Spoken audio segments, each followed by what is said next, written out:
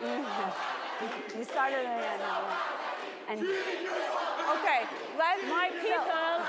I want to hear. We got to hear these wonderful guests. Sorry, my people are stand behind the King Reza Pahlavi, and we are here, the voice of the people of Iran. Let's ask Rahele one question. Yeah. If I may ask Rahele, we talked about this. What will it, as we're hearing that they're still killing people on the street, what will it take for people to go back on the street? Oh, sorry, I can't. Will they go back on the street? Yeah. Sorry, I can't speak English very well, but I read because it's important. The people of Iran will go back to the streets. We have already shown our courage. We went out when the regime was not weak, when it was strong and violent, when we knew the risk was very high, and still people came. So now, when we see that the regime is weaker than before, thanks to President Trump. Yeah. And our troops, and our brave troops. Yeah, of course people will go back again. Of course, we will do our part. The people of Iran are ready. They just need the right conditions, less repression, and the chance to be heard. And when that moment comes, they will return to the streets again. People are waiting for the final opportunity. The return to the streets under the leadership of Prince Reza Pahlavi, and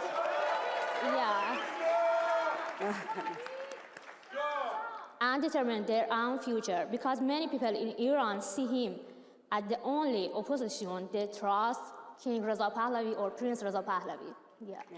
So, Mercedes, I would love for you to look at the camera and send a message to your sisters in Iran, in Persian.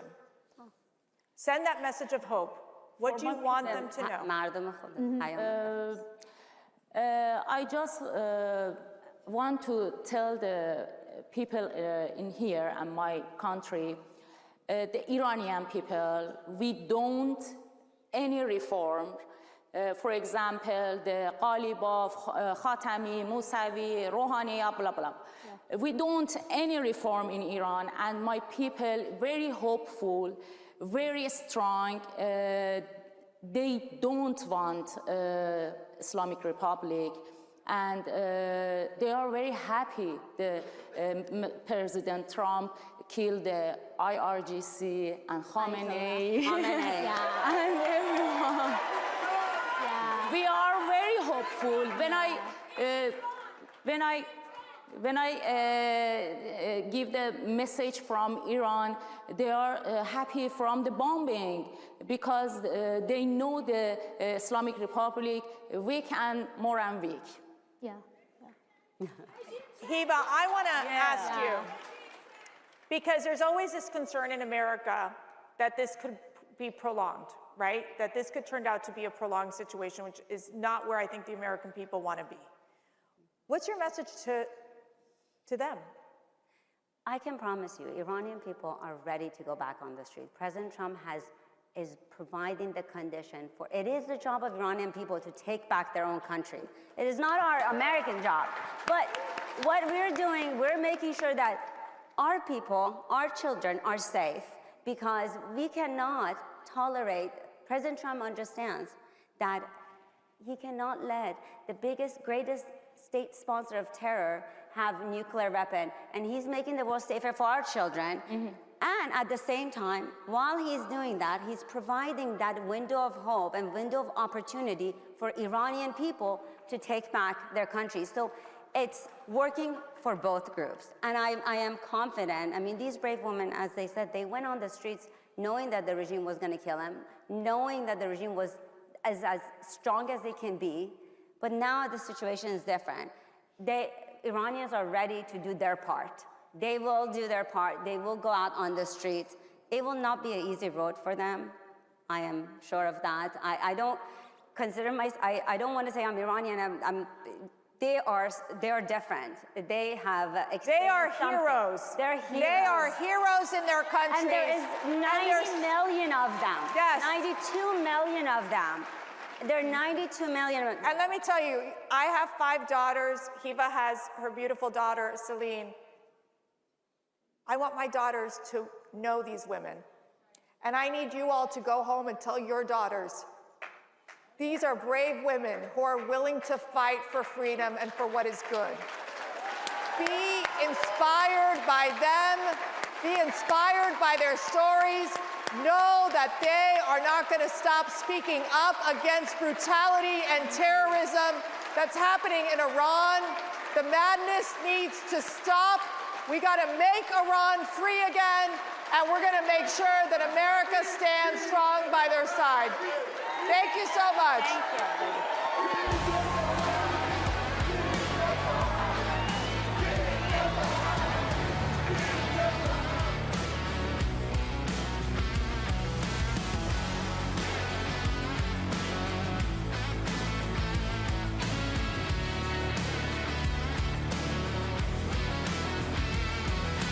In a time of broken promises, one man stood apart and kept his word. He secured the border, unleashed American energy dominance, cut taxes, defended women's sports, crushed crime, ended government weaponization, brought back jobs, defunded Planned Parenthood, cut off USAID giveaways, ended taxpayer funding for PBS and NPR, and protected American values. Promises made, promises kept. Donald J. Trump. Ladies and gentlemen, this is Commies Go Home, the stories of the American heroes of Gotion. Please welcome CEO and founder, Breakthrough Ideas, Jeannie Eyes. No Gotion, Michigan activist, Lori Brock. No Gotion, Illinois activist, Jillian Rojas. Moderated by CPAC board member, Gordon Chang.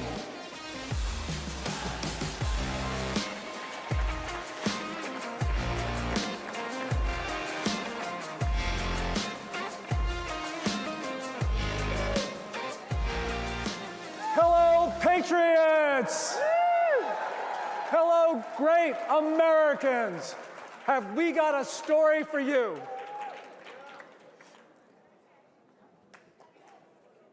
The communists are everywhere in our country, and people ask, what can we do? What can I do?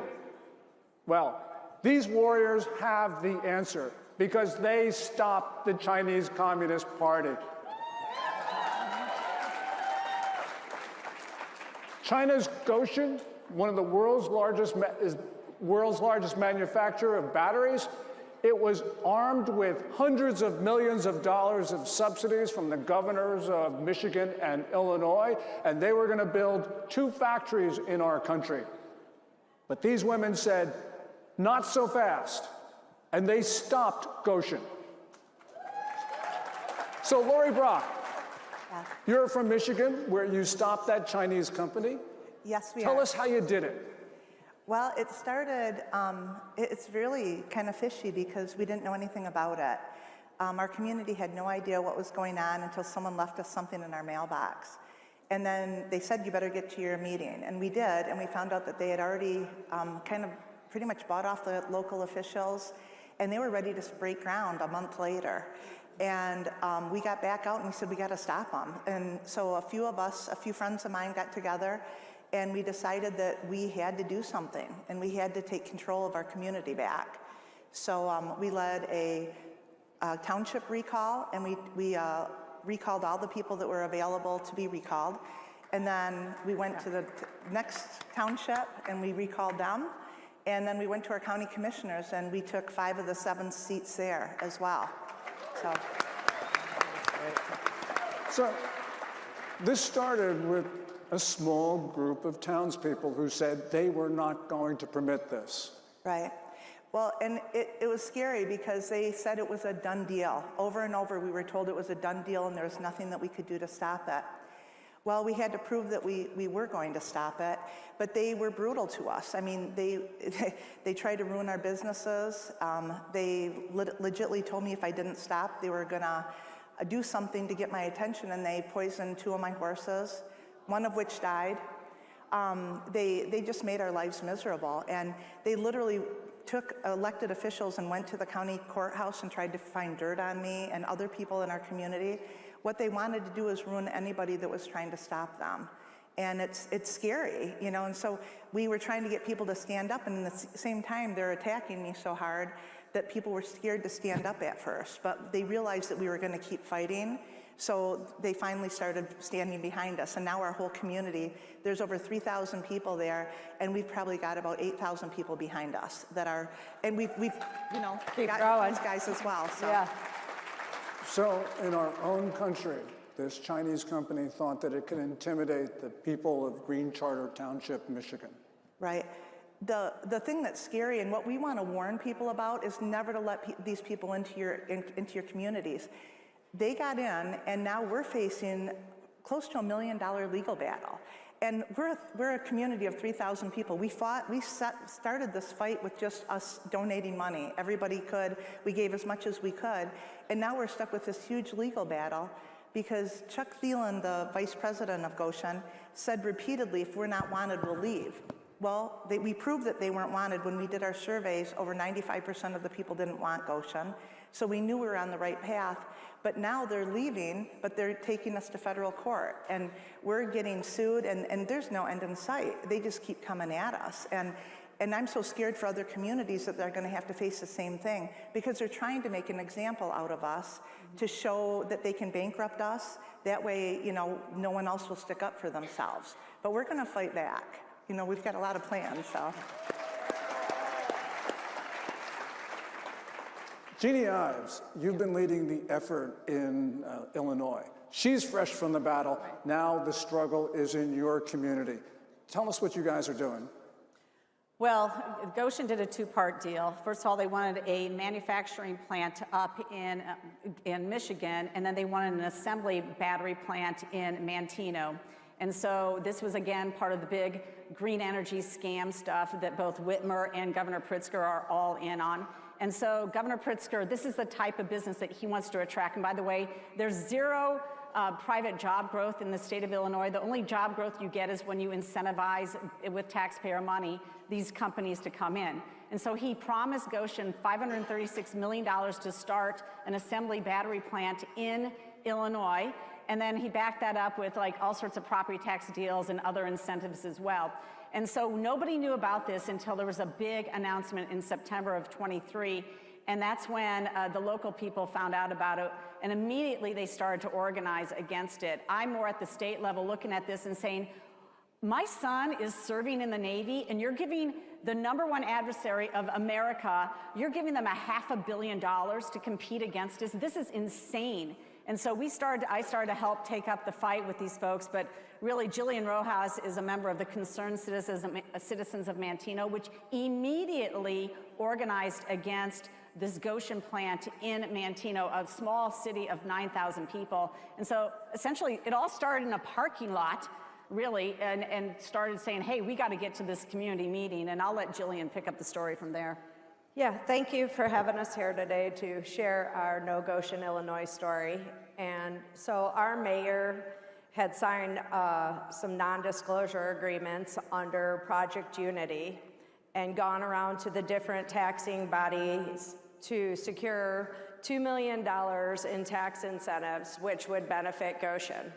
Initially, we started hearing about Project Unity. Then we heard that a lithium battery manufacturing Gotion, who is owned by Gotion, was coming to our town. And when our governor came to town to make the announcement, that was when we linked Gotion and Project Unity together.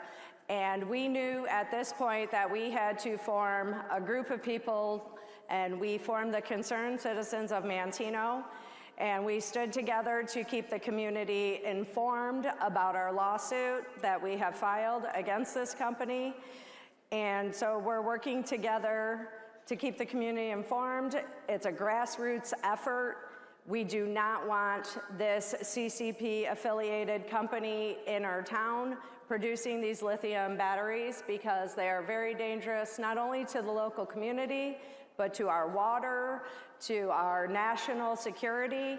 So we really are in this effort together to help to spread the word and to let people know that even if you are just a grassroots person, you can make an impact on your community. You can get together as a group of people and say, we do not accept this. We do not accept you giving $125 million to Gotion, $530 in tax incentives at a local level. It's just, why are we giving this money to an adversary? Why aren't we keeping it here for the American people?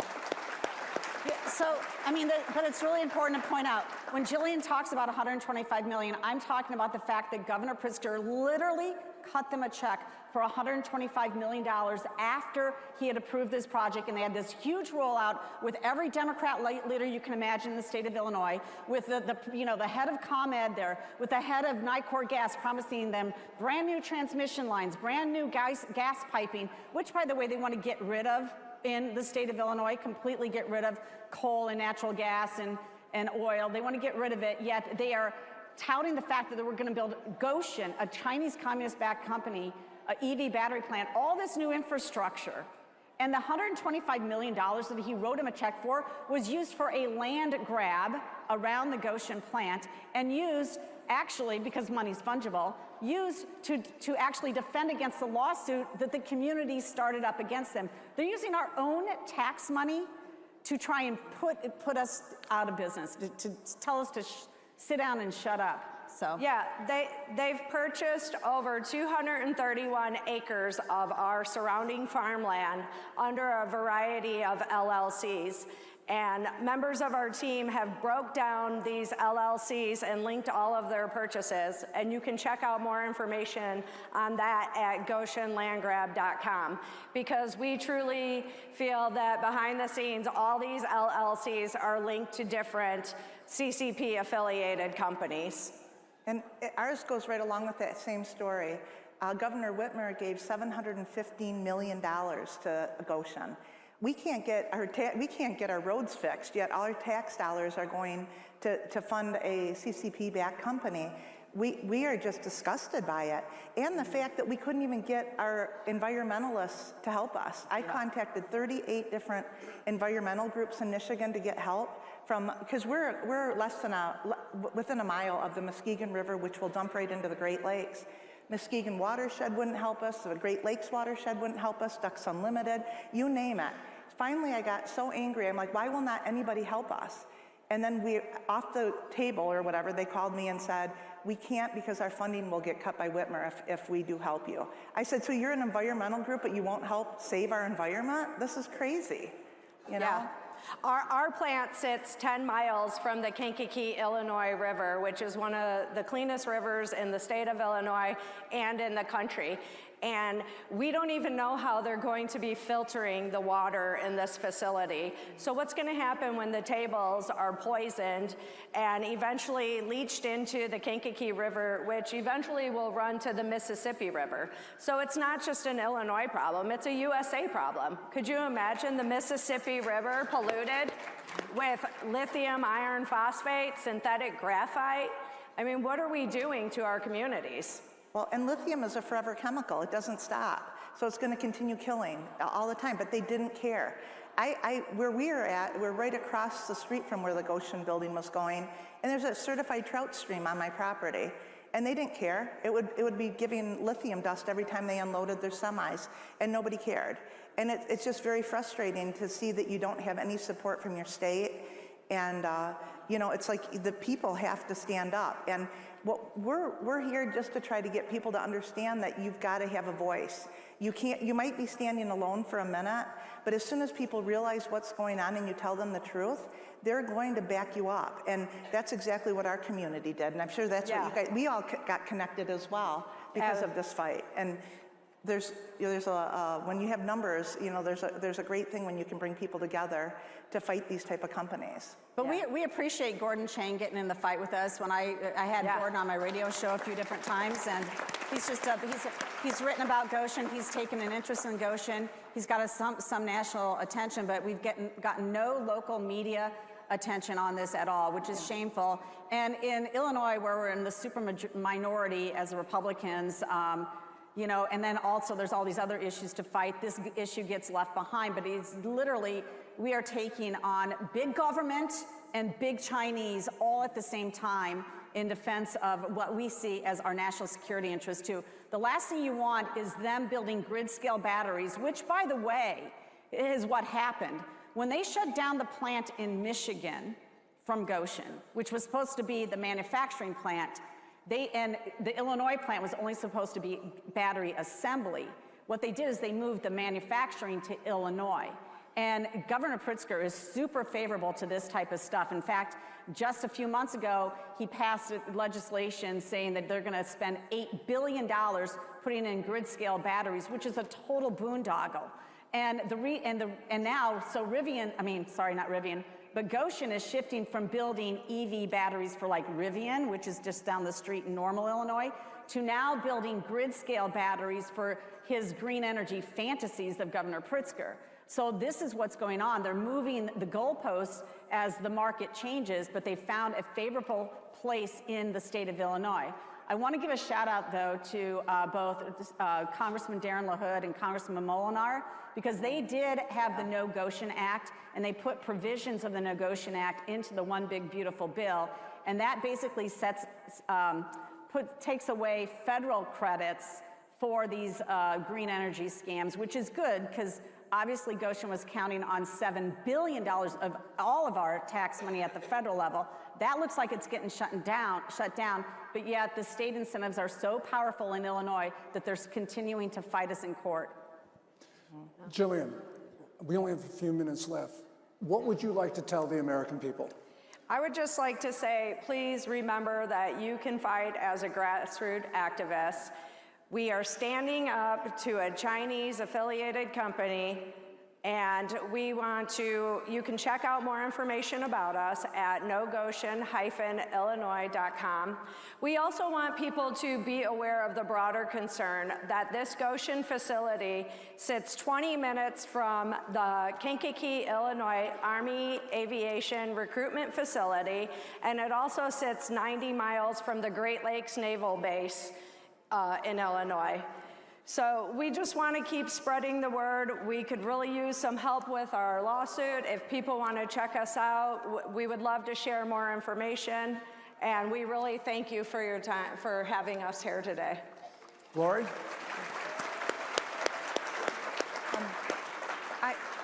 I as well wanted to put a few shout outs to John Molinar helped us immensely, as did Pete Hoekstra and Joe Sella, Lana Tice. We've had a lot of political help, and we're very thrilled for that. A lot of this is national security as well. I live in Big Rapids, Michigan, which is right by Ferris State University. Had no idea that there was a cybersecurity program there, but the Chinese nationalists knew. And that's all they cared about, was seeing that building and going to school there or whatever. But that is such a breach of our top secrets. And it's like, why are they doing this? And we also have Camp Grayling, which is just 90 miles away as well, which is, a military base. We should not be doing this. And so I'm so thankful for the people that have stood up to help us. And we also have, if anyone wanted to help us, we have a group called www.protectmacasta.org. And that's for people to help us with donations toward our lawsuit. Because if we lose we're not going to lose the lawsuit, but fighting this lawsuit is costing us, a lot of money for a small township. And if we could get some help that way, that would be amazing, because we sure the heck don't want to file bankruptcy and have Whitmer get control of us. So thank you all for everything. Thank you. And Jeannie, wrap it up. Well, I think my message to you is that every single election is important, and that goes to your city officials, your township officials, your state officials, obviously Congress. It's all important. You cannot just leave it up to the people who decide to show up. You have to show up and vote, and you have to tell people what's going on. So, I mean, you can't just leave this to chance. These elected officials will say one thing to get elected, they'll do the opposite. So then, once they're in office, you have to watch them. Again, everything that you're talking about here in Illinois and Michigan was done behind the backs of the constituents that these people purportedly were supposed to represent. And, you know, it was all done with non-disclosure agreements, and it's really hard to fight after the fact. So the same lawyers that kicked out the Chinese Communist Party from their farmland purchase near the air base in North Dakota are the same lawyers that helped with the Michigan deal. They're the same lawyers that the Manteno, Concerned Citizens of Manteno hired, but we're in the middle of discovery. The Chinese government, well, Gotion is slow-walking discovery, and so is the village of Manteno and other affiliated people. So we're still in this fight to win that legal battle. I think that in the end we win, but they're going to try and wait us out and try and destroy us on the money side. Yeah. Yep.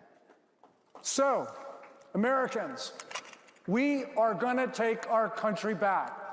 We are going to take our country back, one parking lot, one town meeting, one state at a time. United! So, Stay united, America! no Gotion! No Gotion! No CCP! No CCP. We are Americans. America. We stand our ground. We do not yield. And goddammit, we defend our communities. Yeah. So let those Chinese companies hear us. Yeah. USA! USA! USA! USA! USA! USA! Thank you so much, everybody.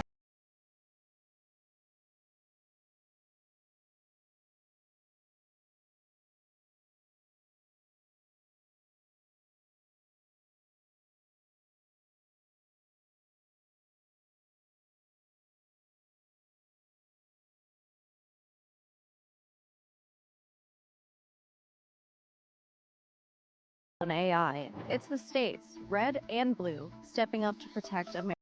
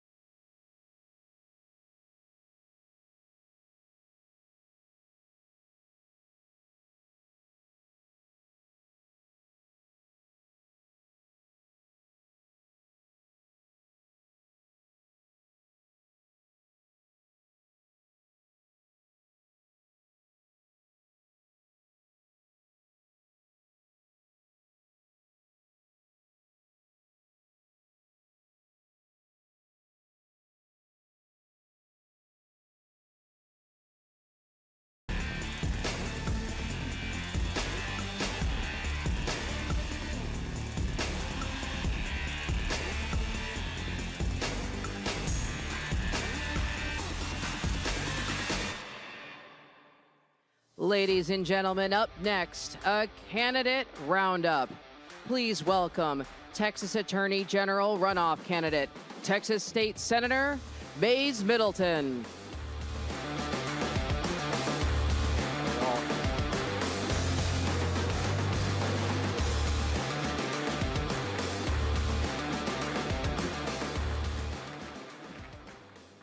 Howdy CPAC and welcome to Texas.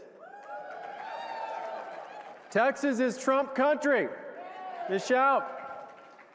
Look, I mean, this is an exciting day for conservatives here. And first I want to start out and say thank you to the voters of our great state. I came in top spot, a decisive first place in the primary. Won Tarrant County here by over 15 points. And look, the reason why is because it is Trump country. Our voters are just not going to forgive someone that has spent 10 years fighting against the president like Chip Roy has. He actually said that President Trump needed to be impeached. He sided with Liz Cheney, saying that she needed to be commended and not condemned, and even rewarded the transgender lobbyists to allow those surgeries to continue in the blue states. And we got to think about why we're really here today. The reason why we're here is one thing. It's to defeat the left, right? That's what this fight is really about. And all you really need to know about me is I am the only one in this Attorney General's race that's been protested at the Texas Capitol during this campaign. They had these big, ugly green signs with my face on it, and they called me the bathroom bigot. Why? Because I don't want men in my little girl's restroom or locker room or shower. It's common sense. And look, this is a calling for me. This is not a job. Like our president, I give away my salary. I don't take the pension. I don't take the health care. I don't take the state license plate. I don't take the lobbyist NFL tickets or the lobbyist ski trips. I am only here to serve and to fight for the conservative values that we believe in, and that is exactly what I've done since day one when I got elected in 2018. I was chairman of the Texas House Freedom Caucus. Now I'm in the Senate, always ranked as the top 1 or 2 most conservative members of the legislature. But it's more than that, right? This is a show me, don't tell me business. How tired are we of politicians telling us what they're going to do, right? They tell us all these things, they promise all these things. No, you got to show us the results. And I can show you those results. I took on the woke, left-wing gender ideology, defeated them, got the Save Women's Sports Law passed. Riley Gaines was a huge champion on that. Also, the strongest women's privacy law in America, which we know what that does. It kicks perverted men out of women's restrooms and locker rooms. I defeated the atheists and put prayer and the 10 Commandments back into our schools. Because children need to know God's law. And how many of y'all have heard of James Tallarico before, right? Yeah, he's a lunatic, by the way. And this guy claims to be a pastor, and he said it's unchristian and un-American to put the 10 Commandments in schools. So what was my response to that? I donated 10 Commandments posters to the schools in his district and gave them in his honor. He didn't like that very much. I've taken on our foreign adversaries in Austin and stopped China from buying our land, designated cartels as terrorist organizations, tripled border security, and am now taking on one of our most growing threats, one of our biggest threats that you've heard a lot about today, which is Islamification and Sharia law. This is incompatible with our republic, because they don't think we deserve the right to exist as Americans or as Christians. This is not a First Amendment issue. This is about putting America first and putting Texas first. And I will be blunt. Sharia law is organized crime, period. And I will treat it as such. And look, for 7 years, I've been writing these laws, drafting these laws, defending them on the House floor against attacks by Democrat attorneys, defending them on the Senate floor against attacks by Democrat attorneys. Who better to enforce these as Attorney General than someone that was on the ground floor writing these and already defeating the left to get them over the finish line? And because of that proven conservative record, that's why I've been endorsed by the leading grassroots groups you got to have to win a statewide primary, like Texas Values, Texas Homeschool Coalition, Texas Right to Life. Riley Gaines has endorsed me in this race.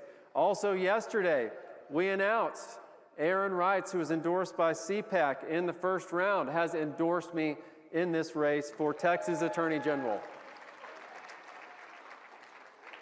And the reason why MAGA has united behind me now is because Aaron knows, like we all know, we need someone in that office like me who will use every resource and tool to back up President Trump and his America First agenda, and that is exactly what I will do.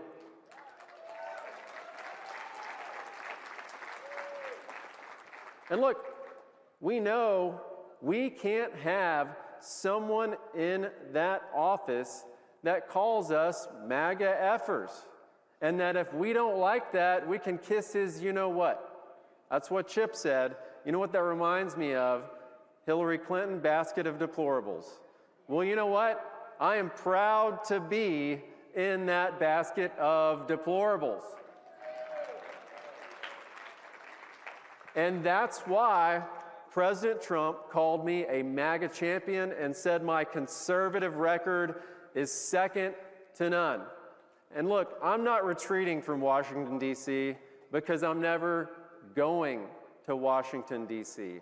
Macy and I were blessed with 4 little ones, 3 boys, a little girl. They're my daily reminder of what we're fighting for here. And the reason why this fight is so important is we don't have another Texas to move to. This is it, right here.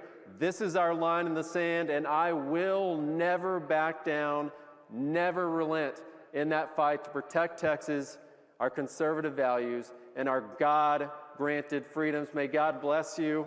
May God bless CPAC. May God bless the great state of Texas. There you go.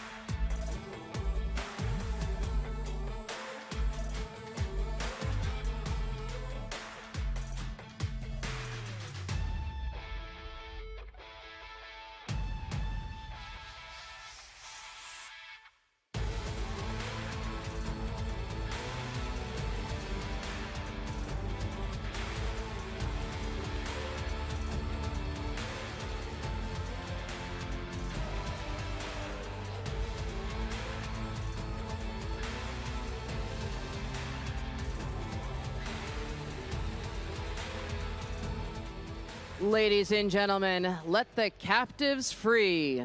Please welcome U.S. Special Envoy to Belarus, John Cole.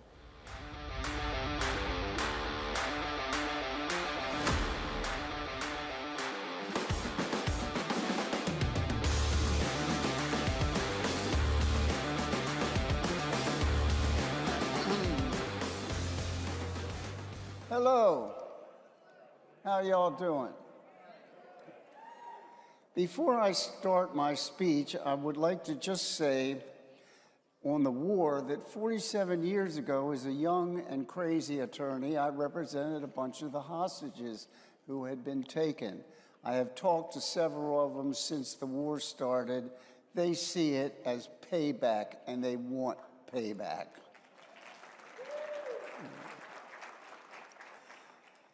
Now, my job, and it's started out a little strange. I got a call from, I've gotten right now 500 political prisoners out of Belarus. I got a call one day about a year ago from State Department saying, can you go to Belarus? First thing I said was, where is it? And then they said, I said, well, when do I go? And they said, tomorrow. I said, look, I'm a little old for that, but I went tomorrow. Anyway, so I meet this guy, Lukashenko. He is the president of Belarus. He's been pretty much president there for 30 years, which tells you a lot. He's very good friends with Putin and Xi of China. They kind of have an old dictators club. So the State Department told me, look, the guy likes to yuck it up. He's got a sense of humor. So I did my stand-up routine with him. And we talked about getting this one American out, which took about 6-7 hours. He likes to toast with the vodka like you see in the movies. And I got the guy out. Then I saw that I had built a relationship which is pure Trump. I mean, building relationships with oppositions, anybody you have to deal with is important, and nobody does it better than Donald Trump. I mean, last week he had the mayor of New York in the Oval, you know, yucking it up with him. So I learned that from President Trump.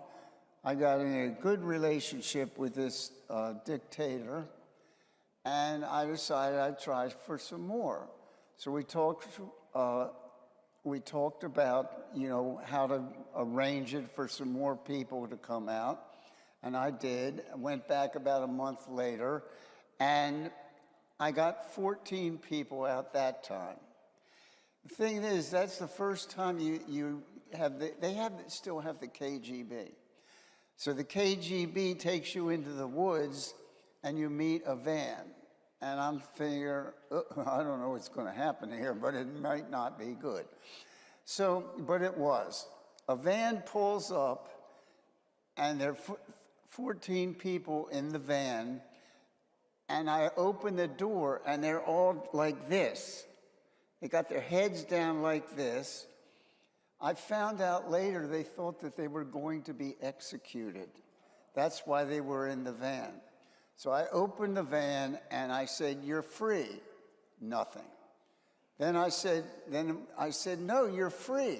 And one guy looked around and finally I figured I had to say something. So I said, President Donald Trump of the United States of America sent me to free you. Boom. Everybody understood it.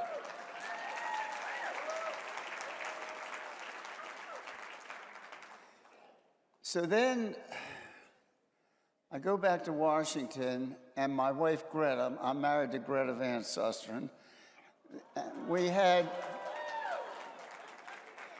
a private dinner with President Trump, and this is about a week before, since I got back, and Greta says to the president, you heard about what John did with the 14 people? And he said no.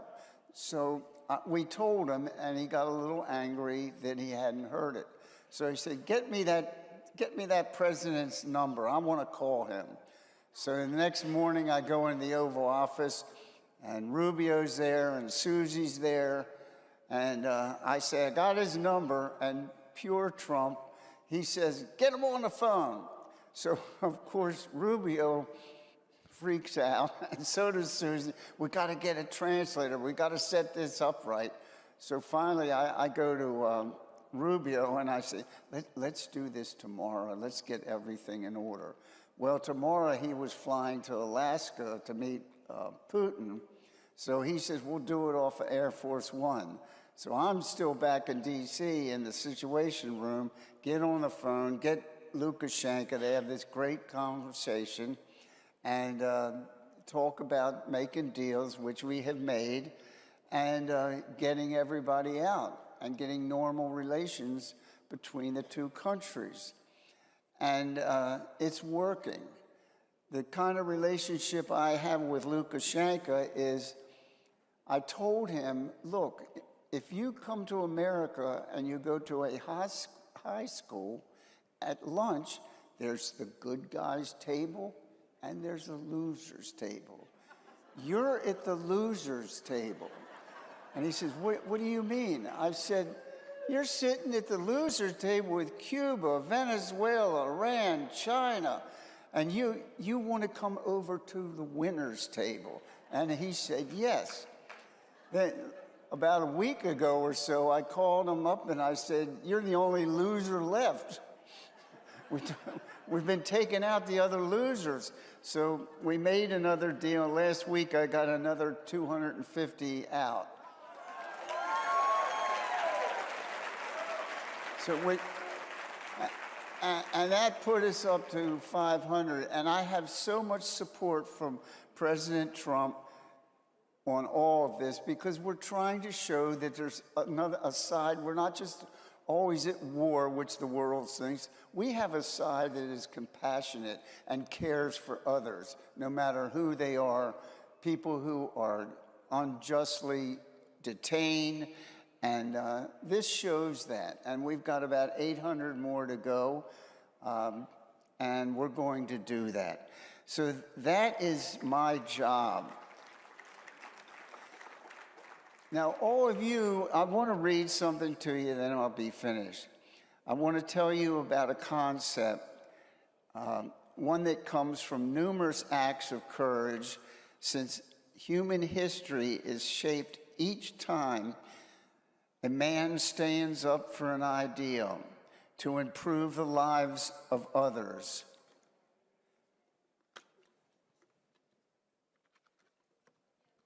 Sends forth a tiny ripple of hope, building a current that can sweep down the mightiest wall of oppression and resistance.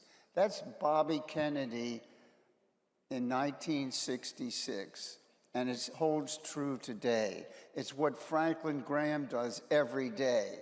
He puts out ripples of hope for people. It's what even Todd, who you spoke to, every case that he wins for justice and truth in our side, sends out ripples of hope. And every time you all talk to your neighbors, that ripple goes out, and it grows and it grows. And you've seen it grow. We have a president because of those ripples of health. I want to thank you all very much.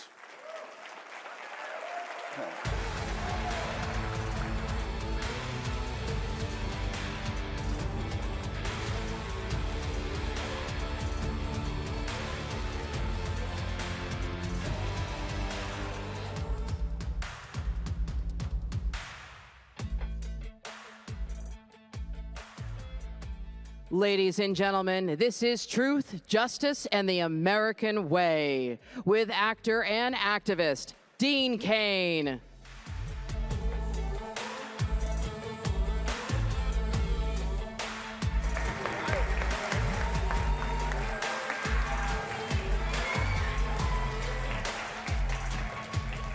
Hello, everybody. How are you? All right. Well, I guess it's good afternoon now, right? Well, I'm Dean Cain, and some of you might be wondering why. Hi. You might be wondering, why is a former Superman actor on stage at CPAC? Well, the answer is simple. It's because I believe in truth, justice, and the American way. Now, the crazy thing about that phrase is that DC Comics let that trademark expire. So I'm free to use that thing here on stage and anywhere else I please, and I do it all the time. But for some reason, that's seen as controversial. It's frowned upon by Hollywood and the mainstream media, which I find very strange. Look, the United States of America is not perfect. We are always striving for a more perfect union, as the preamble to the Constitution clearly states. So what is the American way? Well, for me, number one, individual rights. You know, the Constitution, yes, the Constitution limits the role of government in our lives, and it protects the rights of the individual, right? It's the old saying, you know, pure democracy is two wolves and a lamb deciding what's for dinner. It's always going to be the lamb.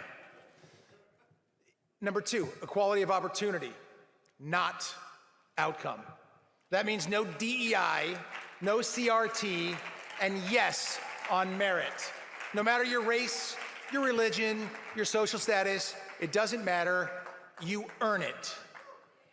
Number three, competition, the ability to compete fairly without the government getting in your way. No men in women's sports. If you're Elon Musk, you're changing the world for the better with your innovative cars, which I happen to own one, thank you very much, and satellites, and rockets, and X. And you know what? If you're Elon Musk and you do all those things, you deserve to be a trillionaire, no matter what Elizabeth Warren or Bernie Sanders has to say. Hard work should be rewarded and celebrated, which creates wealth, which in turn creates self-reliance, not reliance on the government. And then we should have the ability to pass that wealth down onto our family. That's why we work so hard. Now, the theme here today is action, not words. And right now I'm giving you a bunch of words. So what about action? Well, when extremists on the left screamed, defund the police, I joined law enforcement.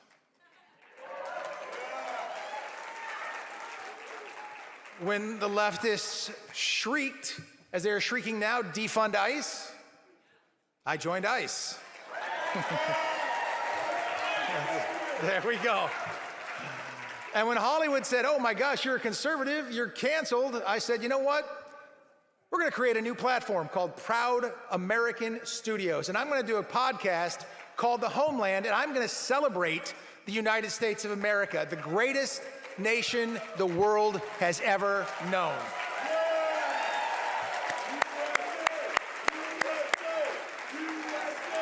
And we're going to fight to keep it that way. So truth, justice, and the American way, okay? God bless you all for being here, and God bless the United States of America. Enjoy CPAC. I'll be short and sweet.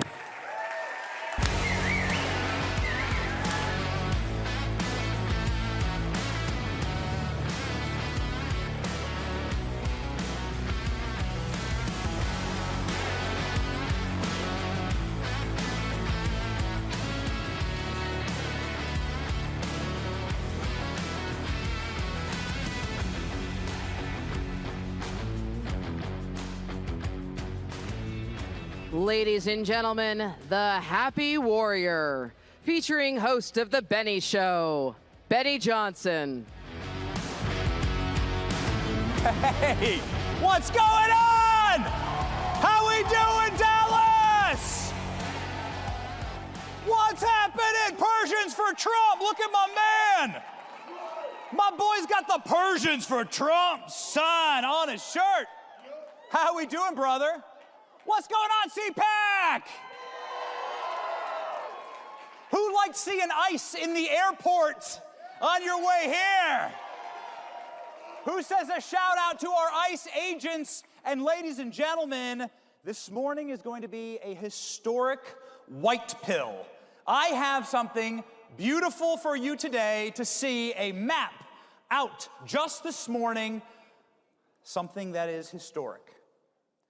The net criminal alien migration in all American cities, down some places double digits across the board, including in Dallas, Texas.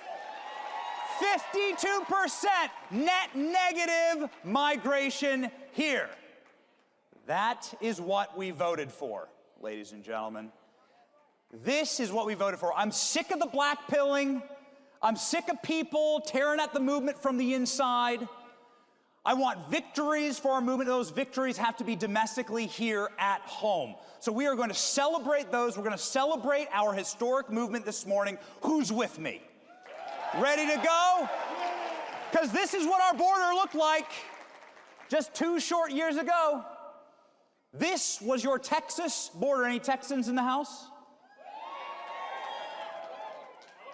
What did you think when you saw this? Criminal aliens as far as the eye could see. This was a regular day under Joe Biden. This was an invasion. This is not migration. These are criminals, every single one of them. An invasion. Immigration without assimilation is an invasion. It is immoral. It says in Deuteronomy, you must protect your borders, otherwise you will be ruled by the foreigner. It's biblical to want strong borders. And ladies and gentlemen, this morning our borders look like this. Can I get an amen? Look at that, so fresh, so clean. Thank you. Thank you, President Trump. Thank you to everybody who made this America First movement possible. Because it was a massive coalition. It was a winning coalition. Look at this. Oh, wow, they have captions on the screen. You can't even see the numbers. Whoa, now you can just, hey, how are we doing? How's it going? How are you doing? Check it out. This is the border crossings under Trump, term 1, Biden, term 2. Look at what our movement has done, down to 0. Criminal alien border crossings down to 0. Also, foreign-born population collapsing for the first time in your lifetime or mine. God bless President Trump. Also, migration into American states.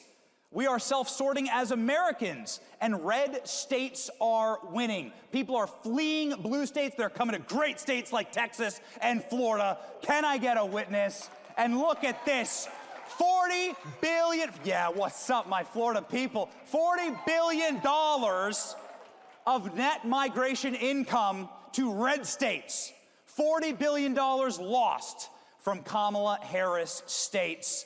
This, ladies and gentlemen, is the America First winning movement. This is what our founders intended, that we get to vote and choose with our feet and our dollars. This, ladies and gentlemen, is federalism in action, and it's a beautiful thing. I would love to, since we are talking about the border right now, and I believe we have a special guest very briefly backstage, I would like to welcome out onto the stage our retiring Border Patrol Chief, Greg Bavino, who's here right now, and who I want to give a massive round of applause for delivering, ladies and gentlemen, these numbers.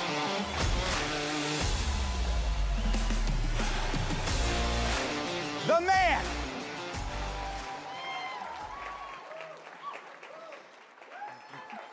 Can we put this one back up on screen? Thank you, Greg. Put that, look at that. Look what Greg Bavino and his Border Patrol team did. Check this out. And here's an ICE agent. I had to, Benny. Oh, look at it. Superman got me. Superman's doing a bow. Superman doing a bow to Greg Bavino. This is the work of Greg and his team. Can we get a massive round of applause for our Border Patrol and ICE agents and Greg's work as the chief of the Border Patrol? The fake news hate him, libs hate him. This is Darth Vader for those people. He's the biggest bad guy, but he's a hero to us and the America First movement.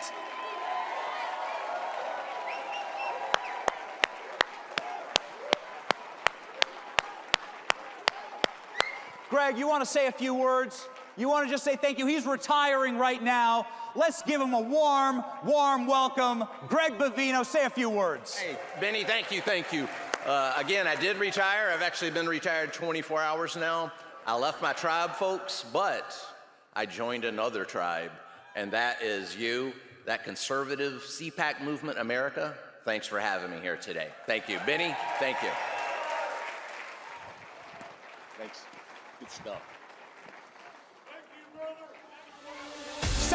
Say it so the fake news can hear you. Let's hear it for Greg Bavino and his incredible job securing our border and our nation.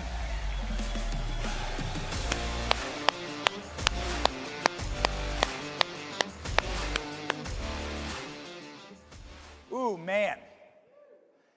Libs hate that guy. Did you read the New York Times piece that just dropped on Greg Bavino? He's like, I would like to deport 100 million people from this country. Wait a second, there's 100 million criminal aliens here. We gotta get to work. How do we get to work? You know, I'm well aware that there's a lot of debates going on inside of our movement, okay? And this is why I wanna focus on the wins, because I know there are going to be a lot of people with a lot of different opinions inside of our movement, but I want to establish something very clearly here, that your enemy is not the people that you have good faith disagreements with inside your movement. Your enemy is the Marxist, and they're going to be running against us hard in the midterms and in 2028.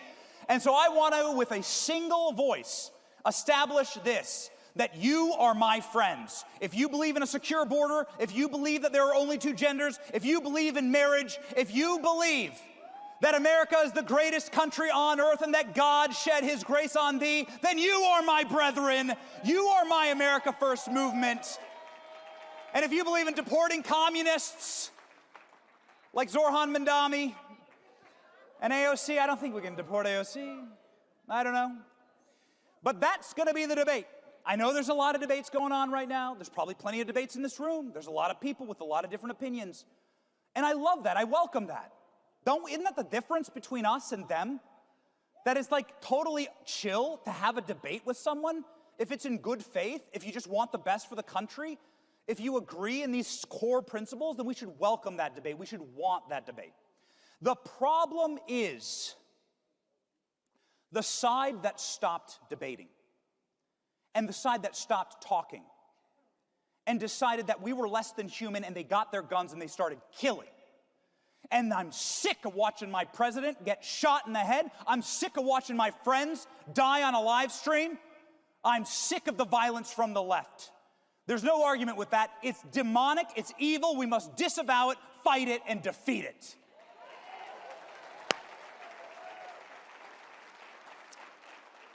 Ladies and gentlemen, I do not want Charlie to have died in vain.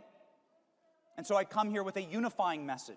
I'm well aware that there's debates online. I'm well aware that there's schisms and there's people who have different opinions and different feelings about what's going on, a lot of it foreign, some of it domestic.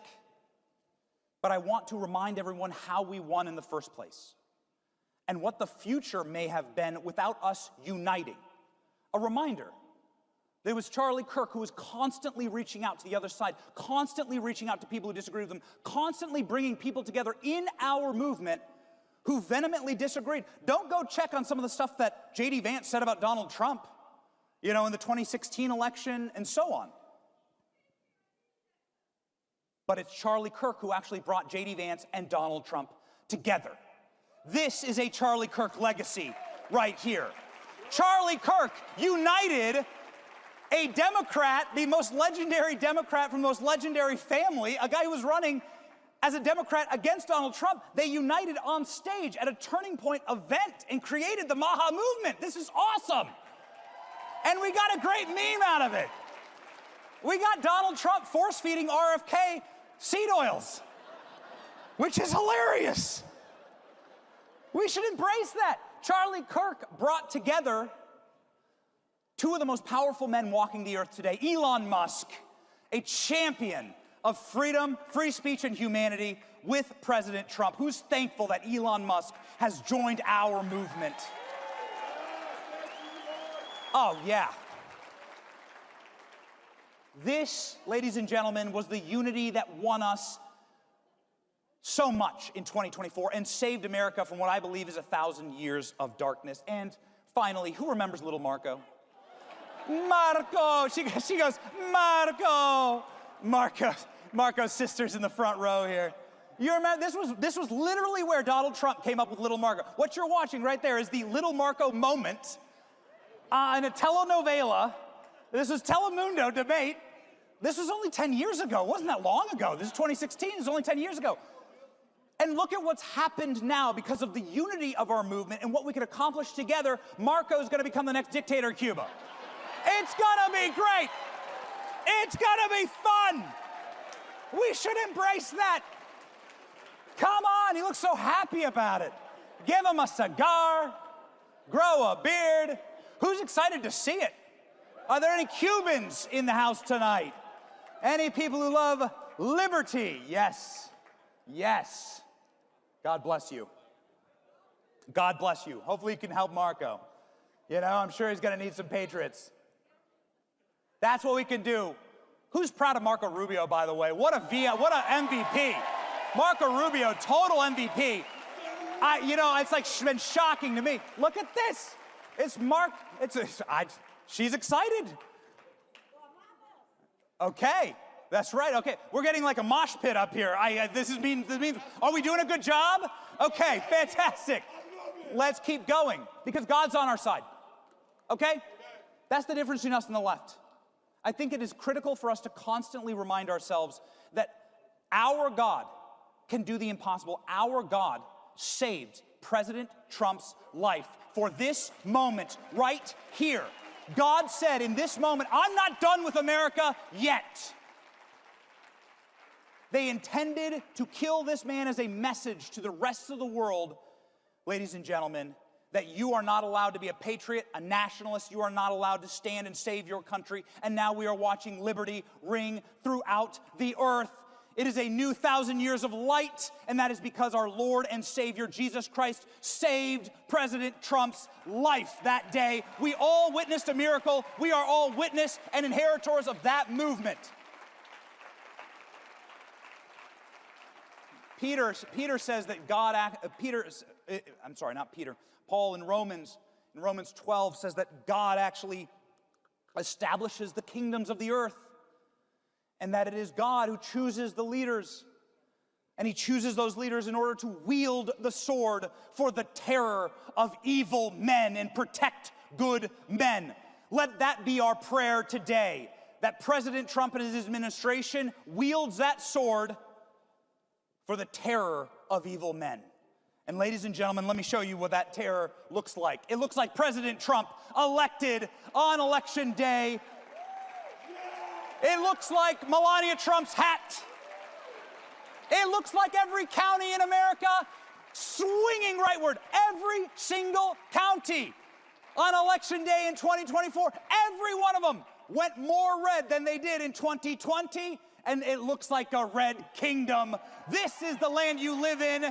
This is your birthright. We live in a red kingdom. Don't ever let anybody tell you otherwise. You are the majority. Let's start acting like it.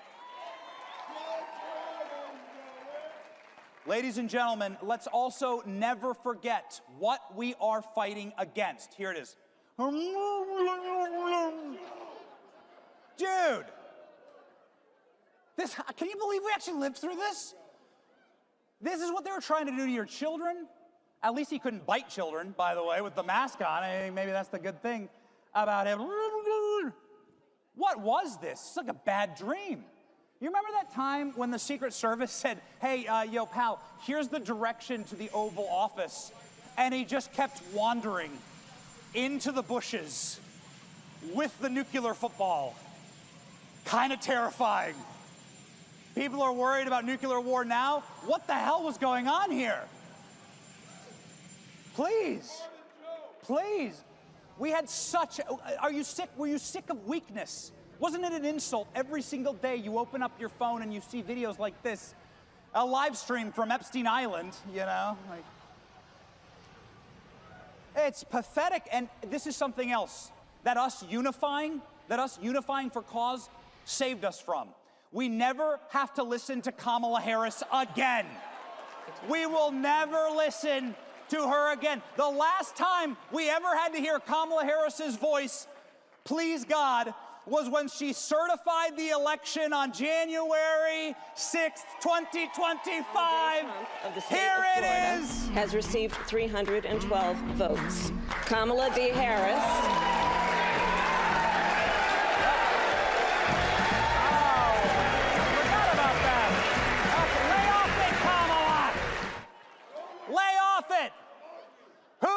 Who's happy? Who here is happy that that woman is not in the White House, that Jill Biden's not in the White House, that Melania Trump is living in the White House today? Come on. I want to speak. I only have a few minutes left here. I have 2 minutes left exactly. I think we can do it right on time. So I want to just say something quickly about my brother, Charlie Kirk.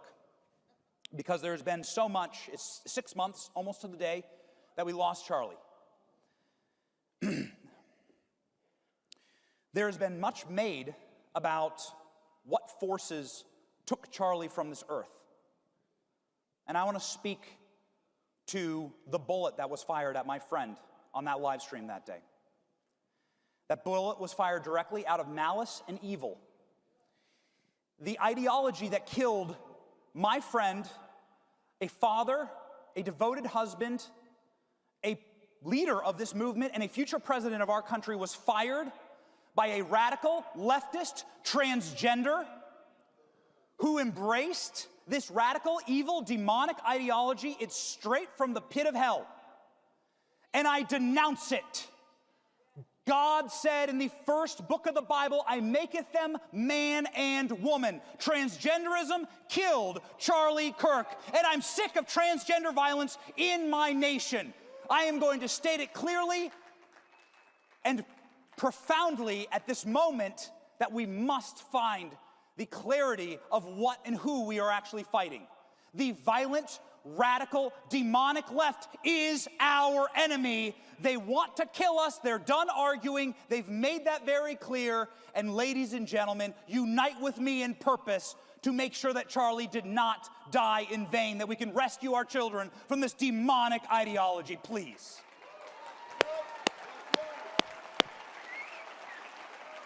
Say it with clarity.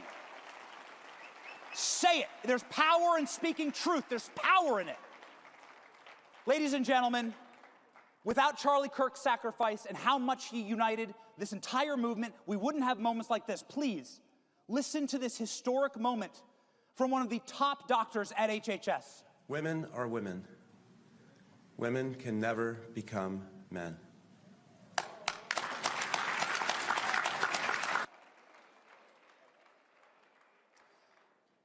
And he goes on to say, men are men and can never become women. Who agrees with that? From one of America's top doctors. Look at this. As of this morning, the Olympics, this was published an hour ago, the Olympics have banned all men in women's sports. We would never have gotten that headline without your vote, without President Trump, without this movement, CPAC. And we would never have gotten this headline, young adults lead resurgence to church attendance. Without this moment, Gen Z now leads church attendance, the first time in human history that young people are going to church at greater rates than their parents. How awesome is that? We're living through a revival right now. Trump winning with young voters, something you never thought you'd see ever in your life. President Trump winning an absolute majority of young men in the 2024 election. That is a Charlie Kirk legacy and the legacy of this movement we are building together. When asked, and this is the most important thing I have to say, and it's in conclusion, and we're done. When asked what the major priority is for their lives, young Trump voters, men and women, said my number one priority is having children and starting a family. That is the culture war right there. That is the victory, ladies and gentlemen. Because the left We're gonna just outbreed them. Can I get a witness? Can I get an amen? We're just gonna outbreed the left. You ever met a lib? They're hideous. Nobody wants to have sex with them. The pink hair, the yellow teeth. Plus, they're cutting their dicks off. It makes it very easy for us. I don't know. It's not up to me. They're the ones who choose to do it. It makes it so easy. We have a historic moment right now. We can seize it. We can take it back. This was Charlie Kirk's memorial service. Ladies and gentlemen, who remembers it? Who watched it or was there? In conclusion, let's have this moment again.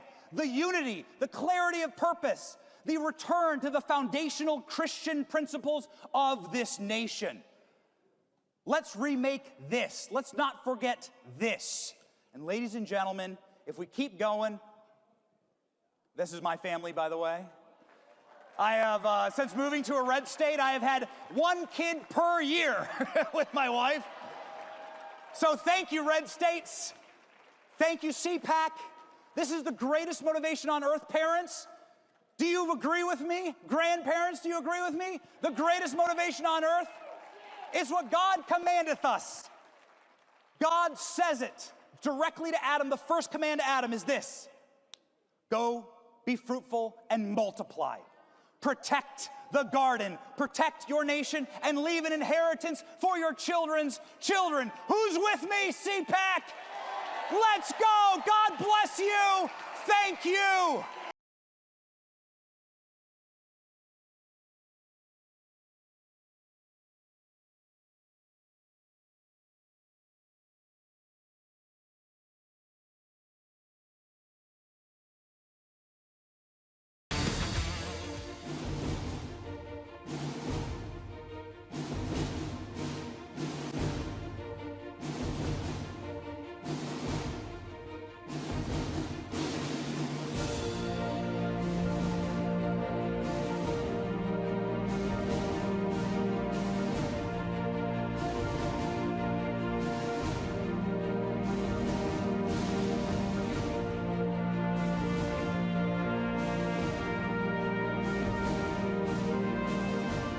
A lot of times that, these bureaucrats, they do things, and even when they get caught, nothing ever happens. And what we want to do, and what our committee wants to work with the Trump administration on, is holding these deep state bureaucrats accountable.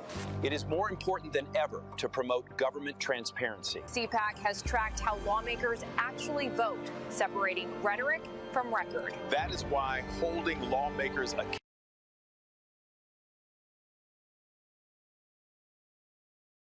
know standing up for them and who is selling out behind closed doors. For decades, politicians have promised one thing at home and voted the opposite in the State House. The public has a right to see every vote.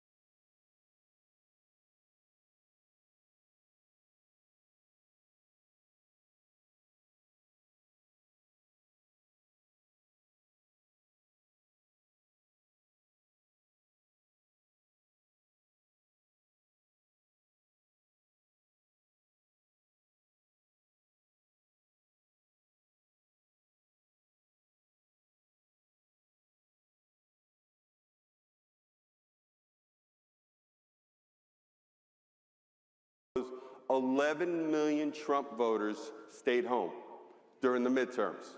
This is huge, by the way, because when you look at the congressional races, I think it's 28 out of the 39 kind of battleground districts that both parties are looking at. Donald Trump won in the 24 election. The Democratic base, the crazy left, the Marxists that Benny was just talking about, they are motivated. The Zoran Mandanis, and by the way, the Democrats are nominating a whole bunch of new Zoran Mandanis in these primaries, and we're going to have some huge advantages there. But I've always told President Trump, the first time he came back to CPAC after he left office, I told him that's when I knew we were going to win in 24. Because I knew how motivated the people were in this room, and they went back home, they went back to Washington State and New York, California, the battleground states, and they went and spread the message. We need to do that again. We cannot be complacent. These are, as the president said last night, these are the most important midterm elections in our lifetime. And oh, by the way, we all have to be in. We absolutely do. You know, when I took over the RNC, I sat down, I had breakfast with President Trump. And after a couple minutes of chit chat, he looked me straight in the eye. He said, all right, Michael, what's the plan? How are we going to win? And I told him, we are going to do two things, and only two things. We are going to get out the vote, and we are going to protect the ballot.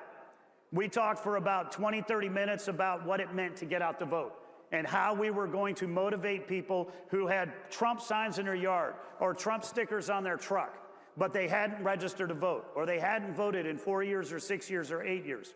We were going to get them to go vote early. We were going to get them to vote by mail. We were going to get them there on Election Day. We spent about 20 minutes talking about election integrity and the fact that I was going to build and did the first ever national election integrity program at the RNC and make sure that we were going to stop the steal. Yeah. And that is how we were able to win that election cycle in 24. We need to do the same thing. And we need you. And we need every person who pays attention in this election cycle. We need every conservative, every Republican, every patriot across this country to focus on two things: get out the vote and protect the ballot. And when we get that done, we are going to be able to expand this majority in the House. We'll expand our majorities in the Senate. And we will make absolutely sure that Donald Trump is going to get a 4-year term, not a 2-year term, because if the Democrats win again, like they did in 18, it is impeachments, it is hoaxes, it is investigations, and it is an agenda that is off the rails. Elections have consequences, and this is, as John just said, the most important midterm that we've ever had in our country. And we cannot let the woke mob, we cannot let the left win this election cycle and take away this agenda that we're fighting for every single day. Thank you. And one last thing, I'm not going to be happy if we just keep the majorities. We need to increase the majorities. And one more thing, make sure you vote in the CPAC straw poll. It's at the top of the app, literally right at the top. Let your voice know who you prefer in the 28 presidential primary, plus a lot of other issues in there. Thank you. We appreciate it. Great job. Great job.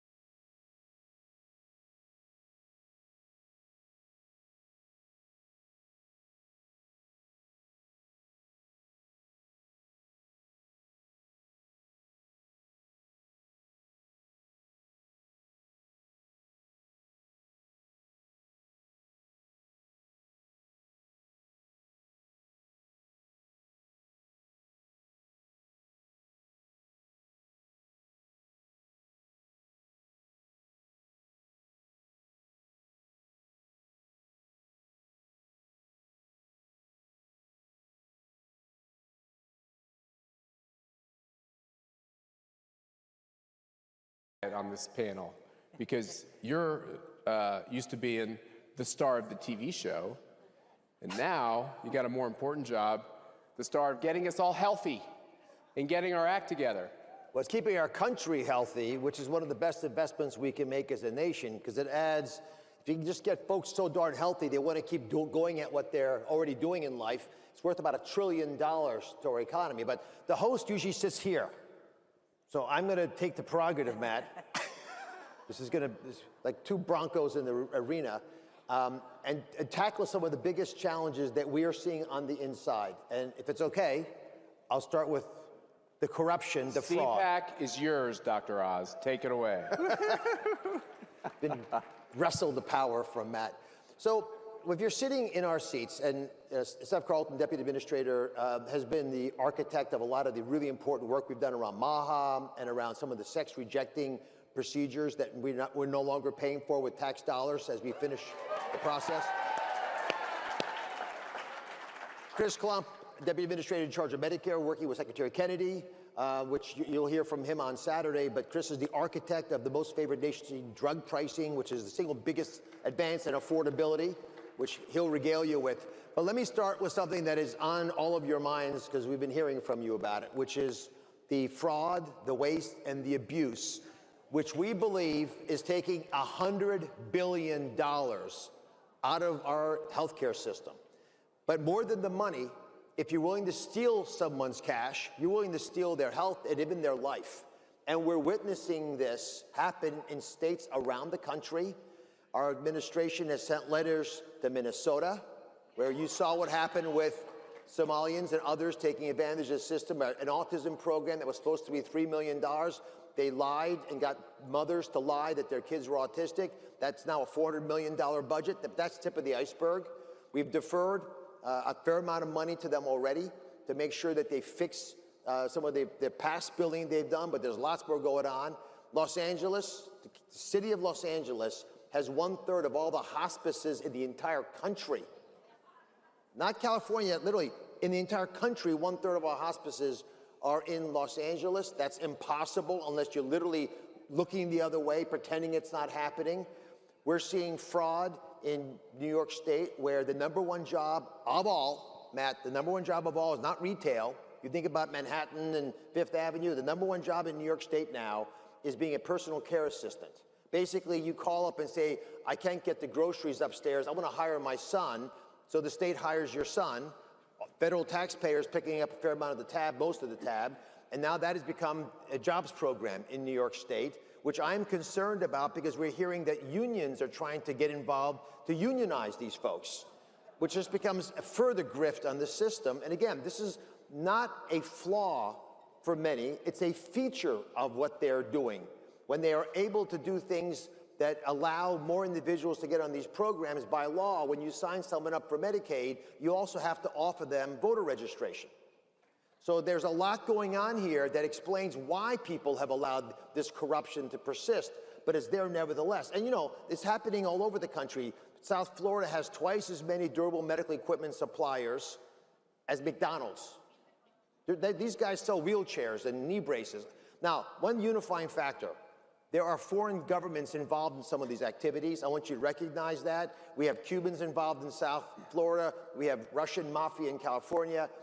We have Chinese involvement in Flushing, Queens, where I happened to visit recently, but it's involved in the boroughs. And we have corruption with Somalians that we mentioned in Minnesota. So there are foreign governments or foreign nationals being involved in a lot of these activities, and they're taking it, like Medicare is a piñata, and Medicaid is the fundamental safety net of the country is being whipped to try to get money out of it, and we have got to take this stuff on aggressively. And the president created a task force. Matt, he announced it during the State of the Union address.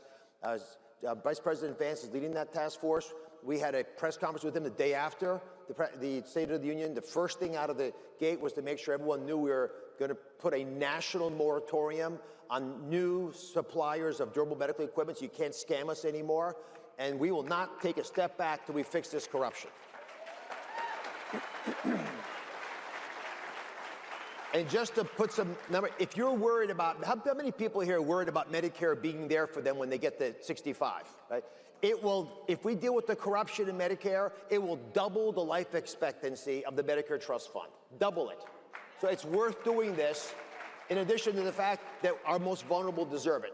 Now, I want to take that affordability message to Chris, because what he has accomplished is a signature achievement of the administration. Everyone said it was impossible. What was the problem, and how did you fix it? Look, everyone here knows that President Trump inherited an unaffordability crisis, but he's working to fix it. Let me give you an example or two of what's happening. Right now, America develops life-saving medications only for the rest of the world to get them for a fraction of the cost. Get this, we pay 3 times what citizens of every other wealthy nation on the planet pay for the drugs that we developed here in the United States. We fund more than half of R&D. That's a global ripoff, and that ends. That's foreign free riding under President Trump. That's the end. There's a personal cost to this, though. It's not just big numbers that we talk about. 1 in 4 Americans show up to the pharmacy counter and they don't pick up their prescription because they can't afford it. That's a moral failure. That's a global travesty, and that ends as well with one simple principle. MFN, most favored nation policy led by President Trump. What does that mean? It means that we will not pay more for a drug than any other wealthy country. That's it, starting now. It's simple, it makes sense, it's powerful, and it's powerful because it's rooted in the principle of fairness. So already, folks said this couldn't be done, by the way. We've negotiated with 17 initial pharmaceutical companies representing the majority of the pharmaceutical industry. Already we're seeing other countries show up, and they understand, they got the message. If you want to continue to access America's life-saving innovations, you're gonna pay your fair share. And in the process, we've seen GLP-1s, life-saving GLP-1s that help with diabetes and cardiometabolic disease come down by half. Fertility drugs for families that are trying to grow their family that have come down by as much as 68%. This is affordability in the pockets of every American. This is fairness. This is the principle of America First negotiator that is President Trump. And that's what we've seen with Most Favored Nation Brycene. Can I ask a question, Doctor? You have this question of what we pay for drugs, but it always seems to me like one of the biggest problems is everyone's taking too many drugs because they're not healthy. If we get everyone healthy, won't we have less reliance on everybody having to take all these medications? We're twice as expensive in our healthcare coverage than any other country on the planet, in part because we're twice as fat as every country on the planet. And that is the core of the MAHA movement, which I'd love Steph to walk you through, because that has to happen. We must become healthier as a nation. It's not only good for you and your family and the people you love, but it's actually your patriotic duty at this point to stay healthy. You'll enjoy it more anyway, but we can't keep up. Our life expectancy is dropping despite these investments. Steph.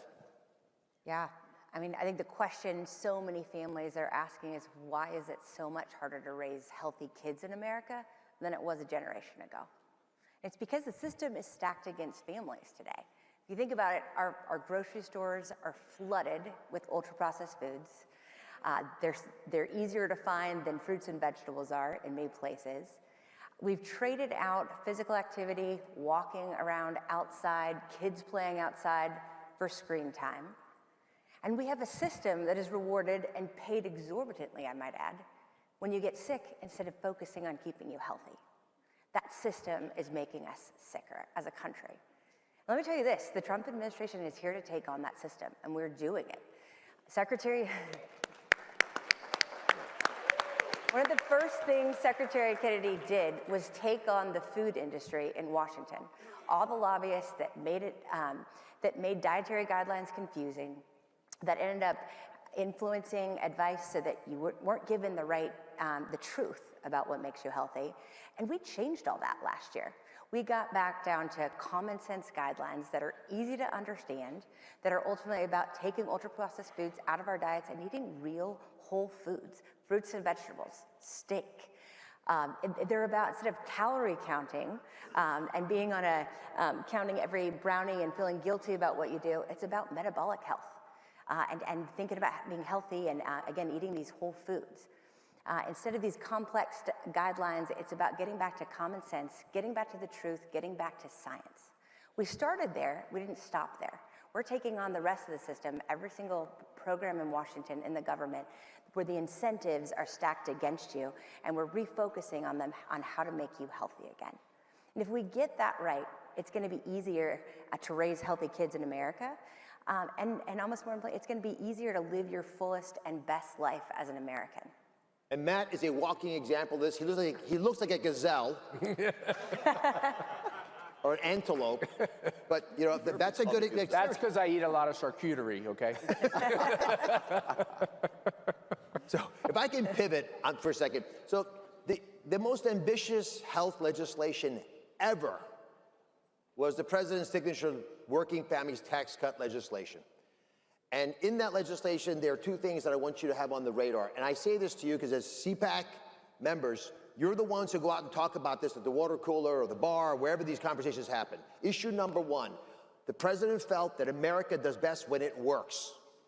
And so in the legislation, we have a work requirement for people to get free health insurance on Medicaid. Now,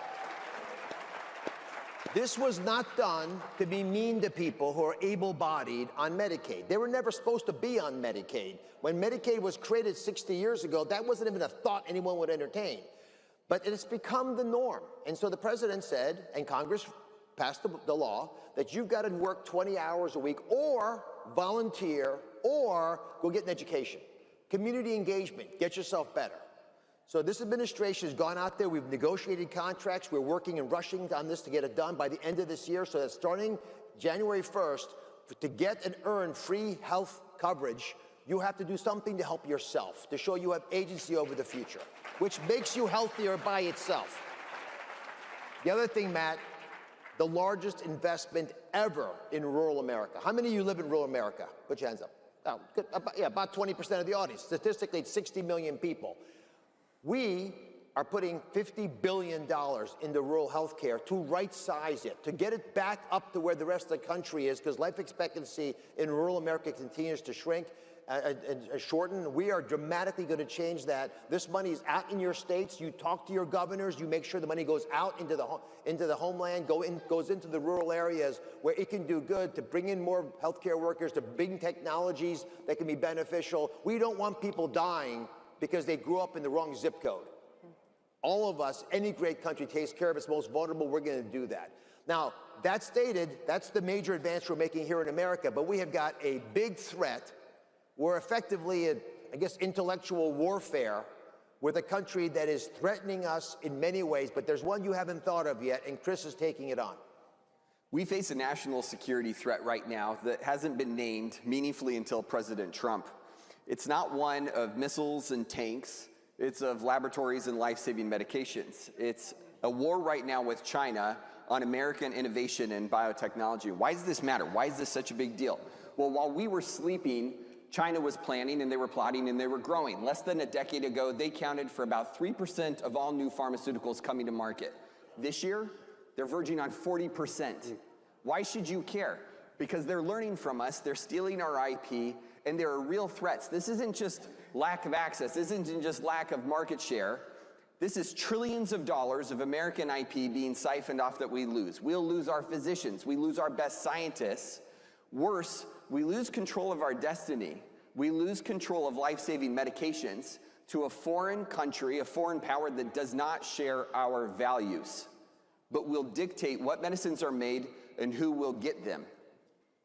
The good news is President Trump has named this, and there is an American First agenda right now. It's led by Marty McCary, the commissioner of the FDA, who's focused on this. We choose to believe in American exceptionalism. We choose to believe that America is at its greatest when you back us into a corner.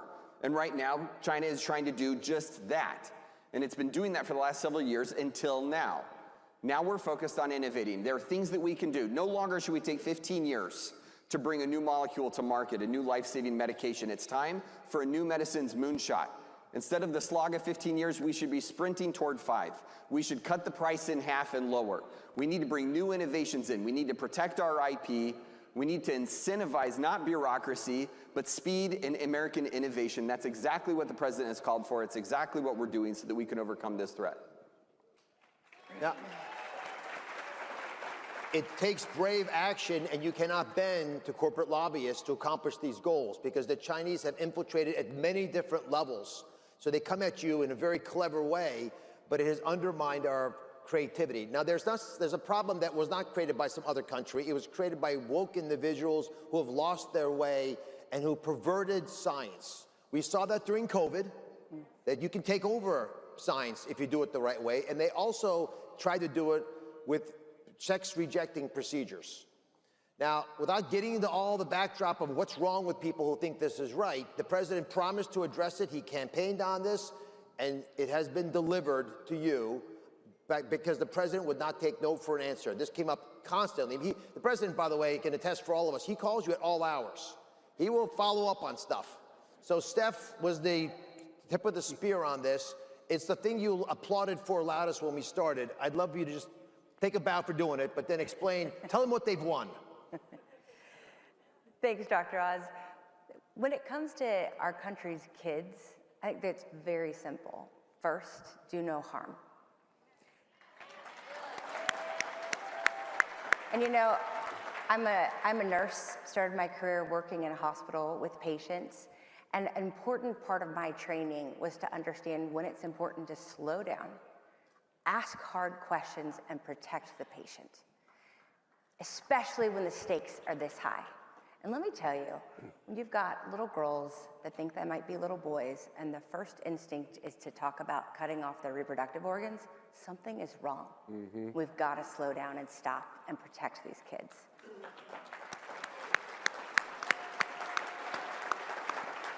So that's what we've done. We've slowed down, we've asked hard questions, we've raised the bar on science.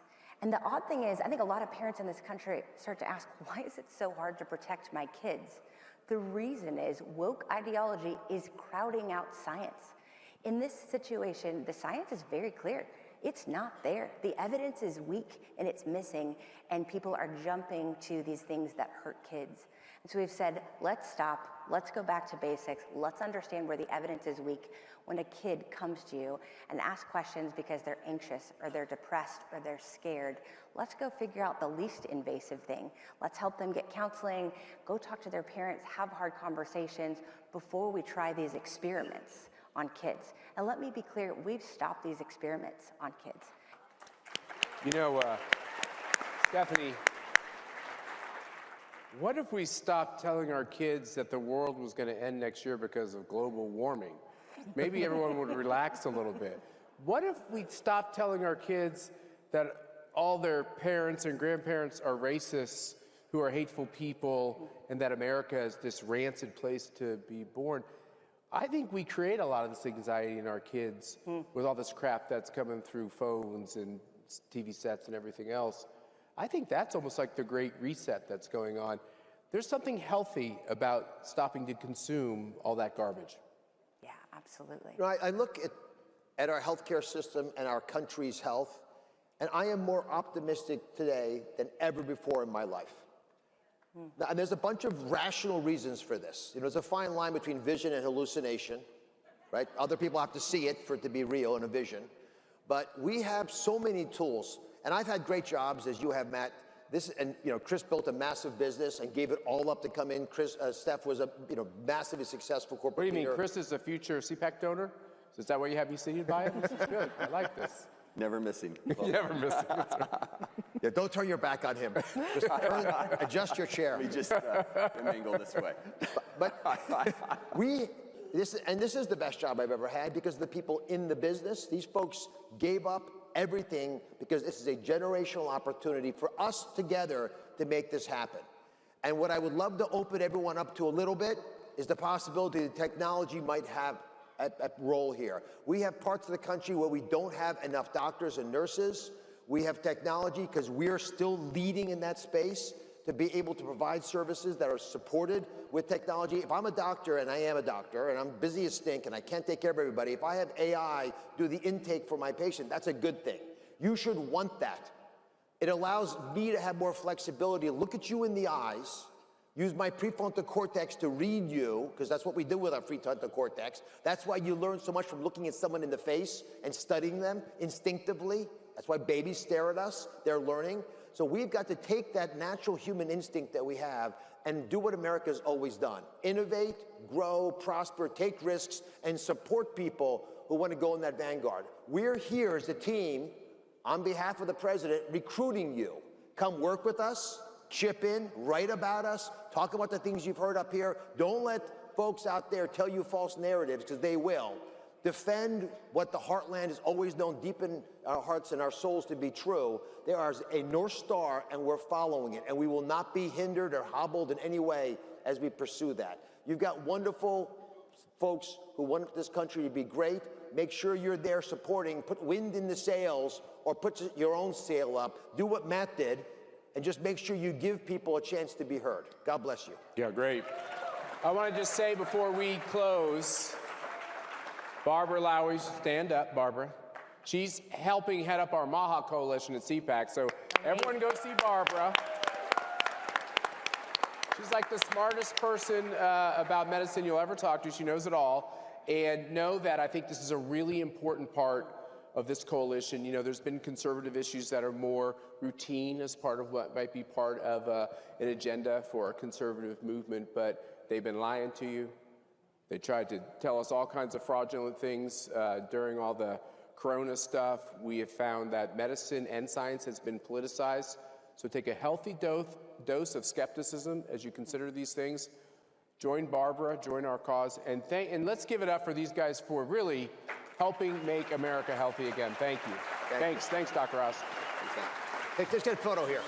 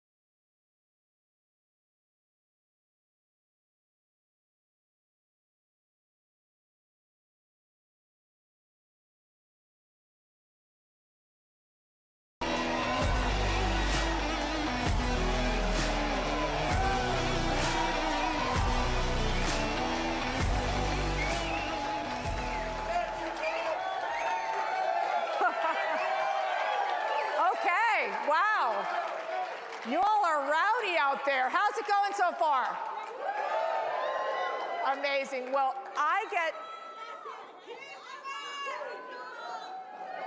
Okay, Tom. I think they love you here. Do you all love Tom Homan?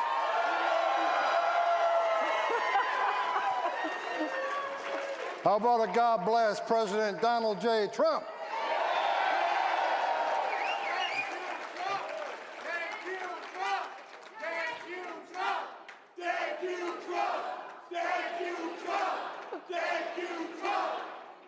Okay. All right. Let's get going now because we have a lot to talk about, Tom. It's really an honor to be with you. No, really. I'm happy to be here. And from the bottom of my heart, we appreciate you so much for all you're doing for President Trump and our country. So let's get right to it. Interesting, Marco Rubio has nothing on me. I got more jobs than he does. I was going to say, how many jobs do you have right now? Because apparently now you're handling the airports too. Yes. Look, the brave men and women of ICE are stepping up to help secure the airports, and with the people that left TSA, the people that are calling in, because they got to go get a job to feed their families. Right. We got to fill those gaps because the security of the airports is important. We got a heightened threat posture right now. We need to make sure those airports are secure. We need to help Americans get through those lines. And if we see any illegal activity in the airports, we're going to make arrests. Amen. But I got to ask you, there's this guy, his name is, Hakeem Jeffries. Do you all know who he is? Okay. And he said that these ICE agents, that they're going to shoot people in the airport. I mean, are you serious? Is this seriously, this is an actual leader of the Democrat Party? Yeah, he's a joke. But and I say that because of this reason. He's the same one that wants masks taken off, right? Right. Well, he continues to terrorize the public, giving a false sense of ICE are Nazis, secret police, they're racist. So because of his rhetoric, threats are up 8,000%. That's why they're wearing a mask. So if you want the mask off, stop the hateful rhetoric against ICE officers that increases the threat. So, right now they're demanding mask off. That's a non-starter. We're not even talking about it because until you stop your language, we're not taking the mask off.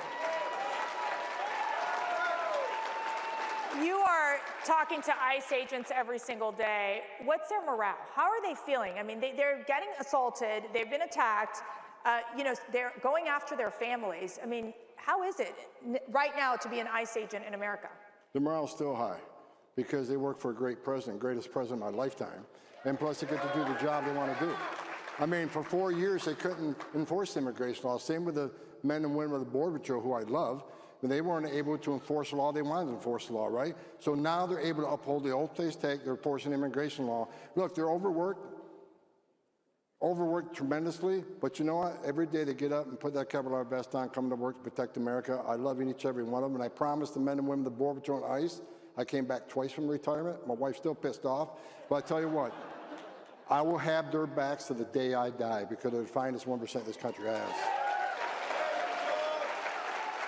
And I want to say, can we give literally a round of applause to Mrs. Homan and the family who has supported Tom Homan in allowing him and saying, yes, go back and serve this great country and this great president.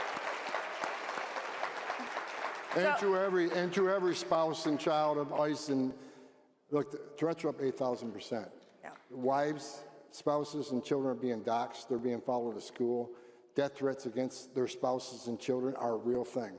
So men and women of ICE and Border Patrol make a hell of a sacrifice, but so don't their families. So a shout out to all the families of ICE and Border Patrol. God bless you. So President Trump has so many achievements. I mean, so many achievements. What he's been able to do in 1 year is truly remarkable. And you're in that room with him. You're in the Oval Office. You're advising him every single day. What is he telling you? He's happier than hell. I mean, look, bottom line is, when he called me to come back the second time, he says, I want you to do 3 things. I want you to secure the border. I want you to run a mass deportation operation. I want you to find these missing children, right? Right today, we have the most secure border in the history of this nation today. Let's break that down further before we go into the other 2 here. So on the securing the border, it is remarkable. Okay, compare Biden years I'm not hearing a boo when I say Joe Biden, people. Come on. We do audience participation here. Joe Biden years when it comes to the border. Who came through that border?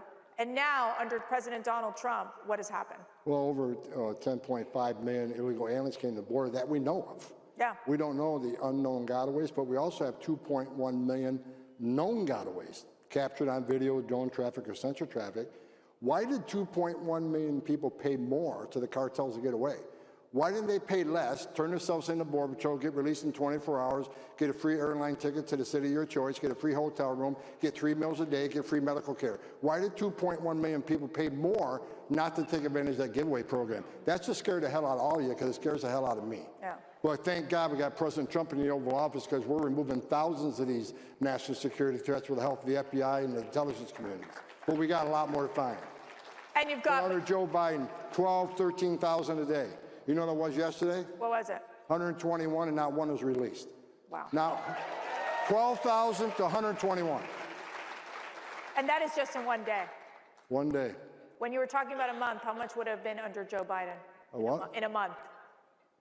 Oh, it was 180,000. I mean, they hit almost 2 million people coming to the border in just 1 year. Look, what happened on the border was the biggest national security failure I've ever seen in the U.S. government, and people need to be held accountable. We can't forget what they did to this country. We need to hold people accountable. And we're in this great state of Texas. It's so remarkable. I mean, talk about, they're on the front line, and they're actually working with the federal government to make sure that we can secure our border. Talk about that relationship with the state. Look, I have a close relationship with Governor Abbott. Like him or love him, he, under the Biden administration, stood up and secured the Texas border as best he could. Look, and everybody says, well, you got Texas DPS and you got the National Guard doing something not their job. Let me tell you what Governor Abbott did. By every illegal alien they arrested, less fentanyl got in this country, kill Americans. No inspector terrorists got through because everybody was vetted properly, unlike the last, Biden administration said they vetted everybody. No, they didn't. They didn't properly vet them. Governor Abbott did. The DPS, the Texas DPS, the Texas National Guard, God bless you. America loves you because you set the example for the entire nation. And so moving into on this deportation, you were in charge, as the president said, okay, Tom, I need you to implement this mass deportation program. Give us an update on that. I looked at the numbers this morning. Since you've been in the Oval Office, we're about 827,000 deportations. And that beats any record. Under Obama, I actually got an award from President Obama for record deportations. They forgot about that. Anyways, the record was 409,000. Right. We beat that. We almost doubled it. And we're going to continue. We just hired 10,000 more deportation officers, a few thousand more to come. Well, if you think the numbers are good last year, wait till this year. We've got a lot more resources on the streets. We're going to have a lot more resources on the street. Which brings us to another issue. I see there's a lot of language out there that President Trump's backing off on mass deportation. No, he's not. Look, people are saying I'm not serious about deportations. I've read this lately. I've overseen more deportations than any man since the Eisenhower administration. Tom Homan is now weak on deportation. As a matter of fact, my chief of staff, who you met, she came out to me, she looked at the Eisenhower number, your number's actually better. So look, President Trump's serious about it. He's going to do it in a smart way. Right. Look, we got sanctuary cities putting a roadblock. You got Congress wants to abolish ICE. It's less efficient than it could be, but I talked to Todd Blanche an hour ago. We're suing the hell out of sanctuary cities. We'll get the numbers we need. And there's a phenomenon also happening with self-deportation. So we also have that opportunity of people saying, okay, you're going to get paid a certain amount of money and we can facilitate and get you out of the country. How effective has that program been? It's been real good, and the numbers there are high, but the ones who are leaving on their own, and CBP has an ability to track when they log in down on the border. Look, we're over 2 million self-removals, and the reason that is because they know ICE is out there. There's no free zone anymore. Right. You enter this country legally. If you're in this country legally, we're looking for you. Yeah. We're going to find you. We're going to deport you. And that message, ICE activities, people want to attack ICE. One of the reasons we have the most secure border in the history of this nation is because of the great work of the Border Patrol and President Trump's leadership, but it's because people are seeing what ICE is doing across the country, and they're saying, hell no, I don't want to give my life savings to the criminal cartel to get the border and not be released, and if I happen to get by the Border Patrol, there's no free zone anymore. ICE is looking for it. Under Biden administration, he told ICE, you can't arrest an illegal alien unless he's convicted of a serious offense. President Trump says get them all, and that's what we're doing. Get them all. And I think one of the effects of securing the border, one of the effects of having ICE on the streets is making our cities more safe. There's no question. We're seeing murder rates going down in these cities. I mean, what's your sense in what ICE has been able to do to identify these gang members, these illegal aliens who are criminals in our country, that we've seen these tragic stories of women being raped, young women being killed? Tell us about that.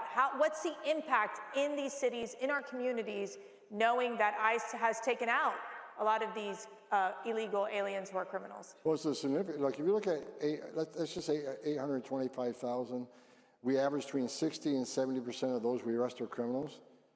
You're talking over 500,000 public safety threats that we kicked out of this country. That's going to have a significant impact. Oh. And that's why we say we'll prioritize it. And I want the folks to know, just because we say we're prioritizing the public safety threats and national security threats doesn't mean we're not looking for everybody else. And that's why I said right now the number is about 62% criminal, the other 38% are non-criminals. We're going to enforce an immigration law without apology.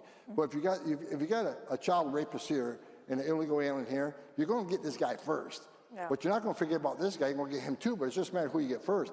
But I want to be clear. The instructions to ICE is to enforce immigration law. You find an illegal alien, you're going to arrest him. If he's not a criminal, I don't care. You're going to arrest him. When we find him, we're going to arrest him. We're going to deport him. The other piece of this are the missing children. Yeah. And, you know, I know for us at CPAC, we have the CPAC Center for Combating Human Trafficking. You know, we've talked to victims. We've had engaging with them, understanding the atrocities. And you hear about these rape trees in Arizona where they bring over the cartels, bring over these young women who are then raped in places in Arizona. They're sex trafficked, they're sexually assaulted. I mean, it's truly, it's horrific to watch what has happened and what was allowed to happen under the Biden years. Tell us about this mission of finding the missing children. Well, like I said, the first conversation when the president called me to come back out of retirement the second time, he gave me those three things. And I was honest with you, we've got the most secure border in history. I told the president, we'll do that because the men and women in the Border Patrol know how to do it. They did it in Trump 45. So I'll take that, it's easy. But I'm not taking credit for secure border. I'm giving the credit to the men and women wearing that green uniform and that blue uniform who did their job because they're allowed to do their job. So thank God for the United States Border Patrol. Massive deportation, I just said we got record number of arrest deportation. We're going to do a lot more because we just hired a lot more people. The children, I was honest with the president. I said, that's the hardest one. I says, because to find people, like you all in the audience, you own a car, you own a home, you're paying bills, you got a credit card, we know how to find you, right? Right. A child don't have. Please don't try to find me, Tom, just. But children don't have that digital footprint. I explained to the president, they don't have the digital footprint, so we got to count on the digital footprint of who they were released to, these unvetted sponsors. And when we started this operation, we quickly found out, number one, they weren't vetted properly. Number two, the addresses were never verified. That's so right. We're going to addresses at our supermarkets and parking lots and city parks. So the men and women of ICE and FBI have been busting their butt trying to find these kids, and they've found right around 145,000 missing children. And I believe. And let me say something. That's 145,000 missing children that the last administration lost and weren't even looking for. Yeah. And did we rescue them out? Look, some of these children were with their parents just hiding out, but many, too many, were victims of sex trafficking, being sold for sex, and being in forced labor. President Trump's leadership literally saved thousands of young children's lives, and we're not done. I have promised the president, the president promises the American people, we'll do everything we can to run down every lead. And when we finish the leads, we'll do it again. Until the last day of this administration, you got my word. We'll not give up in this effort to find every one of them.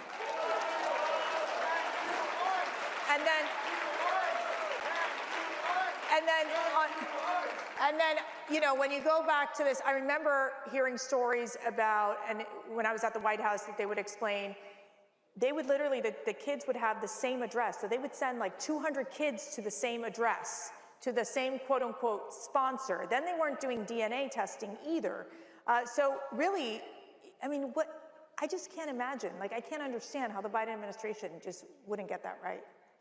I don't understand it either. I mean, people want to say that the Trump administration, you know, are inhumane and we're racist, right? They call me a racist, right? They'd say we're inhumane. Well, let's think about that. That's when 96%, you look at immigration down 96% down 96% now, which means 96% less people are coming. Now, there's been studies done that 31% of women that make that journey with the cartels admitted to being raped.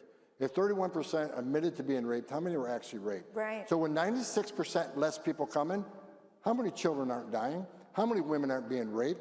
How many pounds of fentanyl isn't getting in the country to poison Americans? How many known-spec terrorists are getting in? No. The most humane thing you can do is secure the border and stop the horrific activity of cross-border crime. President Trump's policies are saving thousands of lives every month. That's right. And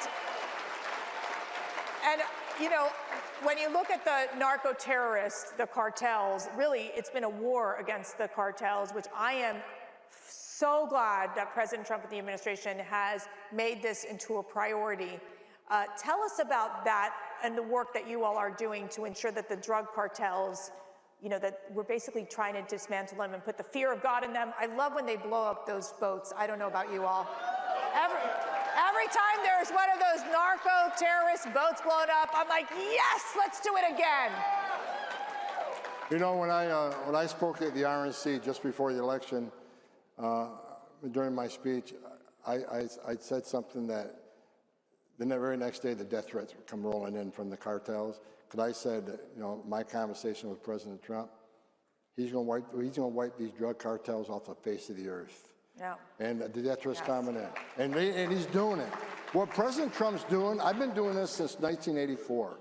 What President Trump's doing, he says, you know what, why we keep playing the home game? Mm-hmm. Let's play the away game. Let's get this stuff before it gets here. And he's done it. So, you know, taking all these criminal cartels, look, cartels are going broke. They're losing money. Matter of fact, the intelligence force I see, they're concentrating on Asia and Europe right now because they know it's hard here. President Trump's not going to give up. I tell you what, it's going to get a hell of a lot better real soon. I like it. We've also got this problem. It's a big problem. They're called the Democrats, and they've decided to, you know, not fund DHS. What's the deal there? Like, I mean, it's been one of the longest shutdowns that we're seeing. Now it's only a part of DHS that's not being funded, but what's the impact it's having on our immigration enforcement and on our border security? That's another job I got assigned to me, was negotiations with Hill. We're going to start making memes of you in different like costumes. I went up there. We've had several discussions with them. What I explained to them, we have the same policies now that we had under Obama and Clinton. It's not a matter of policy, it's a matter of the executive branch. Elections have consequences. Right. We're enforcing laws that you wrote. And you want to sit there and call us racist and Nazis? If we're racist and Nazis for enforcing the law, what's that make you? You wrote it, you invented it. Yeah. Then you give us money to enforce it. So these negotiations, they say, some say they want to abolish ICE, others say no, we just want, the new words are reform ICE. Trust me, I'm in the room. It's not about reforming, it's about crippling ICE. It's about taking away their authorities. And any Border Patrol agent, ICE agent watching this, I'm telling you right now, Tom Homan will never sell out your authorities. We're going to make sure you have your job. So look, because they hate ICE so much, they're willing to punish the men and women of TSA, Coast Guard, you know, CISA, all these great people trying to keep this country safe. They're punishing them because they don't like ICE. Right. You know what? If you want to have a discussion with ICE, then let's do that. Right. Well, why you got all these people out of work that can't buy groceries for the kids? They can't pay the tuition. They can't pay their rent. That is just cruel. You want to talk about inhumane? What's more inhumane than that? We realize you're sitting up on Capitol Hill making a lot of money. You're getting paid. So you know what? Let's pass a law that if we want to shut down the government, you don't get paid until you open the government. That's right. That is right. That's right. And I just want to say, we flew here from the swamp, and I really want to thank those TSA agents that were there working. God bless them. God bless them. They're working without a salary, and really, we do have to thank them for that, because the Democrats, well, they just suck. Anyways, but Governor Tim Walz, I am so grateful that he is not the Vice President of the United States. I can't even tell you. Thank you, God. But you were in Minnesota. There was a big issue there, obviously, with the ICE agents. They had gone in. And tell me where that stands. You spent a lot of time there. You were working with the state and local officials. I mean, you really, really calmed the situation down, got it under control. Well, look, let me say this first. The men and women of ICE and the Border Patrol did a remarkable job, considering their job is already dangerous and difficult. But when you got thousands of people getting in their face, threatening them, attacking them, they performed remarkably. So God bless those men and women. They did a great job. Right. That's another phone call that I got early in the morning, woke me out of bed, and President Trump says, what are you doing? Well, Sleeping? because he doesn't sleep, right? Huh? He doesn't sleep. No, you know what? I get phone calls 2:30 in the morning. And I look at the clock and I'm thinking, okay, the only one's going to call me at 2:30 in the morning is POTUS. But look, he called me that morning, says, what are you doing? Sleeping? He goes, I need you in Minnesota. I said, when? He goes, today. It's all right. I says, what am I doing? He goes, de-escalate the situation. He goes, get up there and take control of it. So, and you know, Greg Bovino did a great job, the Border Patrol Committee. They all did a great job up there. Well, he wanted a fresh face, you know, and I work for the President of the United States. What he tells me to do, I do. Now, I gave him the pros and cons of, you know, going up there, but a lot of people question, why would you meet with Governor Watts? Why would you meet with the Attorney General? Why would you meet with the mayor? Because you can't fix a problem, you don't know what makes them tick. Right. So look, me and Mayor Friday never going to agree on anything, but we got him to do the job of public safety, and his police officers started responding to our 911 calls when we got surrounded. The AG, I talked to the AG, and there's a law that can't honor detainers in the county jails. And my discussion with him, I said, what's illegal? Maybe not honor detainers, we'll litigate that, but why not call us before we release them? You don't have to hold them a minute past you normally hold them. Call us. Is there anything illegal about that? No. And that's why now we have unprecedented assistance from the counties. We got great assistance from the state police. But now we got problems at Whipple Building. State police show up, the sheriff shows up. We got law enforcement finally working on law enforcement. And because of our work up there, that state is less of a sanctuary state, which is the goal across the country. We want to arrest the bad guy in the safety and security of a jail. That way, safer for the community, safer for the agent, safer for the alien. And the good part about this, if I can get one guy to arrest one bad guy in the jail rather than send a team of 6, 7 people on a few jobs to look for him, one guy does a job. Now we don't send 7 guys looking for him. So what did I just do? One guy's in the jail, 6 guys are on the street arresting more people. That's right. That's what we're doing. So a shout out to men and women, the Border Patrol men and women.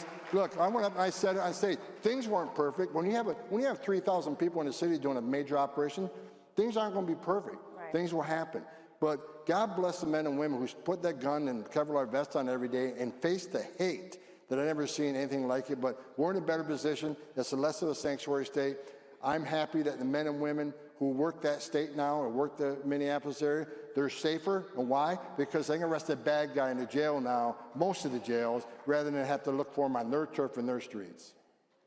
We've got a new Secretary of Homeland Security, Mark Wayne Mullins, just got in this week, just got sworn in from the great state of Oklahoma. Tell me what we can expect from him. Right guy, right time, right job. Ooh, that's good. I've talked to him already today. We talk every day, several times a day. What's great about him, first of all, he's a tough guy. But what I like about him is he recognizes from the beginning that he has career folks who've done 20, 30 years running CBP, running ICE, running CIS, he's got all these career professionals Let them run their agencies because they got the knowledge to do it. He'll give us the guidance. He'll give us the head cover. But he already dug in. He's digging in deep. And I talked to him this morning, and he's 100% in the game. He's doing it for the right reasons. Right. Look, he left the senator job, which is a pretty sweet job. He walked away from the senator job. Are you serious? They do nothing. To take on. I'm sorry. saying, the Secretary of DHS is the most grueling, controversial, hardest job in the United States government because no matter what you do, people hate you. That's right. And I think he's like me. I don't care if people hate me. I don't give a shit what they think about me.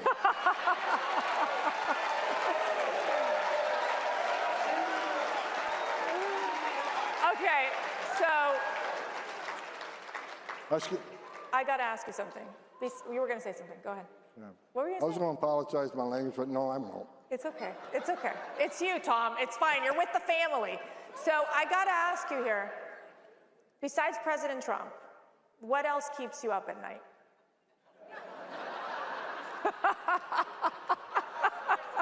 Boss, I didn't say that. Call me anytime.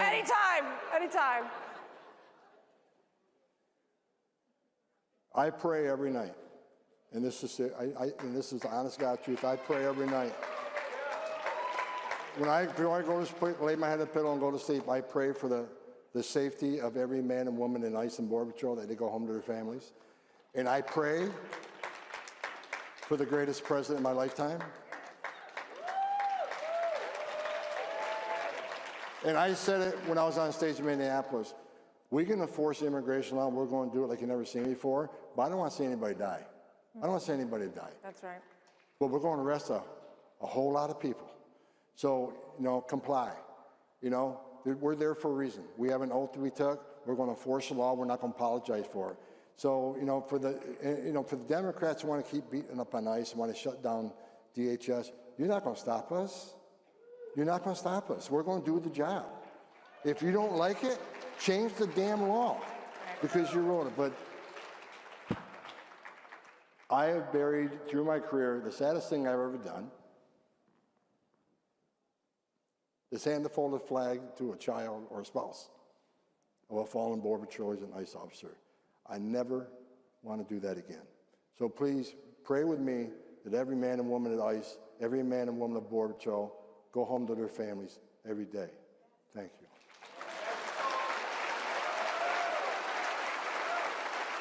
And to wrap up, I want you all to pray with me for Tom Homan and for his safety, that Lord cover you, that his precious blood be over you in everything that you do, and that he keeps you safe and gives you wisdom, and know that you are loved. And we thank you, Tom Homan. Thank you for your service. God bless you.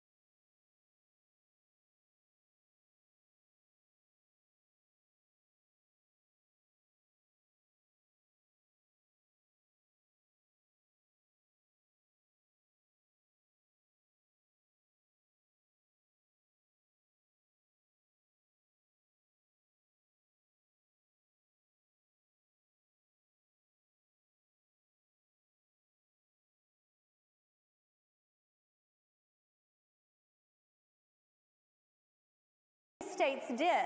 But here's the scary part. The left is evil. They're evil. And they figured out a way to do an end run against all of you. Every one of you who went to your state capitals and got good laws passed, like here in Texas and other states, they figured out how they could turn a dorm room, a bathroom, into a DIY abortion clinic by sending pills from China to California through the mail to your state and breaking laws all along the way.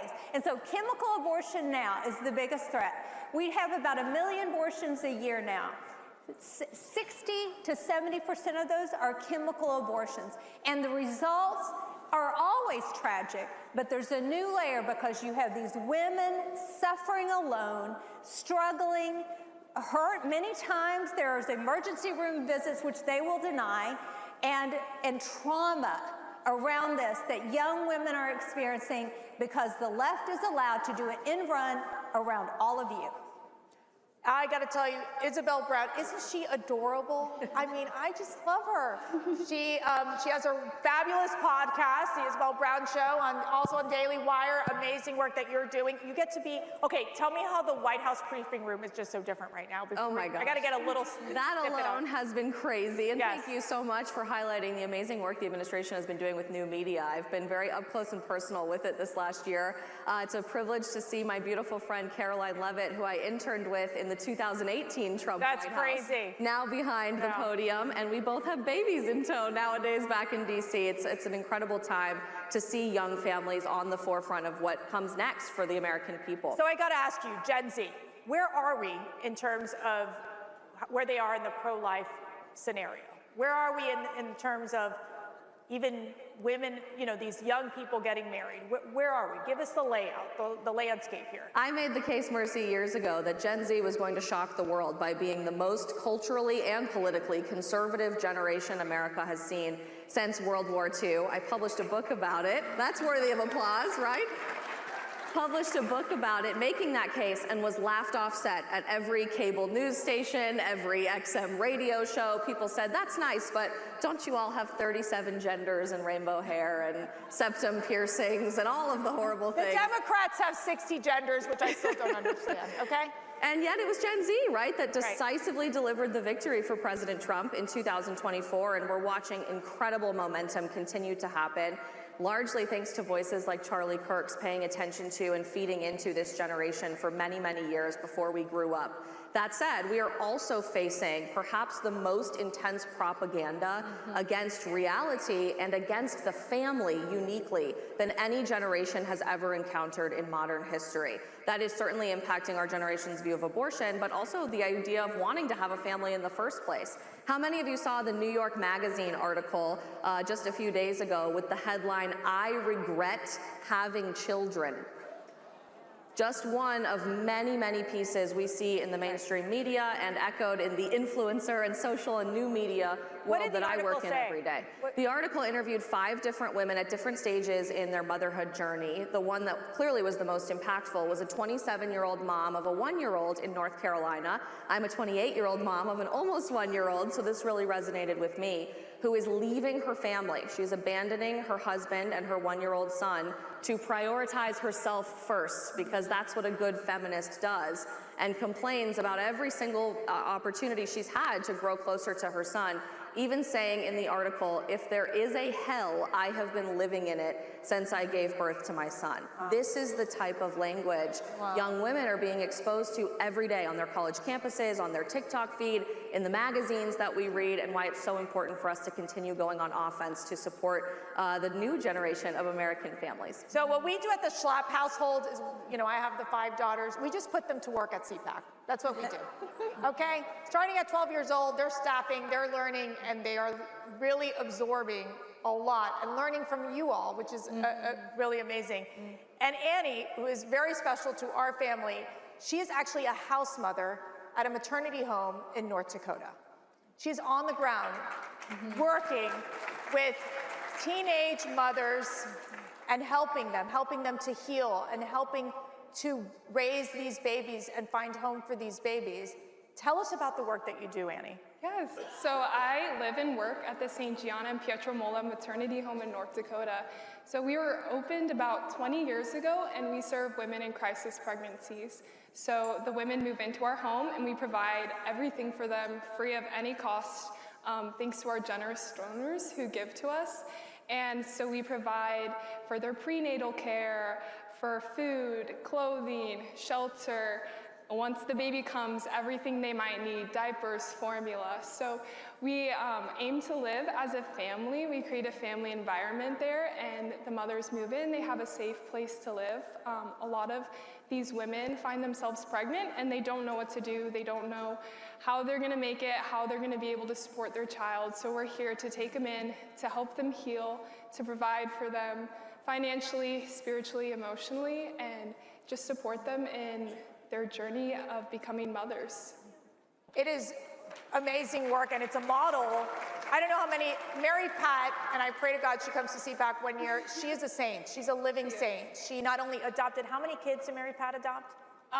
Two. Two kids, and she runs this maternity home, and it is truly the Lord's work. And we need that model everywhere in America to provide healing and support for these mothers, because as we know, Penny, and we've been in this movement for a long time, a lot of times it's about saving the unborn child, but it is about providing that support for the mother so that she can heal, and because there's a lot of brokenness that comes from this. Well, 100%. I mean, I think one of the biggest lies the left has, that we only care about a woman when she's pregnant, but the truth is, it's the opposite. They want that money in their palm in order to do that abortion. They don't even want to do follow-up care, and they don't care what happens to you after. So post-abortion syndrome, they don't want to hear about it. And so I've met many, many, many women who regret their abortions. I've never met one of those women who regret their children, and that is such outrageous propaganda. But our job as the church, people who love Jesus, is to support these women in need. And there are all over this country. In fact, did you know there's no more pregnancy care centers than there are Planned Parenthood clinics? There's thousands of pregnancy care centers, and this staffed by women just like all of you who love their family, love God, they give their time, talent, and treasure. And so we are the people that take women into our homes. We're the people that give our time and our money to support them, not the other side. And can I just talk about life.gov really quick? One of the biggest priorities for CWA going forward this year is pregnancy.gov. It's a bill by Katie Britt in the Senate and in the House by Diana Harshberger. And that bill puts in one place all the different options for women who are pregnant under pregnancy.gov, under HHS, constantly updated, because you have to go to hundreds of websites to know. Right now, education, housing, foster care, adoption, all the educational grants, all the things that's available right now, they don't know about. But we want it to be in one place, indexed by the zip code, so you can find out what's available to you and perhaps make the right decision and care for your child or place for adoption. Isabel, we were talking backstage a little bit about the policies. Like, what are these pro-family policies that, even conservatives are that there's disagreement among conservatives in this area? I think we're watching a generational paradigm shift in answering the question, what is a conservative? What does it mean to be a conservative? What are we really conservative? They're all here in the room. In our society. Right, I love looking at all of you to answer that. But the truth is, we can no longer just go on offense for financial stability in our taxes that we pay every year, which has always been our #1 priority throughout my lifetime on the political right anyway. But I love seeing our politicians now start to ask and answer questions. How can we support better maternity leave policies to help women put their children above their paycheck? J.D. Vance, our vice president, spoke so beautifully about this on the March for Life stage this year, that a cubicle or a computer screen will never love you back the way your child will, and that always should be our #1 priority in how we're serving people. You're certainly seeing this from a financial perspective with the idea of something like Trump accounts, being able to invest in our children's future so that they're a millionaire potentially by the time they're my age at 28 years old. I certainly wish I had had access to something like that as a child. But I really think what we all can do, rather than just relying on the policy perspective or what your elected officials are doing, is to start culturally putting the family first again with our faith. If you are not speaking with your family around the dinner table about these issues every day, it is high time to start. If you're not encouraging your children to grow up and have the courage to get married and have kids, more kids than they can afford before they think they're ready, it is high time to start. It is these choices, like deleting our dating apps and quitting birth control pills and saying I do at the altar, that ultimately trickle down into the political policies that we will see save our country. Annie, one of the big issues that in dealing with the maternity home, and two of my daughters have worked at the maternity home with you, and I've had an honor to spend time there as well. We actually delivered a baby together. We did in October, yeah. Yes, in October, from a young woman who was a human trafficking victim, okay? There is this brokenness that's happening in our society, the brokenness of family, and then this creates a cycle. How do we heal these young women? You deal a lot with the Native Americans on the reservations. I mean, there is, you know, we've heard these stories of girls being raped and then they never catch the rapist, and there's drugs involved. I mean, there's so many components and so much pain and hurt in these communities. What do we do? Yeah, I think a lot of our women's come to us from broken families, and so it's difficult when they haven't seen a healthy example and now they're expected to be mothers, and what does that even look like? How am I supposed to do that? And I think part of my job is being there with them and helping them conquer motherhood and just giving them the confidence that they can do it. I think especially in the media and just because of their age, a lot of times they're told they can't do it, but they are perfectly capable. And I think just being patient with them, walking along with them, helping them heal from their past and their trauma, and just showing them that they are capable of it is how we can. And one of the biggest components, I think, for the maternity home is faith. Talk about that. Yeah, so we are a Catholic maternity home and we embrace our faith. It's not forced upon any of our residents, but they are exposed to it at our home, and many of them do come to believe in Christ at our maternity home, which is very beautiful. And I think that is another source of healing for them and comfort. We pray together every night. It's one of my favorite parts of the day. We pray. One of our one-year-olds, he has started before we eat, we pray together, and so now he knows we all do this, and he looks at us to prepare to pray. But I think that is the foundation. So once they leave, one of our residents just moved out recently, and she'll text our director, like, hey, I'm at Mass, I just talked to the priest, or I went to church today. So I think that's very encouraging for us going forward, that they will have struggles, but they have that foundation. But we talk about this, faith being that critical component of a family. That's right. And why we need that.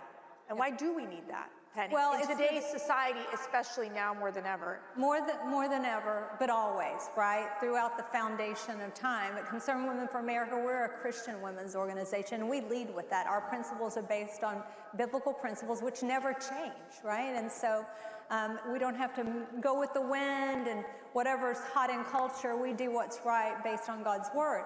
And the truth is that family formation needs to be based in faith. Because let's be honest, sometimes it's hard. There's no family that exists that doesn't go through struggles or go through times, marriages that don't struggle. But there's seasons in life, but that's why you view marriage as a covenant. It's a covenant between you and God, not just you and each other. And so teaching that foundation, but also being there for each other in the church, in your community, with each other, with grandparents. You know, one thing that I've noticed recently, and I think it is so insidious, is this message propaganda that's being peddled to young women, often the daughter-in-law, that if there's any friction in the family, suddenly the grandparents are toxic. This happened to someone I know. And they're going, no contact. That means they're cutting off the grandparents with the children and the grandchildren. That is meant to be intergenerational. We need them.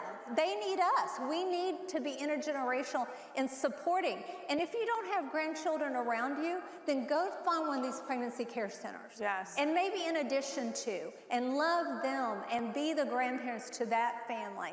But this, again, there's so much propaganda for this young this is Gen Z, and probably before, but I'm so proud of all of you and really Isabel for just really being the voice to that generation, because they're sick of it. And they are an amazing group of young women. We have Young Women for America. I'm so impressed by all of them. Well, I'm going to tell you something. As a future Cuban grandmother, not yet, I'll let you guys know. I'm sure we'll do a baby reveal party at some point at CPAC, of course. I'm going to be all over the grandkids, okay? That's what I'm going to do. But Isabel, I want to ask you a question, because I'm so intrigued by Gen Z. Sometimes I think I should be a Gen Zer, but like... We'll accept you as a refugee. We saw this recent poll that came out, and basically it was that the men, the young men, were saying they were more willing to have a family and have children and get married. And then when you compared it to the women, the young women, they were more about financial independence. Tell us, what's the psychology that's going on? I don't think it involves a deep layer of psychology. The poll that you're referencing is quite interesting, that for young men under 35, their #1 and #2 political priorities are to get married and have children, and then deal with all of the other downstream policy effects after the fact. For women, that is mostly their second to last or last priority for voters under the age of 35. And the answer is pretty clear. We watched the attack on masculinity happen way before the attack on young women. Everything masculine was toxic and therefore had to be rid of from society instantaneously, which of course came with its own backlash, and you saw the pendulum swing with incredible masculine voices reminding men it's okay to be men, like Charlie Kirk and Matt Walsh and Michael Knowles and Jordan Peterson, tapping into this generation to empower them and allow them to continue to pass that torch forward and lead. Then you saw the attack on women and femininity. And all of a sudden, it is infinitely more insane than anything they ever said about young men. Women aren't even a class of people, I guess, anymore. We're birthing people, or people who menstruate, or my personal favorite as a breastfeeding mom, chest feeders. There's no such thing as chest feeding, okay? Sadly, actually, there is, believe it or not. And we have tapped into this insanity for so long that we are actually creating lactating men in our culture today. In 2020. Did I miss that?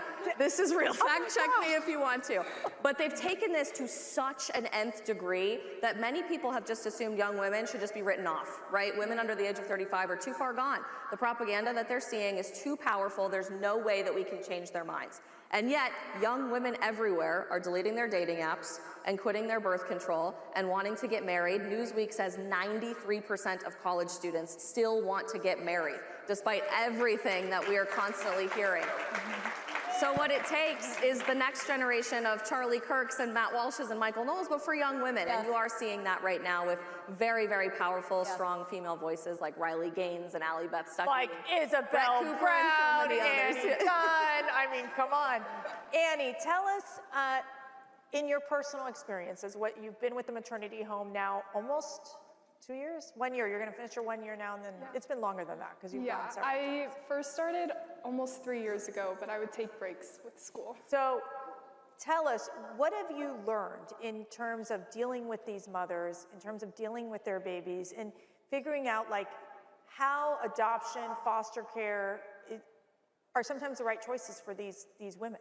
Yeah, I think life is always the right choice, but then after that, it's different for every situation, for every woman, if she is ready to be a mom or if not. And we've had so many beautiful stories of moms who stay with their baby and the baby's older now, and moms who have also made the sacrificial and loving decision to place their baby for adoption. And these wonderful families, often ones struggling with infertility, are able to welcome a child with great joy. So I think I've just seen the beauty of all of that, the beauty of the struggle of motherhood, of postpartum, of just the sacrifices that moms make. It's really Tell us about Jessie's story. Yeah, so one of our board members, she actually ended up adopting one of the babies that was born at our home, and it wasn't planned. She was just helping out for a little bit with the baby because the mom was struggling, and ultimately the mom was not able to be a part of her child's life in that capacity. And so Jessie and her husband adopted that beautiful girl, and she's thriving, she's doing well. She has 4 siblings, and we just have so many stories like that of these unexpected joys coming from these children being adopted. But I think every day when I see these babies and their smiles and their laughs, I'm just reminded of the great gift they are and how much worse the world would be off without them. That is true. That is true, because every child is God's gift. Amen. And to wrap up, what is your message, Penny, to the young women out there? We're so seasoned, we're so wise. Well, I think I would rather give a message, if it's okay, to young men. We need strong men in this country. Don't fall for it.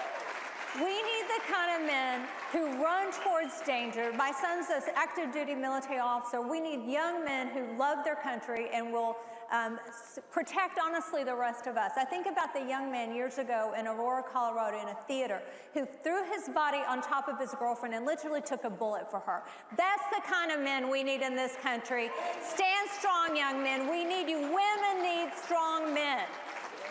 Isabel, your message to the young women. Have the courage to be radically countercultural. Dare to fall in love, which doesn't seem that controversial, but it is these days. And have the courage to commit your life to your best friend, growing and sanctifying your relationship to march towards heaven together. Amen. Amen. Annie. I would say to reach out wherever you live and find a pregnancy resource center, a maternity home. If there isn't one, help start one, and just really support these women who are pregnant and in need, and give to them however you can. If it's financially, then through that. If it's through diapers and wipes, and if not, through prayers. Lots of prayers. And I just want to end that my advice is, first of all, join the CPAC Women's Coalition. We are going to be hosting a Women Warriors Conference coming up in the next few months, which will let you all know. And this is to build, exactly as these ladies are saying, a strong women's movement, a strong women's conservative movement, because that is what we need to build strong women. And with strong men together, we can make very strong families in our culture, in our society. So join us in this movement. Thank you, ladies. Thank you. Rockstar. Thank you, guys. All righty. Perfect.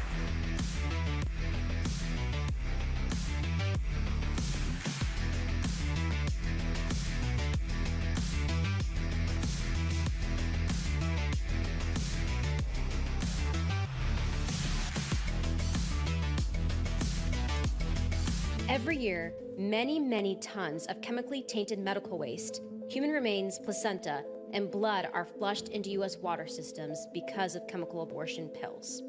These pills bypass essential medical waste regulations. When a mother takes the first chemical abortion pill, mifepristone, a large percentage of the dosage goes to her uterus to target the baby, blocking the hormone progesterone, which starves the baby.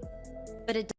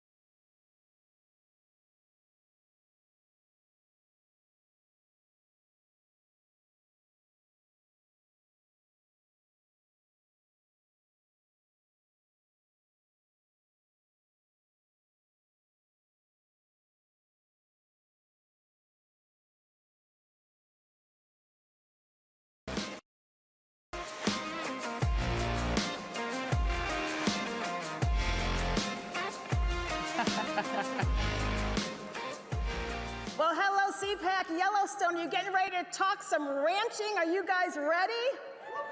Woohoo!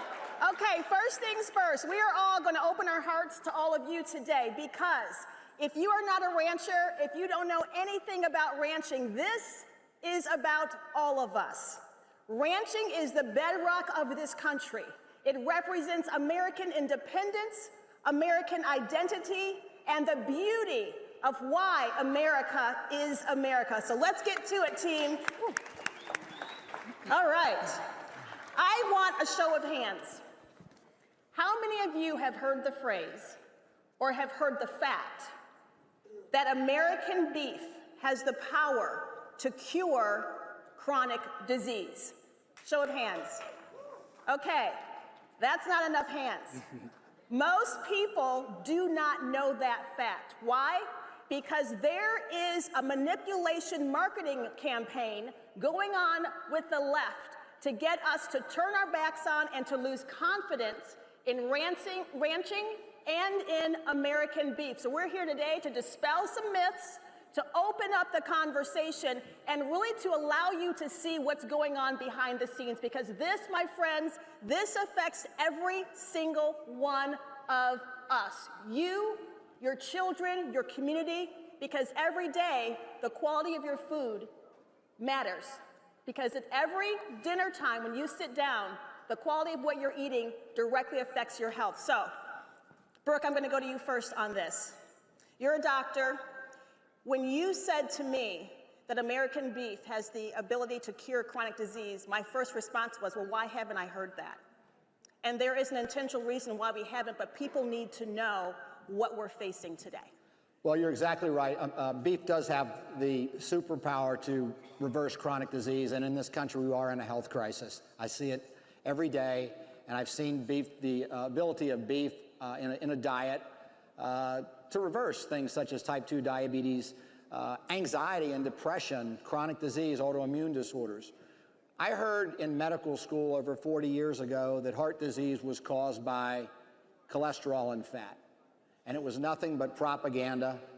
And finally, the science is overcoming the propaganda, and people are eating beef and eating more and more beef. And it's our job to supply that good beef to you.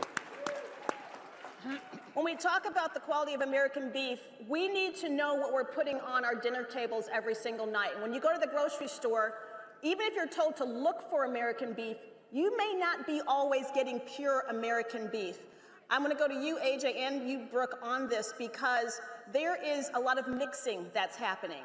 And when that mixing happens, ladies and gentlemen, that affects our health. So, Brooke, do you want to start with that? And then, AJ, I'll have you pick up. Well, yes.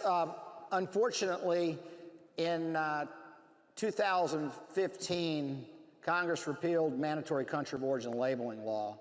And it was not until recently that they have instituted a voluntary label. But that still doesn't mean the beef that you're getting at the grocery store is going to be accurately labeled. So many people are confused by the USDA label, and that just means it's been inspected by a USDA inspector. It hasn't been produced by an American rancher.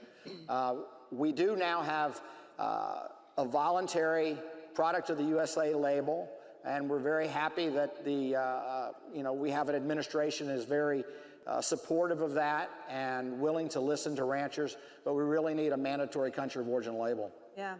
You know, AJ, yes, huge round of applause for that, because we're making progress, but so much more needs to be done. And that's why we want to make sure we're helping to give you the information so your eyes can be fully open when we talk about ranching. AJ, let's talk about the beef lobby, because in addition to the purity of American beef, the beef lobby, there is a lot of issues going on there that the average person has no idea, because when we look at a lot of the big names that we hear, we think, well, the ranchers have representation. There are people looking out for our ranchers and our land, but that is not always the case. Yeah, that's right. The beef lobby, you know, the old guard is what got us here. And they lobbied to have control over these label laws like Dr. Brooke was talking about. And, you know, it's caused this reduction in the livestock we have left in our country, because they can buy beef much cheaper in a foreign country, bring it over, and package it as American beef anyway. So that's been their goal. And because of that, American producers have lost fair markets to be able to sell into. And I want people to understand how serious this is, because we are at the lowest cow herd level that we have ever been at in this country. Yeah.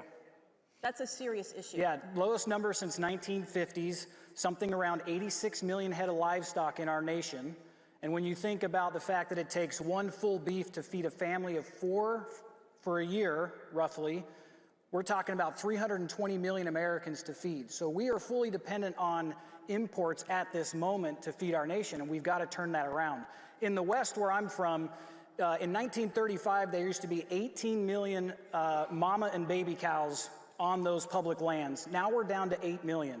And what's also happened is we've seen massive increases in wildfire because we've removed the livestock, the ruminating animals, from our public lands that kept it healthy.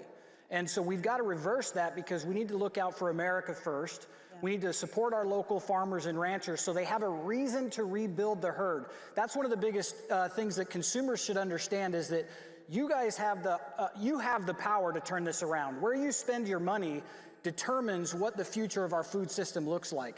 If you're just frivolously going to the grocery store and trusting the labels that are on there, you're actually missing the opportunity to shift the trajectory of our food system so that we can get back to more farms and ranches on the land, keep the people there that we already have. We're down to 1.8 million producers nationwide, feeding 320 million people. We're in trouble, folks. We've got to get behind our farmers and ranchers, because I tell you what, there's a lot of great discussions that are happening here, but if famine comes to America, nothing else matters. The only thing you're going to be thinking about is where your next meal comes from. That's right. That's a real stark reality. Well, Claire, we love watching you rock it out with country music on the stage, but a lot of people don't know how big your voice is when it comes to this issue. You are an active rancher right now. Yeah. My grandfather had a ranch. I spent my summers on our family ranch, learning to ride horses, doing all the things. There is a generational problem when it comes to protecting our land, our ranchers, but also the next generation of ranchers. Kind of share with us your heart on this issue. Yeah. Well, first, I just want to say what an honor it is to be here. As you mentioned, I'm 5th generation farmer and rancher, and I'm a Rush baby. And I was introduced to CPAC through Rush Limbaugh. So, yes, awesome. We miss you, Rush. Yes, we do. And agriculture in this nation, we farm and ranch. My parents, that's what they do for a living. It's not just a matter of national security. It's the largest threat to our national sovereignty we face in this country.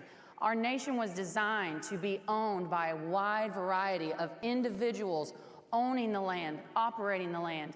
And because of many reasons, for decades and decades of bad policies stacking up decade after decade, we're losing our farms and ranches. We're losing our land. And when we can't control our own food supply, when we can't grow our own food, when Americans can't be rest assured that Americans own their food supply, who owns us at that point? I got into advocating for agriculture because this is such a huge threat. We must maintain the farms and ranches we have. The average age of the actual rancher out there is about 58 years old. We must have a way for new ranchers to come in, but we've got to have these policies to keep our current ranchers on the land. We also have, thank you. In agriculture, we have one of the highest suicide rates of any industry in this country, unfortunately, because the cards are stacked against the producer. The producer does not live in a free market system, unfortunately, and there's many, we could be here all day talking about that. Well, when you say that too, there's no incentive really right now for the rancher to have confidence in their own industry. So Claire, I want to ask you, how do we incentivize our ranchers and the next generation? What can we at home do to put some pressure on whoever that pressure needs to be put on to make a change? Absolutely. Well, the way we're going to have to incentivize ranchers, for time immemorial, the rancher has went out, we take all of the risk. We've went to our local bankers, we've gotten the loans to buy more cattle. And as Dr. Miller was speaking about earlier, in 2015, many ranchers went into bankruptcy because the cattle market fell out from underneath us. We do have to have confidence that the American rancher, if the American rancher has some confidence that they can at least break even and not lose, they're the best risk takers this nation has ever seen, besides our armed forces, and we are so thankful for them. Yes, absolutely. But if we can have, we've got to have a stable cattle market. We've got to get control over the manipulation that goes in on our cattle markets and our commodity markets. When we have some of these confidence layers, these foundation layers laid down, our farmers and ranchers will take those risks, but they've got to know that they're not going to lose on the other end like we've been doing for decades. Up until the last couple of years, we've had loss after loss. And as you know, free enterprise is the bedrock of America. It's why America is so strong. And ranching is one of the original areas where the entrepreneurial spirit comes alive.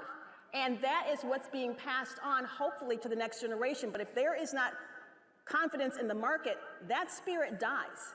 And we have to fight to keep that alive. So I want to talk about the monopoly, because there is a monopoly that is severely oppressing the ranchers and the ranching industry. And I do not think most Americans understand what is happening. So AJ and Dr. Miller, I want you both to touch on this, because this is an issue that is so serious. It has the ability to kill the independent rancher, their market.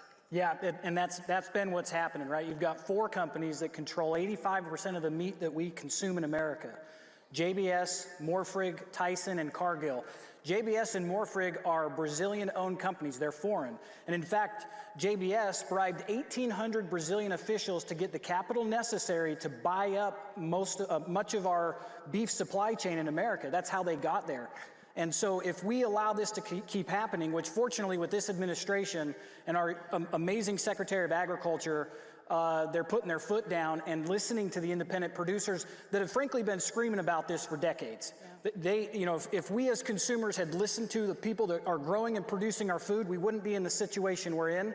And so that's the things we've got to change. Now, like Dr. Miller was saying, this week they announced the voluntary product of USA overhaul. Previously, if you brought beef over from another country or meat from another country and all you did was wrap it in a new package, that qualified for product of USA.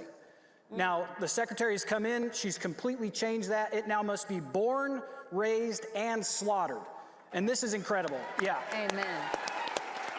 The next step that'll help us fight this consolidation is you, the voters, need to put pressure on your Congress people, because Congress has to pass mandatory country of origin labeling, what Dr. Miller was saying that was repealed in 2015.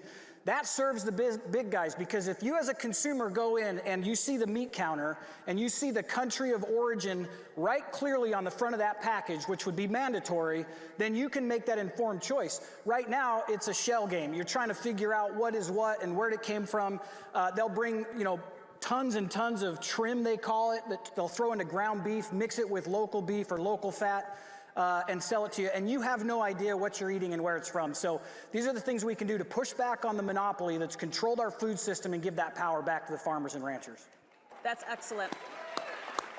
And it is a reminder that the power is with the people. We just need to know where we need to exert that power. Dr. Miller, I want you to touch a little bit on the power of the monopoly. You did a great job, AJ, of breaking it down, but there are ranchers also that feel as though they can't speak up and organize against that. Why is that? Give people an understanding of, I don't want to say the pressure, but some of these ranchers say they've been threatened when it comes to that. Yeah. Well, you know, like AJ was talking about the monopolies, actually in the farming and agriculture business, we have to deal with 2 monopolies.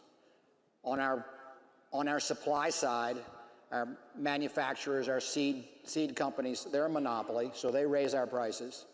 And on the side where we sell our beef or sell our cattle, there are 4 of them. And so they pretty much have the market sewed up. And so they squeeze us.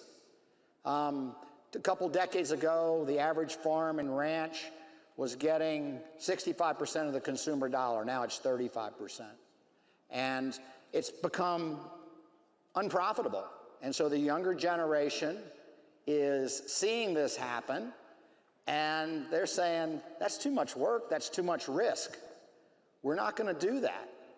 And so this is affecting your food prices, and this is affecting your food security, and it affects every walk of life. If you can't eat, you can't live. That's right. And the American rancher would definitely come back and come back hard if we had confidence in the market and we knew that the administration, the lawyer, the congressmen, the agencies were listening to us. But they don't listen to us. They listen to the trade organizations. They listen to the monopolies.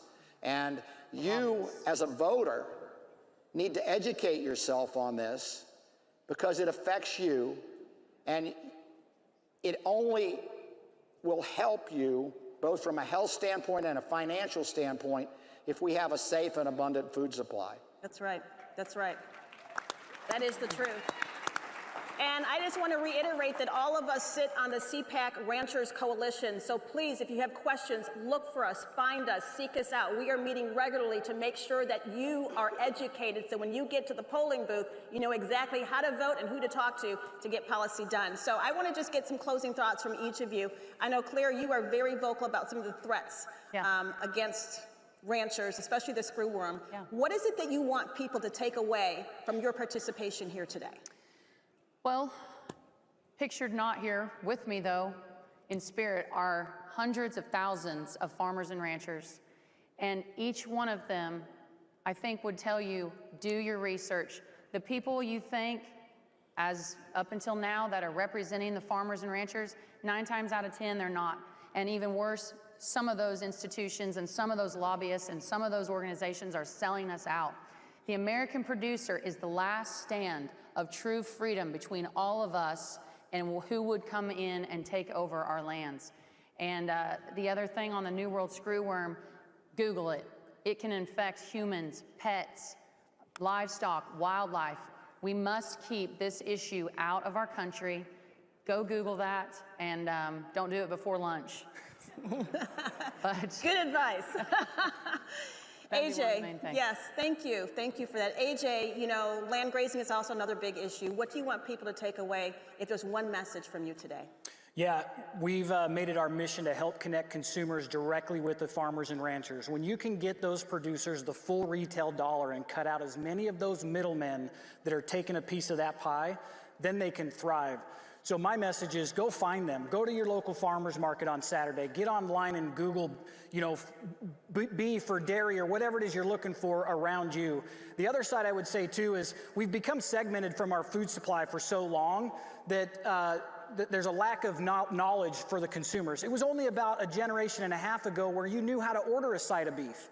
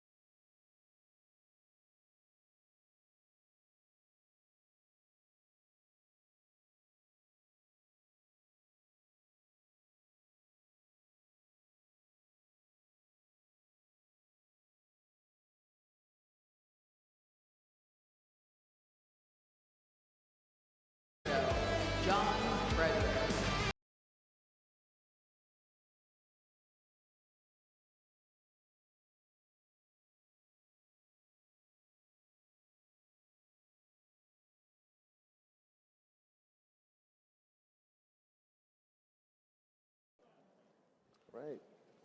All right, great to see you here. My name is John Fredericks, radio and TV talk show host. Good to see you with our esteemed panel here.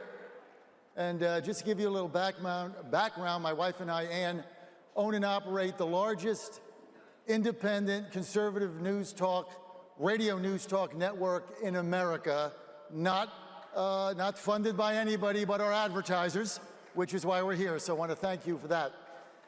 You know, when we talk about conservative media, I'm also a White House correspondent, so I sit in those first 3 rows. Watch the people sitting in the first 3 rows asking ridiculous gotcha questions day after day. You see them, right? The libtards, how stupid they are, that we got to deal with them every day. Why? Because they're part of the fake news mainstream media. They get all the seats and they have the power. But we're taking that back with conservative media. But we can't do it without you, and we can't do it without some of the people on our panel today, because we have to fund ourselves, not like them. Look, we don't have a George Soros. Woo! We don't have that funding us, but I tell you what we do have. We have us. We have our network, we have our community, and if we can do this together, conservative media is eventually going to take over for one reason: because we tell the truth, and they lie. The truth will set you free. Now, in our effort to save America, we want to be able to talk to people on a daily basis, tell them what is going on without the lies and without the spin and without the nonsense that you're getting in the media. Now, the key is our community. Together, we're the greatest consumer base in America. Everybody wants our dollars, regardless of what the company is. They all want us. You know why? Because we work and have jobs and spend money. That's why. Amen. So we're the most coveted consumers that they all want. But we have to work together. When we do, we have tremendous results. Let me give you an example. We have figured out how to say no. We said no to Bud Light. Remember that? Yeah. Boycotted them. What happened? Market share down by half. They lost half their share and haven't gotten it back. Their market cap down by 35%. They lost $30 billion for their investors. Their stock went down 20%. I'll give you other examples. Target. We know how to say no. What we have to do, we have to learn how to say yes. And by saying yes, that means that we consume and support the products of those who support our conservative media, like these fine gentlemen here. This is going to be the key to telling the truth in the next decade in America, because you're not going to get it with the fake news. Let's start with our panel. Start with Glenn Story over here. Glenn is, as you know, the CEO and chairman of Patriot Mobile. I know Glenn for a long time. The thing about Glenn is he's got a great product. I have 3 phones, don't ask me why. So I run my company, all 3 phones, Patriot Mobile. I save a fortune. The key is this. The thing about Patriot Mobile and so many advertisers here is they have great products and they care about their customers. And that is really the key. We have to find those companies that support us, who support conservative Christian causes like Patriot Mobile does and Glenn Story, and then we have to buy their product, because that's the only way that conservative media can be supported. So we have to act as one, as a community. If we do that, we're going to be unbelievably successful, as we have been. Glenn, you've been one of the biggest sponsors, certainly of Newsmax, of our network, of so many others. What inspired you originally to do that? You know, before I answer that, thank you. You know, I like to guide what I'm going to say. Anyway, I just want to say thank you to Matt and Mercy and the Turning Point, or not the Turning Point, but the CPAC team for putting this on, and especially here in Texas. We're under attack. Yeah, please. Yeah. This state is under attack. You mentioned Soros and others. They put hundreds of millions of dollars into taking over this country or our state. And without you guys bringing awareness, whether it's Real America's Voice, Newsmax, we don't really have a state left. And so thank you. As far as Patriot Mobile, look, we're America's only Christian conservative cell phone service provider. We're a cell phone service. But what does that mean, really? Well, we're an activist organization. And we put God first, and then we try to funnel those causes to godly organizations, ones that tell the truth. And even Jesus, what did he say? The truth will set you free. And that's all we want to do is support those causes and those groups that support the truth. So, John, thank you for what you do, and Matt and Mercy and everybody else. Well, I tell you what, Glenn and his company have been tremendous sponsors and supporters of so many of us in what I call truth media. So I want to thank you for that. I want to get to one of our other guests here, very effective, and Alexander Spillane. Tell us a little bit about your company and how you got involved with backing truth media. First, I just want to say it's an honor to be here, especially next to you, Glenn. Glenn is someone I personally look up to. I'm probably the youngest person I know that runs a company the way that I do, and that's really been able to give back to conservative causes. And every single event I've ever done, Glenn Story was right there with me. So, it's really an honor just to be next to you. I want to also thank Matt and Mercy and everybody else who made the event happen. So, it's really just about turning our profits into purpose. We've been very fortunate. I would like to think that all of the money that I've ever made and all the money that's in our company, it all belongs to the Lord. Amen. And I just believe in the tithe. And I look at organizations that, thank you. I believe in giving money to organizations that I know are going to make a difference. And I will say it all started with Turning Point USA. They were the first ones that we really put a lot of money into. And that led to a lot of other great organizations, whether it's Moms for America or Preborn or Helping a Hero or CPAC, all these organizations, are aligned with what I would refer to as the patriot economy, right? And that's who we serve. I have a precious metals company. So, most of the clientele that we have, is very conservative. They are very worried about, liberal policies in the financial system. I heard you mention Bud Light and Target, but, for my clients who want to protect their money, they're worried about BlackRock. They're worried about BlackRock and their mutual funds. They're worried about, you're in Texas, right? You guys boycotted BlackRock out here, didn't you? So, good.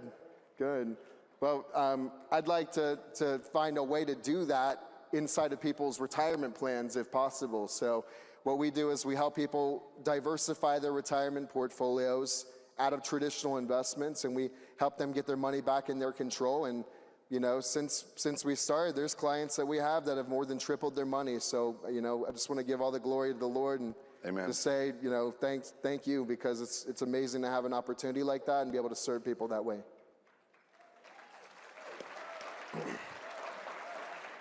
Alexander, you mentioned the patriot economy, which is a big part of what funds advertising within Truth Media, because again, without the advertising and sponsorships, there's no way to pay your employees or do a bus tour like we do, all the things that we do. You can't do it without that. You mentioned the patriot economy. What exactly does that mean to you? What it means to me is that I think that people want to know that when they spend money with a company, that their money is not going to some woke liberal institution that's weaponizing the profits against them, which is exactly what happens in Wall Street. And I keep mentioning Wall Street for one reason. The majority of our clients that buy gold from us, they move their money out of, whether a brokerage institution like Fidelity and Vanguard and, Merrill Lynch, what have you, and they move it into their own account with gold and silver, right? But if you look at Wall Street as a whole, I've read articles where they said they gave Joe Biden's campaign $74 million. They were the first ones to go woke and implement all the DEI stuff. So, how are they funding it? Well, with the profits of conservatives' accounts. So same thing with, coffee, you drink Starbucks coffee, you know where the profits are going. You know what they're doing. So when I talk about the patriot economy, I'm talking about the same thing Glenn's story represents, And this guy, is the only cell phone company that is going to keep your privacy and keep your information protected after, what was it? You want to talk about it? What the FBI was like, or the DOJ after the January 6th stuff? They were just like, tapping into people's information and just like, same with their bank accounts, looking at were they shopping at Dick's Sporting Goods or were they shopping at Cabela's, just like profiling people. Did they give money to Trump's campaign? So we can't trust the banks to not share our information, but we can trust your company. Yeah, that's right. I mean, look, I don't want to jump in, but we put God first. We are a godly-based business. And I would encourage everybody in here to put God first in your businesses because it changes the culture. The water cooler talk switches. And it's amazing what happens. And you look at Patriot Mobile, we don't hold ourselves out any differently. We don't have a better mousetrap. We have mousetrap. We have everything around it that's better. We support causes that align with our customers. That you come to us for a reason. I see a handful of customers out there. Right there is one of them. But the reality of it is they don't come to us because we do it any better. If you get cell phone coverage today, you can get cell phone coverage. John, you know that. And it's just what we do with it. It's supporting organizations that are out there standing in the gap. And I'll tell you what, it takes a lot of courage to do that, especially to stand on the stage and you say, hey, he's at the helm of our business. He came to this earth, died for us, and rose again for our sins. And you look at that and you say, okay, there's a large group of people out there that don't like that. But you know what? When he's behind you, we have a shield that nobody else has. No doubt. That's right. No doubt. Right. When we stand together, that's when we make a difference. The left does a really good job at not buying our products and standing together themselves. And we got to do the same thing. I want to get to Frank Chapman. Frank, lawyer, not a bad thing, right? Here's the good news. He's running for Congress in Wyoming, and he's got President Trump's endorsement, so give him a hand. So he's going to do great things. He also just bought a ranch in Wyoming, so that means he's got to get up early like me, which, is a good thing. Nothing like getting up at 3:45 a.m. every day. It's just good for the soul, Frank. Not. Listen, let me just ask you this. I wanted you on this panel because you're a rainmaker. Yeah. You're the guy that brings businesses and consumers together to market. How do we get the patriot economy such that we can convince our listeners, our viewers, that it's essential for them to take a serious look at buying the products and services of those companies that advertise and sponsor Truth Media? Well, thanks for asking, and thank you everybody for allowing me to be here. It's such an honor. I am blessed in that God put me in a place where I could succeed. And through hard work and determination, I pulled myself up. I myself made money, and I started 15 years ago, but finally 10 years ago, I bought Heart 6 Ranch. And you made a joke about getting up early in the morning like that, but it's true. And one of the things on a ranch is you do work hard. You do get up because you've got to feed the animals who are in pens before you can feed yourself. And a lot of life is like that. If you can bring people together, and I find myself to be, it's my gift. My gift is to bring two people together, figure out what they need, and get them interested in the task at hand. And luckily for me, that advances our causes and makes life a better place. I was joking them earlier that the other day I texted somebody that's one of my buddies about a dinosaur for sale in Wyoming. True. The dinosaur was only 95% complete, so it wasn't ready for a museum. But our kids would have seen that, if that was a whole dinosaur and he buys it, which he would have, our kids get to enjoy that. We've done something great for everybody and for society. So putting people together is a gift. I love it. I'm just very fortunate, and I'm blessed, and I'm very thankful for that. Frank, what do you think the key is for motivating so many of the viewers and listeners of Truth Media to understand the essential importance of really giving our sponsors and advertisers a very, very serious look. It's like anything. If we can educate people so that they understand. Like, I didn't understand that you actually had, I'm going to skip the word, to stand up to the government when they try to come in, just like Second Amendment rights, and either take an action or don't take an action, get an activist judge to violate it, and steal somebody's phone records. It's abhorrent, and it cannot happen in America. And that's one of the reasons I'm running, because I'm one of the people they tried to run over. But you're not going to run over me, and you're not going to run over my friends, and that's why I'm here. Thank you. Glenn, so many people approach you, right, for advertising. I'm one of them, right? I called him the other day to sponsor us here at CPAC, and so we had to go through that. He's a tough negotiator. I asked him for $2,000. He said, no, that's not enough. I'll give you $4, thank you. So I appreciate that. So he negotiates up. You forgot a zero on that. Nobody else does that in America. So, but he told me, don't tell Scott, my marketing VP, that. Just keep it between us. So, you know, now the cat's out of the bag. Sorry. But look, as you talk to customers and they call your company, and by the way, if you call 972 Patriot, you get a real human being that answers the phone on the third ring, right? You probably think it's AI, it's some real person in Dallas. But when you talk to your customers who are coming to you from shows like ours, from media companies like ours, what do you tell them? Hello? No, actually, you know, they call us because they believe in what we serve. We say, it's very rare that you have a company that says, hey, this is what we're going to do, and we do what we say we're going to do. And the real beauty of it is they're fired up when they call us, and they talk to somebody here in the U.S., right? It's a redneck like me in East Texas or a California guy out in the valley. But, you know, at the end of the day, yeah, we love California, especially east of the West Coast. Anyway, you know, you talk to somebody like us, and that's what is really amazing. But I got to tell a quick story. I know we're running out of time, but, you know, one of the things, we come to conferences like this, and the real beauty is we see customers, and by the way, one said, hey, you know, I wasn't feeling real well the other day. Your salesperson knew it.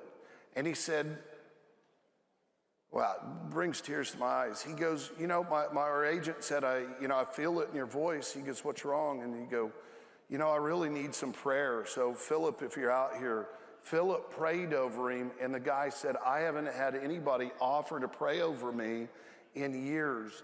And we ran into him. Yeah, look, I don't know if it saved his life. I don't know what it did, but that's what we do. We have a Bible out there. We'll pray. We won't pray if you don't want it. But that person came up to us over at our booth and said, hey, I am a different person today. Thank you for your organization. So before I go, I want to just thank our team. It is not me. It is all him, 100% him. And he put the great people around me because it's just him. Well, thank you, Glenn, and I want to thank our panel, and I want to thank all of you out there for giving our sponsors and advertisers a real look. If there's a service or product you might need, you've got alternatives. We know you got choices, and we just ask that you look at our customers, take a look, go to their website, see if it might be something for you, because the alternative is you're spending your money with some woke DEI company that is supporting the fake news to continue to lie to you. So for everybody, I want to thank you for being here. You want to come on our show, you can catch us tomorrow, 5 to 9 a.m. That's what I have to get up at 3. 5 to 9 a.m. right downstairs in the exhibit hall. You can sign the Trump Plus, and we will see you there. Thank you. When you get up at 3, can you feed my horses?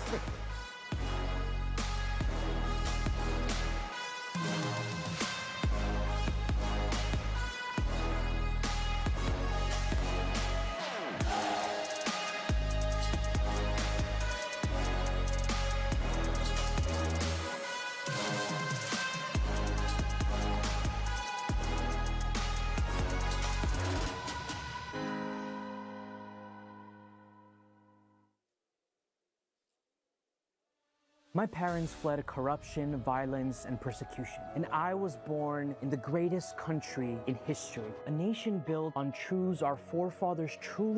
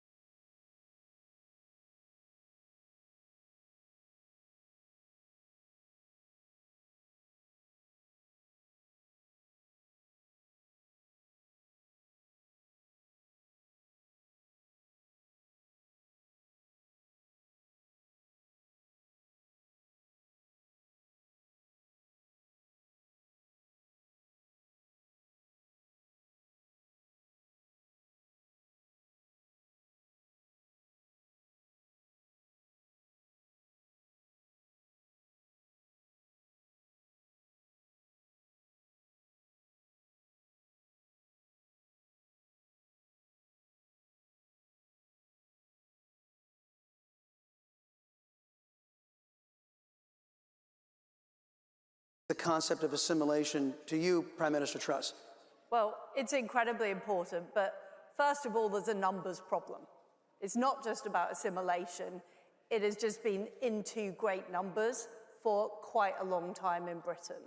And some of the problems that we have with assimilation started in the 70s and 80s. So the grooming gangs scandal, where young girls, young white girls were being raped systematically by gangs, tens of thousands of them. That started in the 70s and 80s. It grew in the 90s and 2000s. It was covered up by the authorities. It was mainly perpetrated by Pakistani Muslim men, but it was covered up by the authorities because they said it would be racist to even question what was going on. So we have had this orthodoxy, this political correctness in Britain, that we are a multicultural society, that diversity is our strength, and anybody questioning it is racist. And we now have a government that is trying to introduce a definition of Islamophobia, of so-called anti-Muslim hatred, so you won't even be able to talk about it. And people ask me, is it really true, Liz, that people in Britain are being put in prison for talking about what's going on? And I say, yes, it is true. Wow. We saw Lucy Connolly, a young mum, jailed for 31 months for posting on X. That is how bad it is. So we have had an elite in Britain who perpetuate this myth, and our current Prime Minister, Keir Starmer, is a human rights lawyer. They perpetuate this myth that all cultures are equal, that it should be perfectly easy for people to assimilate, that somebody from Somalia has the same rights in Britain as somebody from Britain. And they have been absolutely ruthless. They've changed the law, they've changed the legal system, they've changed the way judges are appointed, they've regulated the media, and they've suppressed free speech to achieve their ends. And I put my hands up. I did not realize how bad it was until I got into government, until I got to the top of government, and I saw the way it actually operated. And that has convinced me that we need to completely change the way our country is run. We need to change the media, we need to take on the mainstream media, and we can no longer appease these forces because things are getting worse in Britain. And by the way, it's coming over here in America. If you look at what's happening with Mandami, if you look at what's happening in California, you have the same forces working in your society, and we're at war with those people. We're in a war for the future of Western civilization. You know, Prime Minister Morawiecki, what Prime Minister Truss just said about diversity being our strength, it is absolutely contrary. That is a contradictory statement. Unity is our strength. National unity is our strength.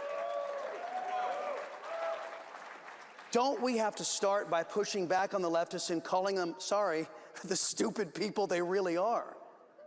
Well, absolutely, we have to start with a sovereign state, because in the European Union, lots of the competencies, lots of the powers were usurped by the European Commission and the European Court of Justice. And they were superimposing their will on sovereign states. And this is why my government, which was Republican government, was so fiercely attacked by those leftist elites.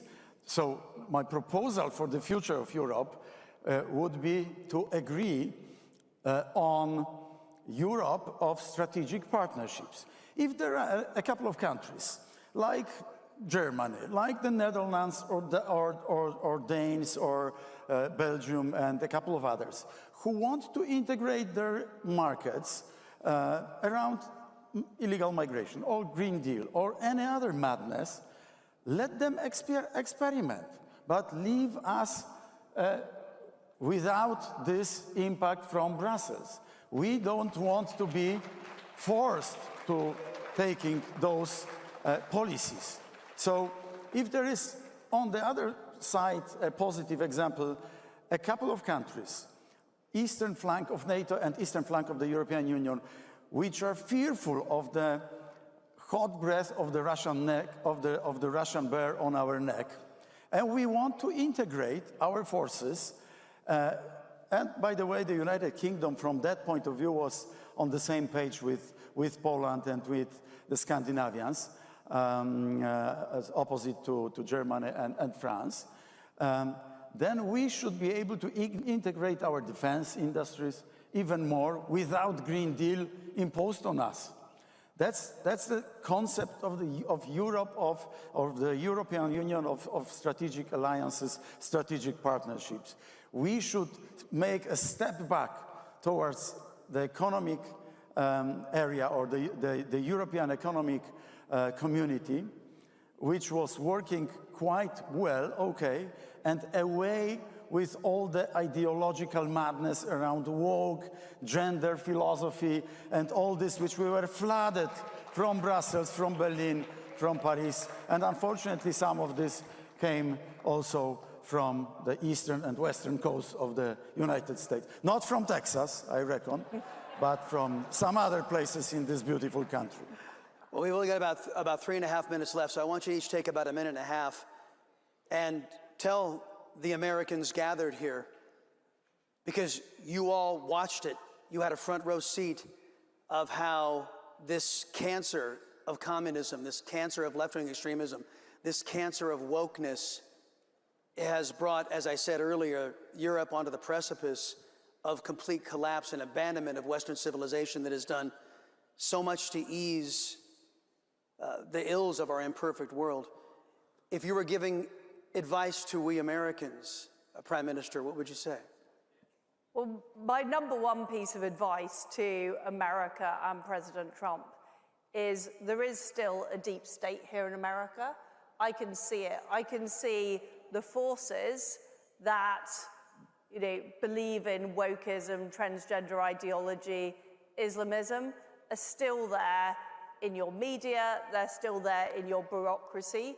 While you have power, you need to do all you can to change them and remove them.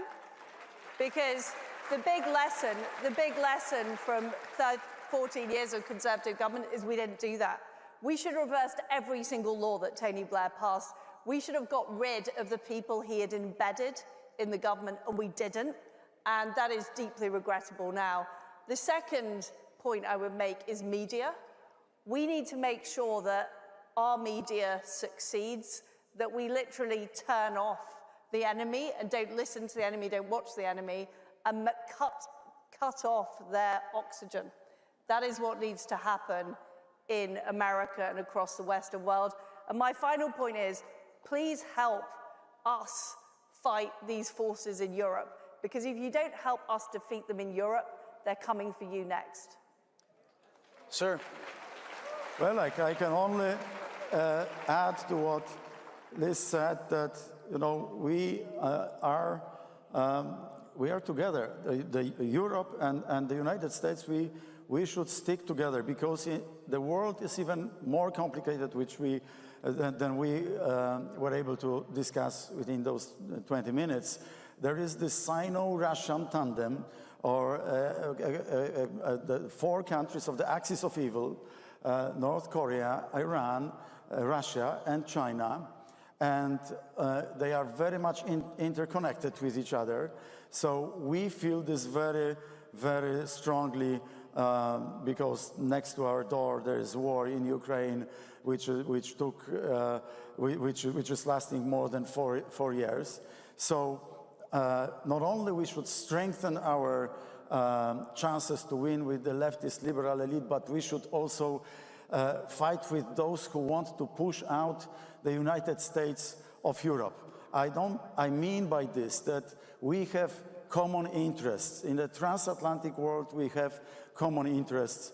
And this is why this Christian culture, which is the foundation of Europe and the foundation of the United States, should be really enhanced through our cooperation, potentially as an economic NATO, free trade zone between the United States and Europe, which would be half of the global GDP. We would be in a position to impose our will on others rather than only defend our fences and our walls. I wish Europe well.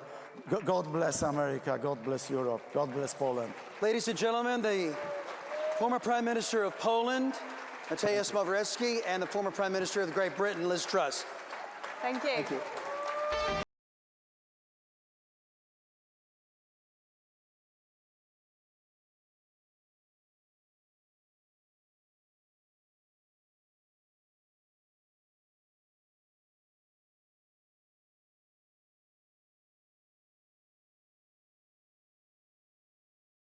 Want to encourage you to support Judicial Watch in a very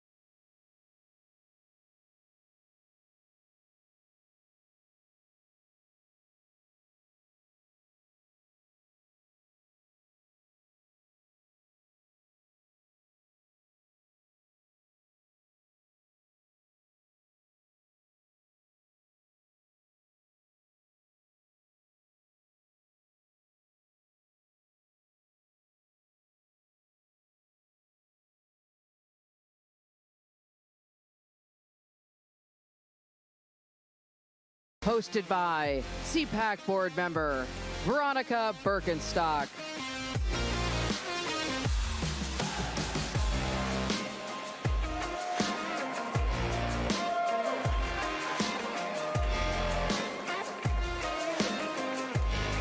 Curveball there. We'll figure it out.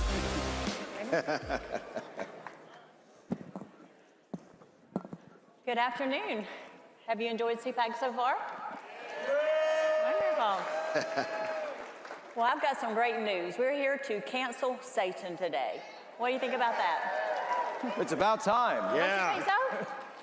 Obviously, Satan has invaded every part of our lives, and he's done that from day one. And what we've seen is that just about every area of our lives, our families, our finances, especially our children, our schools, Satan is prevalent. And the key is obviously be able to discern that and being able to tell the difference between truth, real truth, God's truth, and then being able to ward away the evil. We have an excellent panel here today who are going to share some of their viewpoints and how they discern. And we're going to start with Jack today. Jack, would you like to talk? We spoke earlier about something that happened in Spain, which just happened today, and to really show you how Satan has really destroyed a life today. Well, it's true, and it's very unfortunate, and I'm sure, I know you guys here locally at CPAC have been paying attention to the speakers and all, but story that's broken and is very, very active online, viral online right now, is that over in Spain, and I would call them socialist Spain, in Pedro Sanchez's Spain right now, that there's been a case of euthanasia, government-backed suicide that was administered to a young girl, 25 years old. Her name is Noelia Ramos, or her name was Noelia Ramos, because just a few hours ago, this government-backed, and I'm going to call it what it is, it was a government murder. It was a government murder that took her life. Listen to what happened here. A couple years ago, she went to the hospital because she had depression. They put her in a state-run home to be able to be watched for, so we thought. She was raped by multiple North African migrants while she was in government care. Following this, she did not receive the help that she needed. She attempted to commit suicide by jumping off a 5th-story window ledge, tried to kill herself. She didn't die. God saved her life even then. But she did become a paraplegic. Well, hold on, folks. Unfortunately, the story does not get better. Because then the government came to her and said, instead of helping her out of this terrible pit of despair through healing, they said that we want to offer you government-backed suicide. Her family fought it. Her mother said to turn it off, said to stop it. They said no. You know why they said no? Because her organs had already been promised to another patient. They took her organs, even before she was dead, while she was still alive, And her father tried to file a lawsuit with the government, and they still said no. They still said no. And I'm very sorry to say that that was carried out earlier today. It's atrocious. It is not compassion. It is unhuman, and it is satanic. And when you do not embrace a culture of life, then by default, you become a culture of death. And that just goes to show you that that is the end point of all far leftist socialist politics. It always ends with the deaths of the innocent. Just a tragedy, absolutely totally preventable as well. Satan enters at every opportunity. We have to be on guard. You have to be able to recognize it at every step. And as a parent, I see it every day with my kids, and it's hard being a parent, especially when so many hours of the day they're actually with someone else. They're not with you. So it's important that also, in our churches. Pastor Burns, why don't you tell us a little bit about what your mission is? Everybody knows Pastor Burns, know you? Everybody's met him before? Let's give him a hand. Thank you. He's on fire for God. Yes. Well, we're here to talk about counseling Satan. Yeah. And I'm so happy for Matt and Mercedes and CPAC for hosting this very special message. How do we counsel Satan in America? Well, number one, it is time for the church to stop bowing down to culture and start bowing down to Christ. The problem in America is that we have too many weak preachers of the gospel of Jesus Christ that won't open up their mouths and start speaking the truth and truth to power. We have to disciple America. There's a reason why Donald Trump is rededicating America back to the living God coming up soon, because this nation was founded on Christian principles. It was founded with the ideal that Jesus is Lord of America. Do you believe that? Say yes to that. Amen. Yes. And we are becoming too passive, even right now. We're so slow to clap our hands the moment we talk about defeating Satan. The only way we can defeat Satan is with the power and the love of Jesus Christ. Amen. We fight not against flesh and blood. I can't hear nobody. I can't hear nobody. We fight not against flesh and blood, but against every principality, wickedness of high places. Our enemy is not Joe Biden, it's Satan from the gates of hell. Amen. I can't hear nobody. That is why we have a nation that is allowing children to change their sex. That's why we have a nation that makes it easy to kill babies. Y'all not talking back to me, but I'm telling you the truth.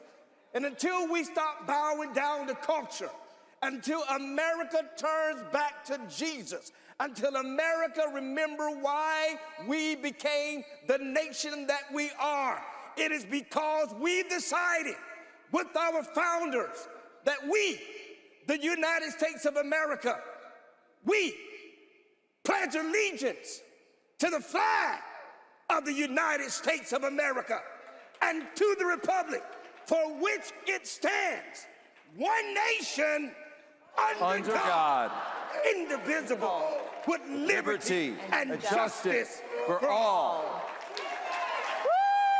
That's how we count. Y'all ready to go to church? Good luck following that. Thank you, Pastor, for bringing us to church.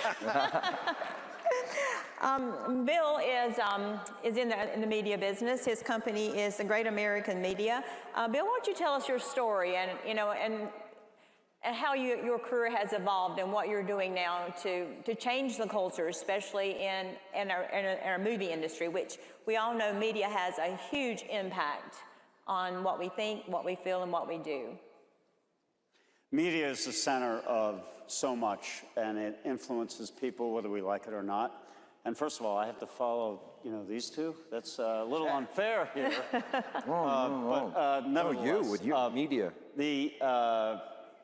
What you said about the Pledge of Allegiance, when's the last time you heard the Pledge of Allegiance cited or said out loud?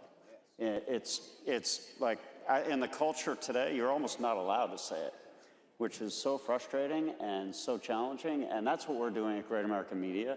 We are bringing back the national anthem. We're playing it every day at the start of our broadcast day. Pledge of Allegiance as well, because it is the fabric of our country. And what we are doing across all of our content is being relentlessly positive, uplifting, and faith, family, country are our three pillars that we focus on relentlessly, and all of our stories uplift faith. They put family in a positive light, and they put the country in a positive light too, the military especially. And you look around the entertainment landscape, I'm waiting for the next movie to be made off of Jack's story here. You won't read it though, you won't see it in the news tonight though, I'm sure. So we are here to bring positive light into the world that way through our entertainment by supporting faith, family, and country. Great, thank you. Thank you. Jack, we know with your podcast, you reach millions on a daily basis. Tell us what you can do or what you are doing to defeat Satan.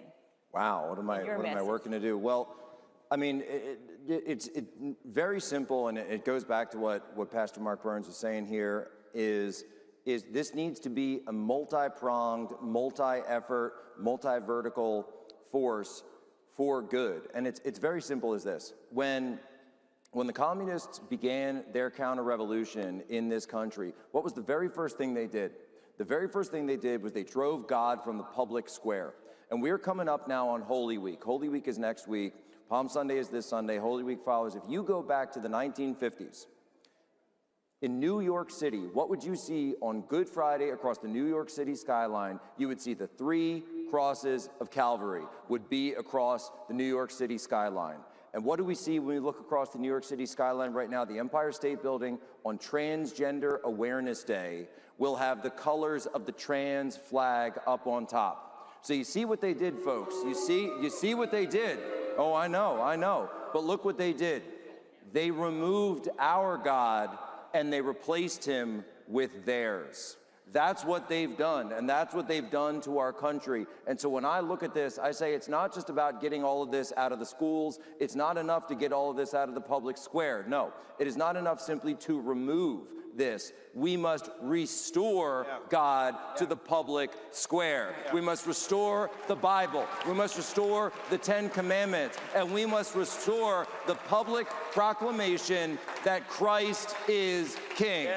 Yes. Hallelujah. Hallelujah. Hallelujah. And that's what we try to do. And I'm just going to piggyback on that, because how did that happen? It happened because we, the people of the United States of America, we, the believers who believe that Jesus died on the cross and he rose again with omnipotent power in his hand. Do I still got believers here at CPAC that believe Jesus died and he rose again with... Is anybody looking for Jesus to come back here? I can't hear nobody. Yes! Jack just said Jesus is king. That should be the moment that this place erupted, better than Donald Trump walking on the stage. Jesus is king. Yes. And it is that level. Jack said it. How did that happen? It happened because we are too busy being the silent majority. Do you think that those of other faiths, if you trample on their faith, you think they're going to be silent? No, we become too comfortable here in America. Loud churches don't change policies. Amen. Amen. We're here to inspire you, but for you to take this fire, not to entertain you. We are about to lose a nation. Do you hear me, church? Yes. We are about to lose a nation. We, the people, to form a more perfect union. We, the people, we are God's children. And we believe it so much that we put it on our currency. But yet we're sitting back and we're letting other faiths move in. And we're letting other people who denounce the Christ is king to move in. And you sit back and let it happen. We are here to counsel Satan in every form. So you're hearing what I'm telling you. Now, I know that you may not go to a black church, but you'll be going to a black Baptist church by the time we're done here in this setting. I can't hear nobody. I wish you would open up your mouth and just declare, Jesus is king. Yes. Yes, he is. Give him glory right where you are. Yes. Glory to Jesus. He is king. But we can't let it happen, because if we stop and if we're silent and if we don't pick up the cross and follow Messiah, if we don't pick up the sword, must Jesus bear the cross alone? No. He saved us. He wrapped us in his love by the blood of the Lamb. The only way we counsel Satan is with the blood of Jesus. Are you hearing what I'm telling you? Amen. But you can't be silent about it, church. I'm talking to you. You can't be quiet about it. The moment they try to put gay books inside your public school, you should open up your mouth and say, the devil is a liar. I won't let this pornographics show up in my school. Y'all not talking back to me. Where is the fire of the Holy Ghost? You've got to be bold about it, America. Because if you don't, they will be bold. And that's why we're losing, Veronica, we're losing territory. Yes. But God brought you here. God brought Jack here. God brought me here. God brought me here to tell you, to inspire you. Call on the name of Jesus. But be bold about it. Be bold about it. If God be for me, yes. I can't hear nobody.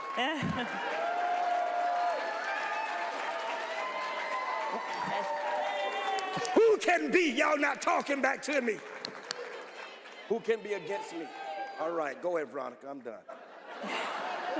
He's not done. He's just kidding. He's not done. What I would like to do is let's end this session in prayer, and let's pray for our country. Let's pray for discernment. Yes. And let's pray that God will enlighten us and give us the words and the wisdoms to actually cancel on a daily basis, probably about every hour, every minute, honestly, because Satan will be attacking you. And he will probably attack us more after we walk out of this room because of what we've done here on this stage today. But would you mind if we all just stood and pray for our nation right now? Can I just add one thing? When they tell you not to pray, just remember this. Prayer causes pain to demons. Yes. And when those of the faithful pray together, it causes harm to demons. Yes. Let's pray. Let's stand. Will you stand with us and let's pray for our country? Yes. Pastor Mark, will you please lead us? Let's pray. Grab somebody's hand. Grab somebody's hand. How many know we need a revival here in America? How many know we need a revival here in America? Yes. Father God, in the name of Jesus, Lord, we first pray for you, the King of Kings and the Lord of Lords. You have declared through the framers of this great nation that this is a Christian nation. This nation belongs to you, God. Now, Father, we ask you now to bring revival like never before. Let a fresh fire that moves from this pulpit that will spread to every person under the sound of my voice, and to every person that is watching this broadcast, that you will be emboldened to do what Jack says and pray to the living God. And when we pray in the name of Jesus, demons tremble, oh God. Marriages are restored. Healings take place. finances are restored, and lives are extended. So, Father, in the name of Jesus, we commit this prayer to you. We commit CPAC to you. And we pray for the greatest president in our lifetime, President Donald J. Trump, that he may continue to lead this nation back to you. We dedicate this to you in the name of the living God. And if we believe this, we shout, amen. Amen. Amen. Praise God. Hallelujah. Thank you. Hallelujah. Thank you. Thank you.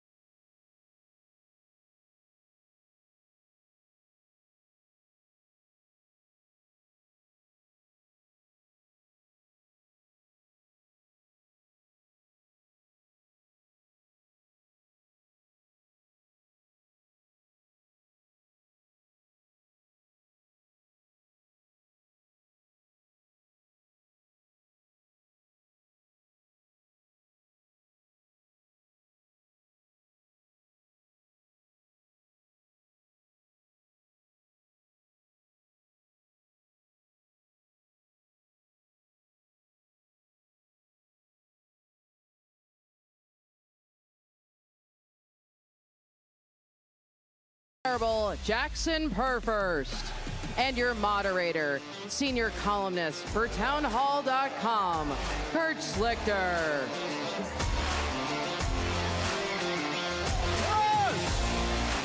Please sit down, guys, sit down. Well, you guys are in for a treat. I bet you guys have been waiting for this one, right? Oh my gosh, okay. I'm 61 years old, and I'm getting shown up by a 23-year-old and 25-year-old. 6 decades of kicking commie ass. We got to turn it over, folks. We got to turn it over, and these are the guys to do it. Jackson Purfirst, mayor of Cross Lake, Minnesota, taking the lead in fighting fraud. Nick Shirley, I don't need to introduce him.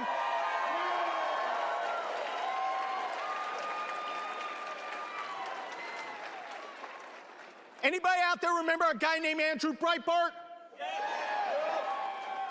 This guy right here is fulfilling Andrew's dream. Nick, how did you get into being an independent journalist out there revealing fraud? Well, I started just by wanting to see what was happening in the world, and then it turns out the world's very corrupt. So I ended up investigating corrupt issues such as the border, and then eventually the fraud in Minnesota. Oh, wow. As a boomer, I'm kind of like, every time I hear you. Jackson. Yeah. You are the mayor of Cross Lake, Minnesota.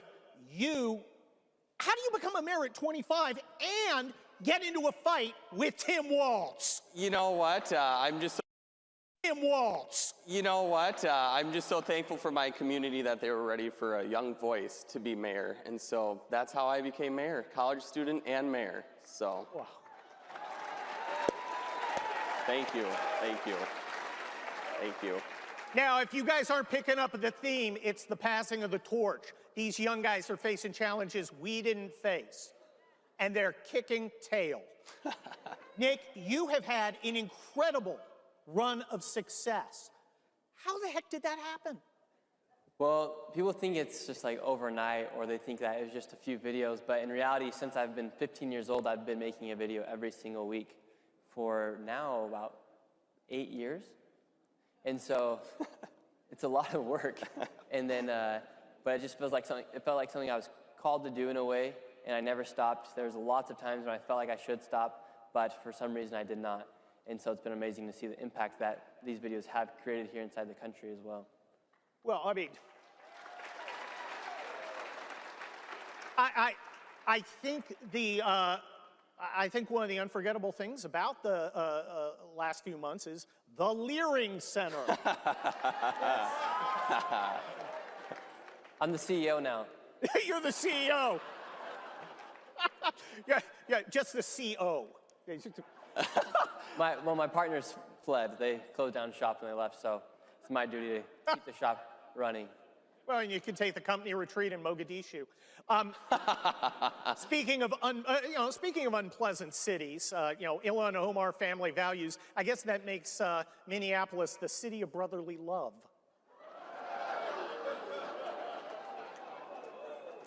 Sadly, you're right. As mayor, you've been telling me backstage that actually what's happening is Minnesota and Minneapolis and its corruption is sucking all the money in from actual American citizens out in red Minnesota. How's that work? Yes, so the fraud is happening right down in Minneapolis and St. Paul, and St. Paul is our state capital. But what's happening in the metro is that all of these programs that are using these fraudulent dollars or taxpayer dollars that should be going out to greater Minnesota and local government aid to help their cities with infrastructure projects or budgets or just necessity programs, all that money that should be going outstate is being absorbed by these fraudulent programs. So if we don't crack down on this fraud, greater Minnesota cities are already feeling the struggle and the burden from the fraud. They're all going to be choked up. This is huge. This is people's livelihoods. This is cities that are going to go under if we don't get a handle on this fraud. Nick, when you did this and when you exposed this, you kicked up a hornet's nest. Tell us what was it like to be under pressure from the left, including the regime media, when all this started? You would think that the leaders inside our country, especially those where the fraud was exposed, that they'd be happy that the fraud was exposed. But in fact, they're probably part of the fraud. So they weren't very happy. In fact, they wanted people to even go out in the streets and to riot. And they encouraged these people to go out and protest because we were exposing fraud inside of our country. We were exposing each and every single one of your dollars because that was federal money as well. And they were upset that that was getting exposed. So when we talk about the world actually being corrupt, that you really do have people inside of our government who hate America. And so it's our duty to really go out and face them head on. If we don't, who knows what America will come to. Yeah. And so something that was interesting for me to expose this fraud is the first time where really my hand was forced to really go out and give my opinion and to actually have to necessarily stand up for myself when you did have these people like Tim Waltz calling you delusional conspiracy theorist, far-right, white supremacist. And at the end of the day, it's because they're guilty of this fraud, but it helped me understand that like you do have to confront these people and stand strong, or else they will win, and the critics are always louder than the people that are doing the doing. And so it's our responsibility to fight back. Yeah. Now, Nick, what would I know about fraud? I'm from California. Looking at it from the outside, it looks like almost a immune system response to an invader. Like fraud is an organic part of the Democrat leftist power system in Minnesota. And I'll follow up with you, Jackson. Is it part and parcel of what they do, or is it an outside thing? 100%. I mean, they don't even want people to show their own ID at the voting when they go to vote. In California, if you show your ID, or even in Minnesota, if you show your ID, they're not even going to let you show your ID when you go to vote. And so then you have these politicians that are, for instance, Gavin Newsom right now, he's leading the way to become the Democrat nominee on markets like Polymarket to go out and become the next president if the Democrats were to win. He won't even allow his state to show ID. And so a lot of the stuff that is supported by the Democrats is fraudulent or it is corrupt. Jackson, would you say that this fraud is business as usual for the Democrats? It is their operating system. It is the way of doing business of the Democratic Party in Minnesota is fraud. You know, back in 2014, the fraud was just brought out about the Medicaid program. Then it was brought up again in 2018 by former Congressman Jason Lewis. And we just took it as Minnesotans that our government would get a handle on this. And they haven't. I mean, look where we are today. When I had a letter that I published with 268 other mayors across the state of Minnesota condemning the fraud and condemning the fiscal direction of the state, Nick's video and my letter hit it the same day. And this is coming from two young people who see what's happening to this country, what's happening to this state, and what's happening to your guys' taxpayer dollars that is hurting everybody. And the Democrats just think it's okay. They're okay with the small percentage, that's what they say when they call me, well, it's just a small percentage of the budget that's fraud. Fraud should be zero. There should be no fraud. Why would anybody want fraud? But that is how they operate. That's just the normal daily life. Leering centers and fraud. Well, we've identified a problem. Now we need to identify a solution. Nick, what's the answer? What do we do? Step one is to expose. What do we do next? Arrest and deport the fraudsters, especially if they're illegal. I mean, you literally have people here who hate America and steal our money and act like it's no big deal. So we should arrest them, and if they're illegal, deport them. Arrest and deport. Yes. I'm going to make that my tramp stamp. Jackson, what do we do? I agree. You know, these people that hate America, and even if they don't have to even be Somali, that is, you know, the fraud is being perpetrated by Minnesota. I don't care what race they are. They should be arrested and deported. I agree. And we need to keep bringing awareness to how this is affecting everybody. Nick, what's next for Nick Shirley? There's a lot of fraud to expose. Maybe some more in California. I heard someone say that back there. Maybe have to go do a follow-up on the Leering centers in Minnesota. But I can't reveal too much or else the fraudsters will know where I'm going. They're all on high alert right now. Yeah, we do have some security now. Columbus, Ohio? I hear that one's pretty bad there, too. Who wants Nick to come to their town? Because this ain't unique. This is everywhere, right? Everywhere. Like, everyone's just shouting out their states because they know the fraud's so bad. Right. So maybe some of you should stand up your own cities as well and confront the fraudsters. Because now, Jackson, as a 25-year-old mayor, when I was 25, I was drinking Coors and being a platoon leader. Mostly drinking Coors. Young people today, and I think Charlie Kirk really highlighted it. You guys are facing a different world, a different situation. What can we do to support guys like you, your age, who we're going to pass the torch to? Continue to stand behind us, encourage us, pray for us, do everything possible to help us achieve our goals, which then in turn help you guys achieve your goals. Like you said, we are the next generation. It is a calling, I truly believe, for our generation to finally stand up, grab the bull by the horns, and lead this country and our states to success. Outstanding.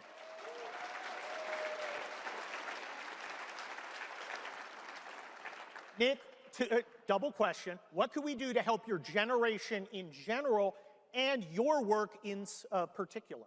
yeah, I think supporting people like me and supporting people like Jackson as well is super important, but then also going about and actually being willing to be that person who stands up in your own community. You don't need to make a viral video.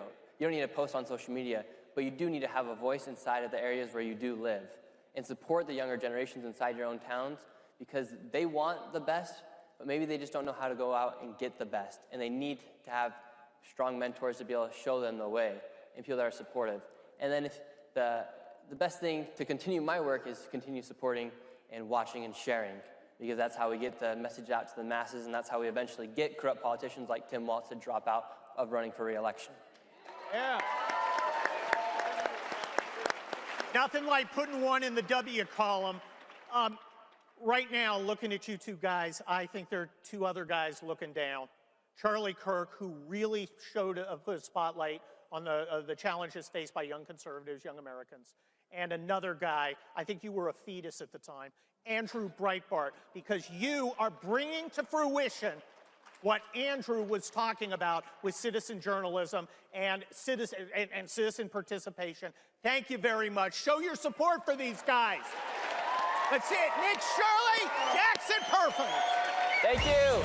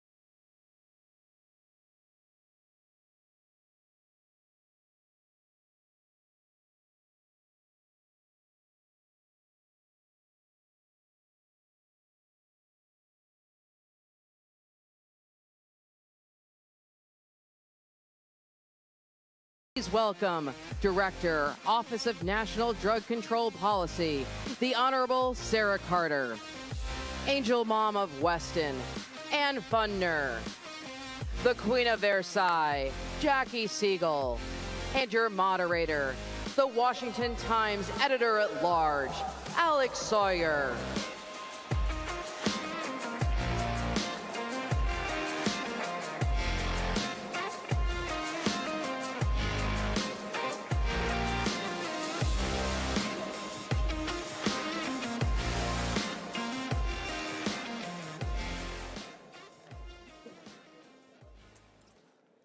All right, thank you guys. We have a major topic, very heavy, but I just want to applaud the three of you for using your voices and helping decrease the number of overdose deaths that's happening to our youth. It's so important to continue to speak out about it. And Sarah, I wanted to start with you and your actions of what you're doing with the administration.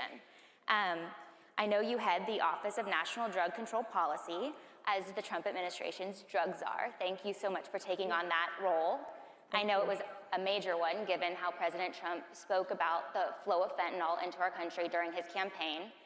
And I wanted to first ask you, I know you started your career as an investigative reporter at Fox. You previously worked at the Washington Times, where I am now.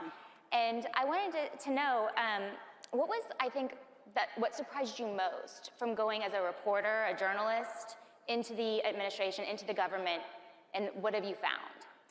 So thank you so much first for that intro. And yeah, it's been a long road, 25 years covering the cartels along the US-Mexico border, the nearly 2,000-mile porous border until President Trump, thank God, came into office and shut it down.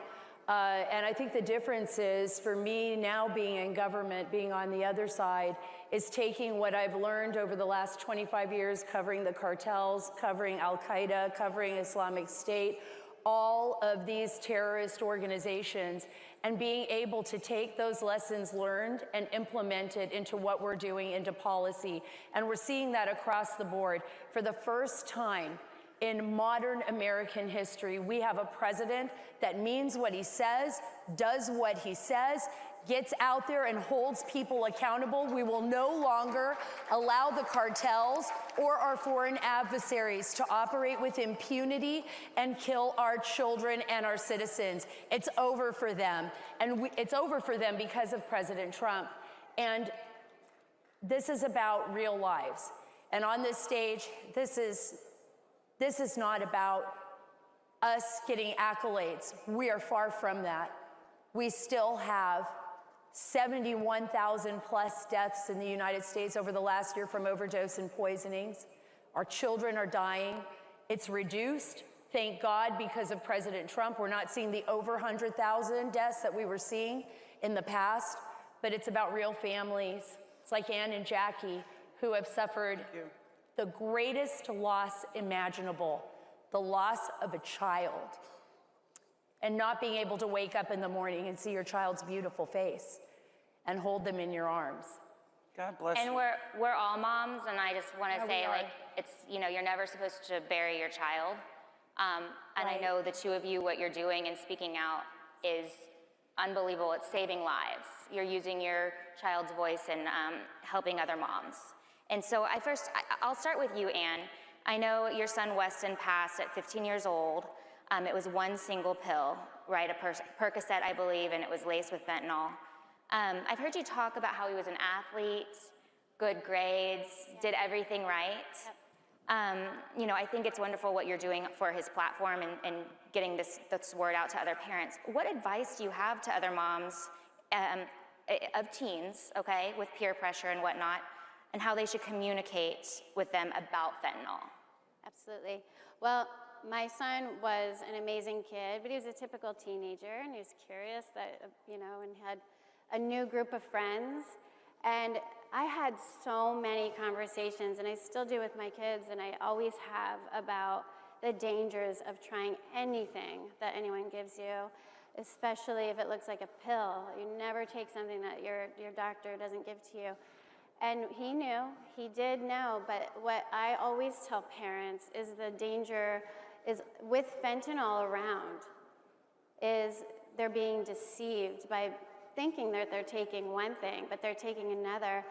Peer pressure was really the avenue that drove my son into what happened to him, because he did know, but he was with a new group of friends. I think he just wanted to fit in. He was only at the high school for a few weeks. We've always private schooled him. This was a public school. It was a lot different. And he was, you know, asked to try something, and I don't think he wanted to be the odd man out. And so he tried something, and it wasn't even a whole pill, and it killed him. I wanted to ask a quick follow-up about, you know, where were the breakdowns in the system that led to that pill reaching your son? The breakdowns in the system is, I mean, it came over the open border. It, you know, California, where we were living in Dana Point, no border control. I mean, the whole United States was open during that time. So the breakdown in the system is that they weren't criminalizing, they weren't watching the border. Every time that they would get a routine traffic stop, they would find, you know, every time they found 400,000 little blue pills, they would give the person a court date, come back in 2 weeks, and they were back over the border within an hour. California really was very negligent, but the Biden-Harris administration was incredibly negligent, just allowing, you know, 5,000 people, 10,000 people, just the open borders were just such a driver of this incredibly horrible epidemic where we've lost 500,000 people under the Biden years because it's underreported. So, you know, we know that there were at least 400,000, but I think it's probably closer to 500,000 people are mourning their children, and it's very intentional. Jackie, I wanted to also talk to you about your daughter, Victoria. I know you founded Victoria's Voice following her overdose, and I want to also extend my condolences. I know fentanyl has recently also taken another one of your relatives' lives, so my prayers are with you. One of the things I wanted to ask you is for parents in the audience. I know with your organization, you do a lot of education, parents, also for those in schools, administrators, that what they might be able to look for, warning signs that they can pick out. Okay, just so everyone knows where I'm coming from, and thank you for having me today and to being on this amazing panel. Me and my husband, David Siegel, lost our daughter 10 years ago from a drug overdose. And our mission was to save lives through our Victoria's Voice Foundation so that no other parents would go through this great loss. My husband and I were going to we were going to move into Versailles for his birthday last May, and a few weeks before, oh my God, I'm so sorry. What does everyone say? Oh, sorry, President, I'm in a meeting. So last May, a few weeks before we moved in, my husband had passed from cancer. And on that afternoon, my only sister did a line of fentanyl, and she passed the same day as my husband. And to make even a greater impact, on my way here to speak on this panel, I got a text, and the text said, our grandson has just passed from a fentanyl overdose. On the way here, I found out about just last evening when I was landing. So, oh my God, I gotta put my phone on silent. I don't know how to do that, I'm so stressed out. Yes, please. I'm too stressed out because I'm too emotional. I'm trying not to cry right now. But that's just part of the impact of the great things that has had on my family. And I pray to God, and I say, God, why is this happening to me? I've got the greatest thing in the world happening. I had the Broadway show. I've got the biggest palace in America, and all of this tragedy is happening to me. And his answer was he put all this in place so that I can make a greater impact in this world and give me the wherewithal and have the voice through the fame, through even our Versailles house to raise money. And to answer your question, what we're doing also, we have many programs in our Victoria's Voice Foundation because we've gone nationwide, and one of them is vital signs, because it all goes back as parents Like we didn't know the signs of a child doing drugs. We didn't, had we known the changes of behavior or the fact that they're being bullied. So we have a whole virtual program, I don't know if I call it a program, but where we give the parents through a lot of the churches that are participating access to the education to look for these signs of the children doing drugs. What should a parent do when they do recognize one of those signs? What's their next step? Well, the next step would be to talk to your child, to tell them you're their friend. And you can also seek like a counselor or through the church and just build the relationship. Like, because one of the things the kids they're so afraid of their parents, I'm going to get grounded, they hide everything. And honestly, kids, when they're doing drugs, they can be the greatest actors in the world. Like, they should be getting Academy Awards of the way that they can hide this from their parents. So I say just show your love and be their friend and seek advice. And then, Anne, I want to go to you before I turn to some administration questions. I think I read or I saw a podcast you did previously, and you mentioned something about how highly addictive fentanyl is, and that if you do have the signs or find out that your child has tried it, that maybe the first step is actually taking them physically to, I don't know, is it a physician or a rehab? Like, what would be, I recall you said it was so highly addictive that intervention needs to happen right away. Is there someone to call? Is there a center? Like, what do you direct family members to do? Yes, I mean, you have to direct them straight that day into a facility, because fentanyl is so addictive. Within a couple of hours, they're going to start getting withdrawal symptoms that, you know, are just horrible: shakes, fevers, bowel issues. They're going to want to feel like they have to throw up, and they can't get out of bed. I mean, shaking. It's really horrible, bone pain. And so the person who gave it to them, who's very well trained and speaks your kid's language, is going to say, you know, try a little bit more just to take that edge off. You'll be okay. And they know that they can't tell their parents because they've done something wrong. That's the grooming process. So from there, your child now is going to be roped into an addiction instead of out of an addiction they never wanted because they tried something once.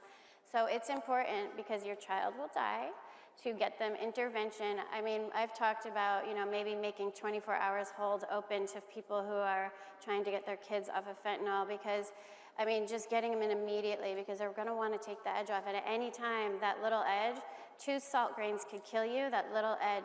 But when you had asked me before, what do you talk to your kids about? Peer pressure. Run scenarios so that they have a script. So when someone asks them if they want to do something, they have the knowledge and the know-how and the script to say no. And guess what? Other kids will then be able to get out of it as well. They'll hear them say no, and then they'll say, yeah, no, me either. So talk to your kids about peer pressure and have that script ready, but get them in right away. Don't wait till Monday. I can't tell you how many parents I know who waited till Monday and kids died on Saturday. Do not wait. It has to be immediate, because your child will die. Sarah, I wanted to ask you, I think Anne brought up the border and issues with the flow of the drugs into the country where the system broke down. I know the president has taken on this drug boat campaign. And so I wanted to ask you, has the targeting of these boats, what type of impact has it had on the flow of fentanyl or cocaine, other drug supplies coming in our country? Well, it certainly has had a strong impact, not just in the Western Hemisphere, but across the globe. Our focus on the Western Hem is to put the focus on America and America first. And what you're hearing here, these 2 stories, they're not unique, sadly. The cartels, as well as our adversaries, and I'm talking about the people that are selling those precursor chemicals that are leaving China, that are leaving from India, that are leaving from other parts of the world and entering our hemisphere, they know exactly what they're doing. And they know that they're adulterating these pills to get, not only to impact us as a society and to break us and to create this massive casualty event. Can you imagine? Think about the numbers here. And you were right, under Biden and Harris, it was a wide open border. So these cartels made hundreds of billions, if not trillions of dollars in human trafficking and sale of narcotics. And our adversaries, those that are targeting us, on the other side, pushed and pushed and pushed for this proxy war that is on our streets. And it was right under our noses, and it was a Trojan horse. So these strikes, you know, Operation Southern Spear, the taking down of El Mencho in Mexico, that is the Mexican government working closely with us and our intelligence apparatus to take out one of the most notorious and nefarious drug cartel leaders in our hemisphere sends, yeah, thank you.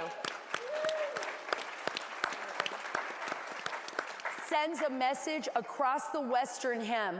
We are no longer going to take it. We are no longer going to allow you to poison and kill our children. We are no longer going to allow you to operate with impunity. Your days are numbered. And for every other cartel member out there that thinks they're going to wait out President Trump or that they're going to get away with this, they are sadly mistaken. Their days are over. It is done. Thank you. No other parent should have to wake up in the morning and suffer what they have suffered. No officer should get the phone call, you know, from the school that there's a kid in a bathroom that has collapsed because they took a pill that they thought was Adderall. They're only 12 years old and now they're dead. That's unacceptable. So, Operation Southern Spear, people can debate all day long. These people are pushing poison into our country, and it is over. They are terrorists, and they will be dealt with accordingly. Yes. Yes. We only have about 1 minute left, so just to quickly follow up, I'm assuming that we talk about this as a financial gain for the cartels, right? Like, what type of dent have we seen the Trump administration make in that, and what type of other crimes should families be looking at to see, are they turning towards other fraud schemes to try to make back that money? I'll make this really quick because I know we don't have a lot of time, and I want the moms to be able to close this out because it's about them that we're here. We have seen a decrease in fentanyl coming into our country, around 56% to 57%, which is phenomenal. We're seeing it being weakened. We are holding China accountable and telling them we are watching the supply chain and you will be responsible if we see more deaths in our country. No question about it. We are going to ensure that the supply chain is clean. Our office has a national drug control policy that will insist that the supply chain is clean, and on the demand side, we are going to make it readily available for those suffering from substance use disorder and addiction. We want them to be able to get effective treatment if they so desire, faster and quicker than they can get a drug off the street. And that is our goal, and we're going to make sure that every single American has that right, and we're going to prevention, prevention, prevention, as somebody said. We are going to ensure that our kids and our parents are armed with the tools that they will need to fight back. You're a part of this. You're our army. Thank you. And on behalf of Sarah and I just want to say to both of you, thank you so much for using your voice and your stories to help other parents. We're both moms. I have a 4-year-old. I have to go and study your foundation and make sure I know the tips and things to look for. Where can people follow both of you on social media or your website so they know if they need a resource or what they could go, you know, study up to make sure they know how to bring up these important topics with their teens? Yep. I'm Ann Elizabeth US on social media, and I'll tell you, I'm always open to talk. And also, I wanted to say thank you. President Trump has done everything to shut down this crisis. He's still working hard. And he put someone who's been standing by our side. Before she became the drug czar, she would be out at our rallies. I want a round of applause for Director Carter because we love her so much. Thank you. And I know everyone can see you often on TV and follow you, but is there your website for your foundation that they can go at? Well, it's the Queen of Versailles on Instagram and also on Facebook. And I do want to say, I think I just met my new best friend, Brooke. I love you, because I'm going to come meet you in Washington, D.C. I love you. to help in any way that I can. So thank you. Thank you all. Thank you. Thank you. Our kids have to come first. They got to know that we love them. We got to stand by their side and fight for them. Thank you.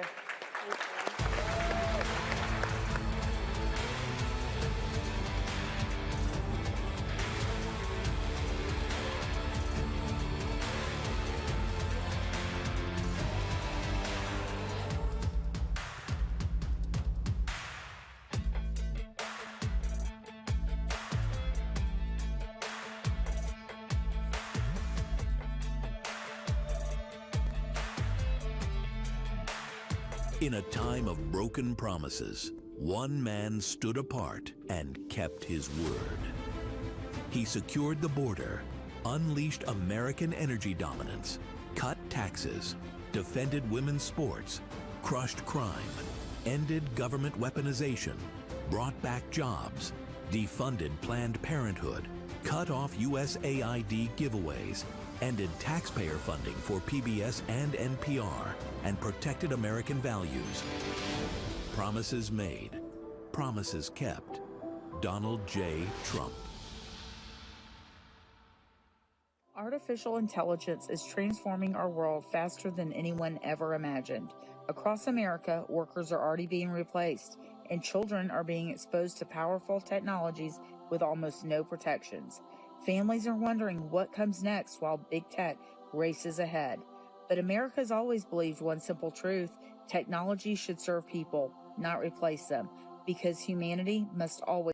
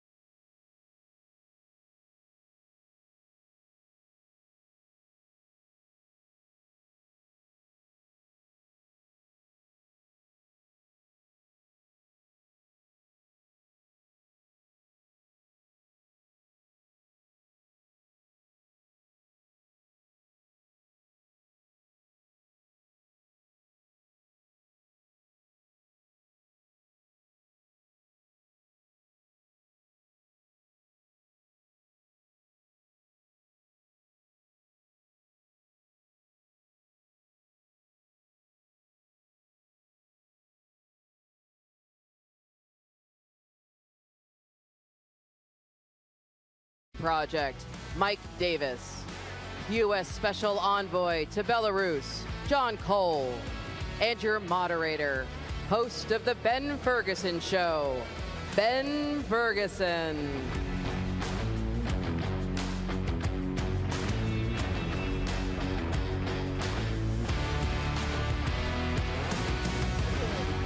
How is everybody? I need a little more noise. You're in Texas, so we got to do a little loud. There we go. I knew there's always one in the front. That's all you need. You just need that one, just that one guy. You're like my favorite. You were my best friend at Ole Miss in college. That would have been, you would have been my hype man.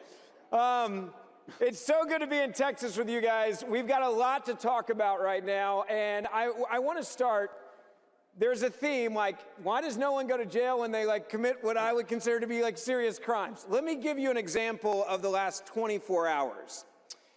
Jack Smith, anybody ever heard of that guy? Yeah, you know that guy. I gotta give him credit. That guy went pro. He went pro at abusing power. Next level, I give him credit for that.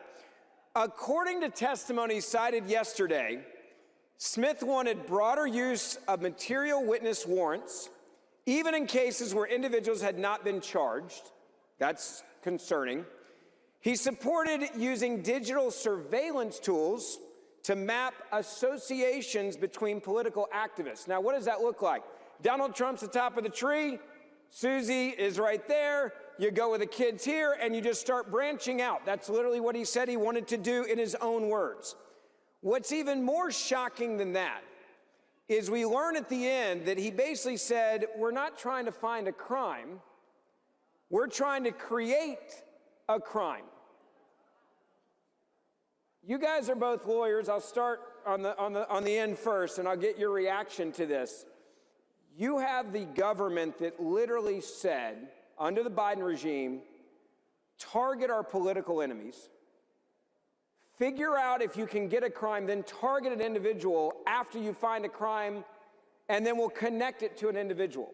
How bad is that compared to, I don't know, like Watergate? It's worse.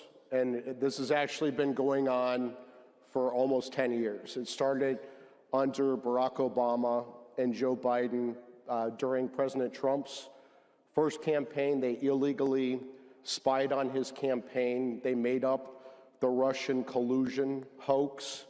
They tried to use our intel agencies and law enforcement to help Hillary Clinton's campaign and hurt President Trump's campaign. When they failed and the American people sent President Trump to the White House, they tried to sabotage his presidency. They impeached him twice for nonsense. They rigged and stole the 2020 election when he was out of office, and they understood that President Trump was thinking about running for office again. They brought a series of coordinated illegal indictments against President Trump. They indicted him 4 times for non-crimes. They tried to bankrupt him for non-fraud. They tried to throw him off the ballot unconstitutionally in several states. Joe Biden intentionally underfunded President Trump's Secret Service protection. It almost got him killed twice. We have new revelations that Jack Smith, this partisan Scud missile who Joe Biden launched at President Trump to try to take him out, we are finding out that Jack Smith illegally spied on President Trump's campaign again. Yeah. They spied on Susie Wiles. Not once, but twice. Yeah. And to break it down clearly, just so people understand what they found out in the Senate Judiciary Committee, they decided to spy on Donald Trump's campaign again, and the people they thought would be in the campaign that would be connecting those dots, including what we've been told is Susie was talking to her attorney. There's attorney-client privilege. You guys know about that. It's kind of a big deal. You can like be disbarred if that gets messed up. And they're like, no, we're just going to listen on those phone calls anyway. That is unheard of in the legal world. Is that fair to say? Like, I mean, that does not happen. Yeah, I mean, I would say this, that justice is definitely coming for this. And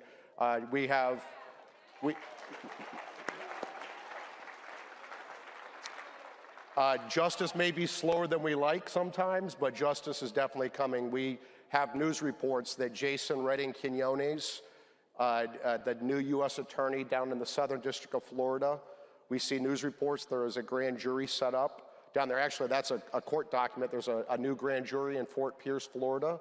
That's the same place where they did the Mar-a-Lago raid, the illegal raid on President Trump to get back presidential records that President Trump was allowed to have under the Presidential Records Act. They wanted these records because it was the Russian collusion hoax. Yeah. And so I would say to these lawfare Democrats, you better lawyer up because justice is definitely coming. And and Jack Smith better be in prison when this is all done. Amen to that.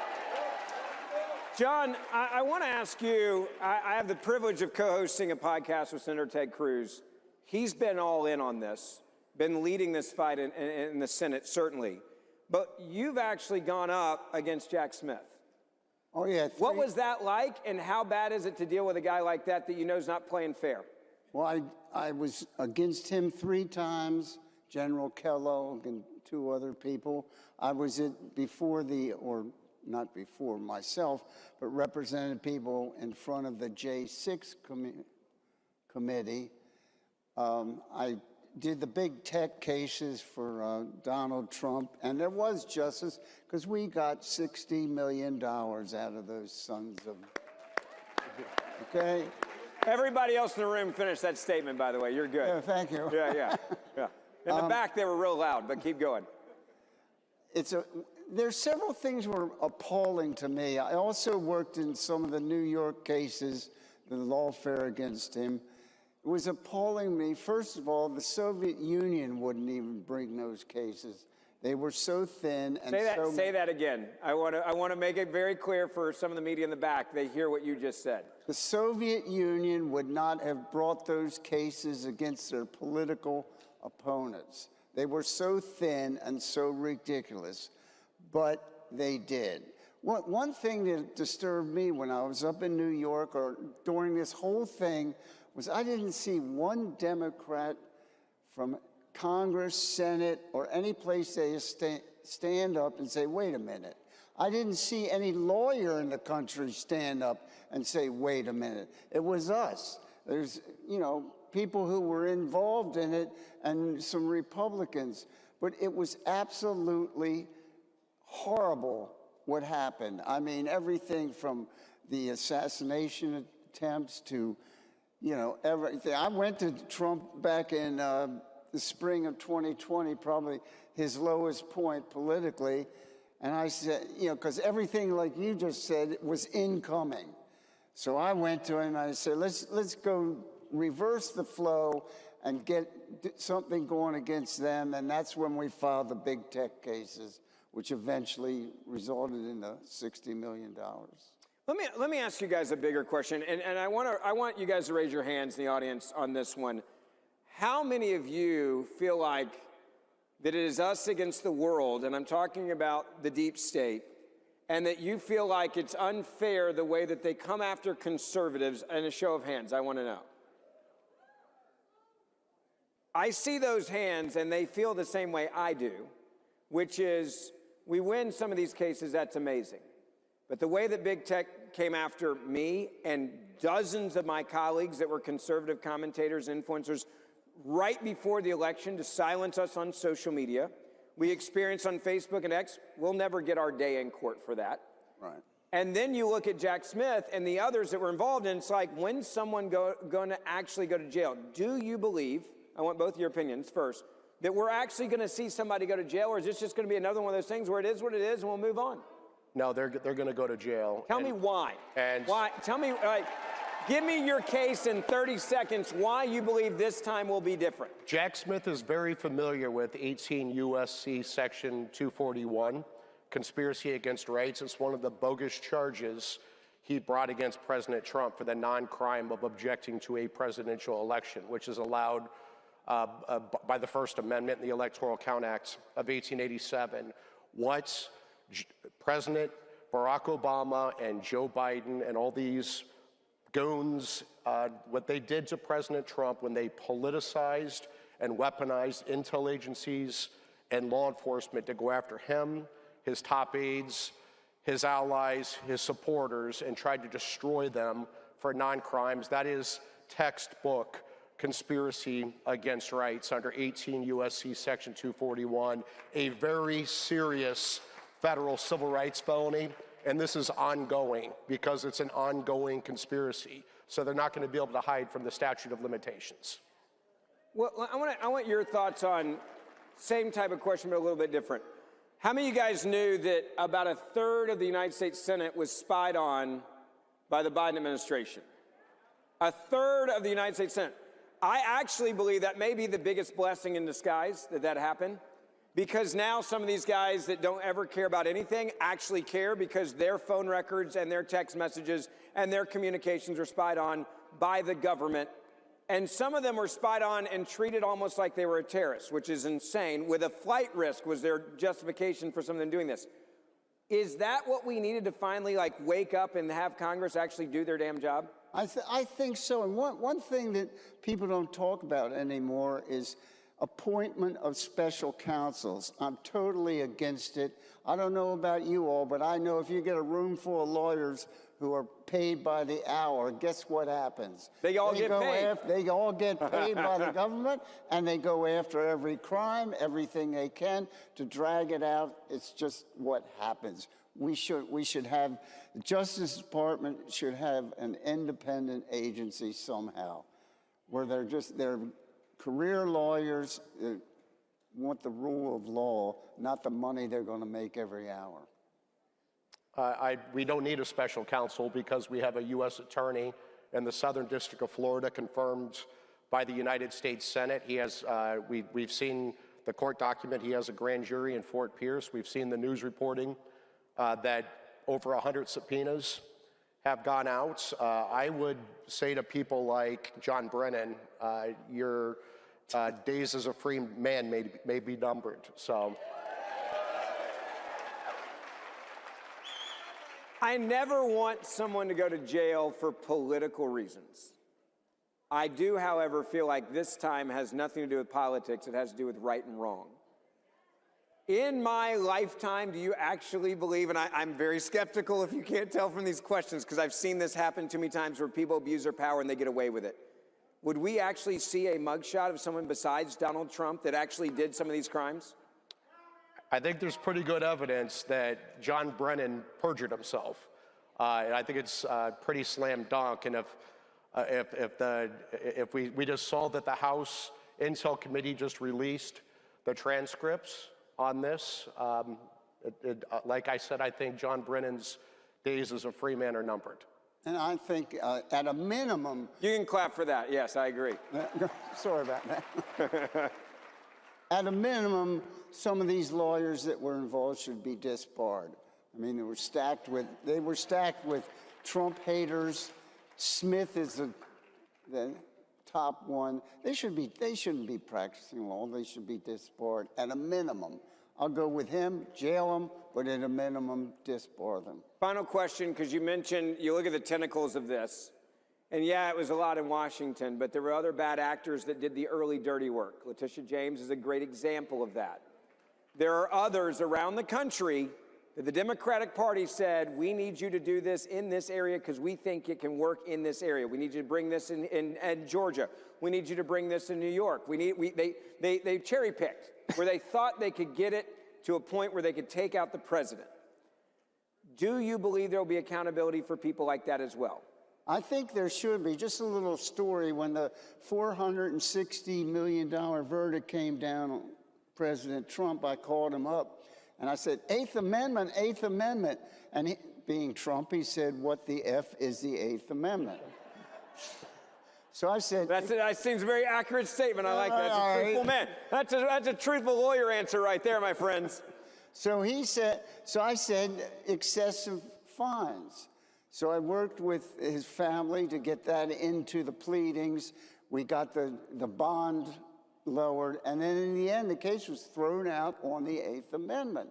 And all the lawyers, we all worked together and we got it. But it was incredible violation.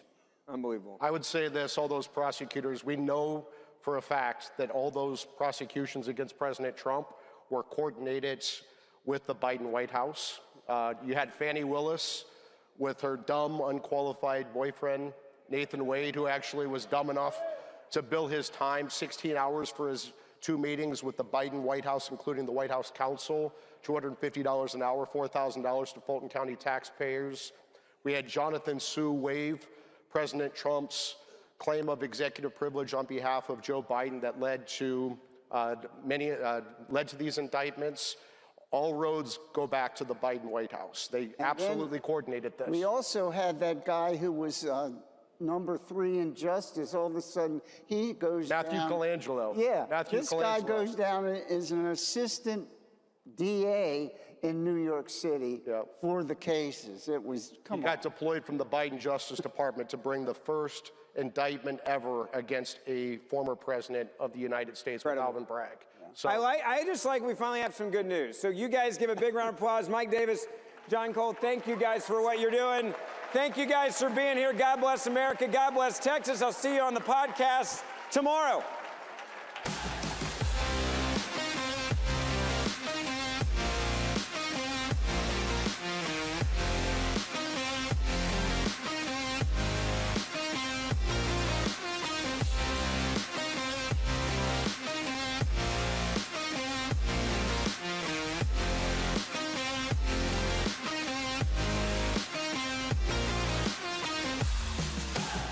History isn't written in the classroom.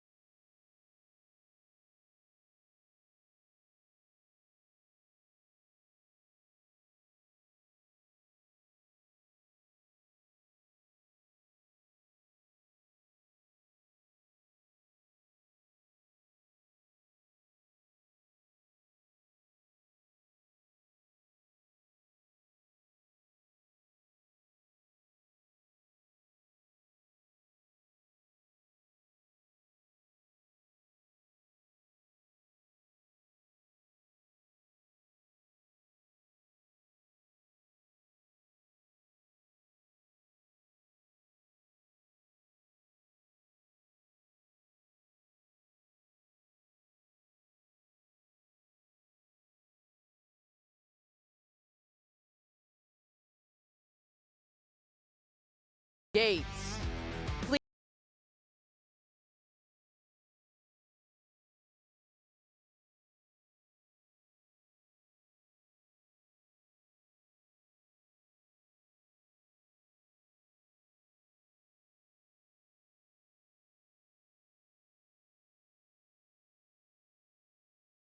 My name's Matt Gaetz. I come from the wing of the Republican Party that is only loyal to one nation, and that is the United States of America.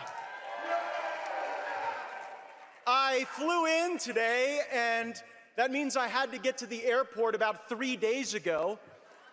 And I just think that as the moms are in these long lines with their screaming children, and as business travelers are seeing deals erode because they can't get through TSA, as TSA workers are showing up and not getting paid, and as romantic lovebirds are seeing their weekend getaways truncated, we should just use the airport broadcast system to put out Chuck Schumer's phone number. Not paying TSA and our cybersecurity professionals and those protecting America's networks and critical infrastructure, not paying those people and shutting them down is not legislative strategy, it is retarded.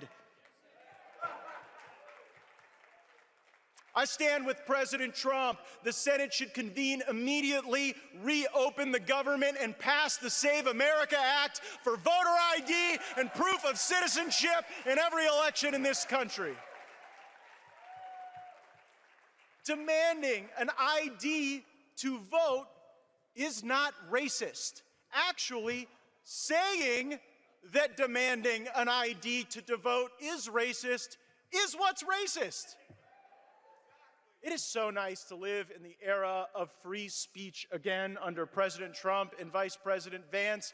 It felt like every moment in the Biden years, if we said a true thing about vaccine side effects or indicated that we supported building a wall or the rights of gun owners, that somehow we were labeled domestic terrorists, a threat to our nation. Well, I am proud to host the Matt Gaetz Show at One America News every night at 9 o'clock Eastern, where we stand up for free speech.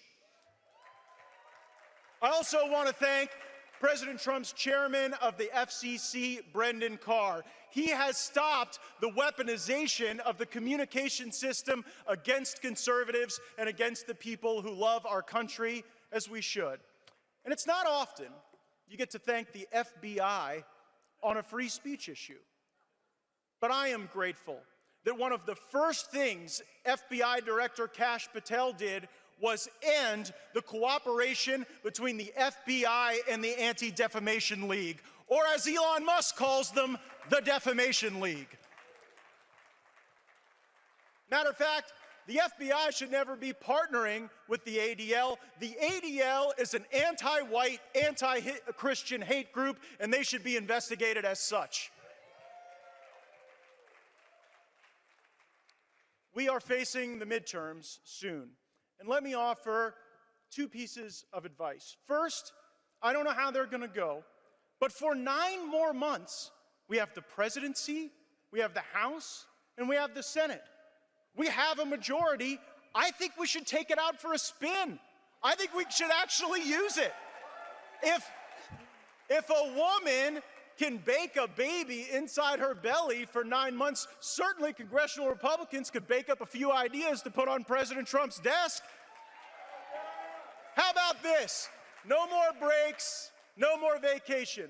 Wake up, say the prayer, say the pledge, and whether it is ending men and women's sports, voter ID, proof of citizenship, ending transgender surgeries on children, asylum reform, end to birthright citizenship, or access to IVF, we should be codifying President Trump's executive orders every day.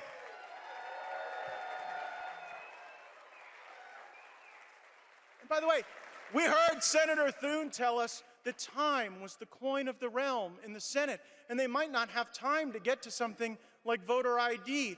And the same week, senators held a 2-hour Mardi Gras-themed dog parade. If Democrats want to be against the things we believe, strong borders, strong families, and a strong country, make them stand up and say it in a talking filibuster. You shouldn't be able to stand in the way of American greatness with an email to a scheduler. I have another bit of advice. We cannot move into these midterms with self-inflicted wounds. We have to end this cancel culture that is now occurring on the right. Dissent and disagreement has to be allowed. Tucker Carlson isn't going anywhere. I didn't bring a list of people to denounce or disclaim, and anti-Semitism isn't hiding around every corner and in every bush. President Trump is a builder. He understands that politics is an exercise in addition, not subtraction and division. And so while I may not agree with the likes of Mark Levin or Ben Shapiro or Mike Huckabee that we have some sort of near slavish loyalty to a country in a faraway land, I would walk across hot coals arm in arm with those individuals to stop the Democrats from turning America into a more transsexual version of Venezuela.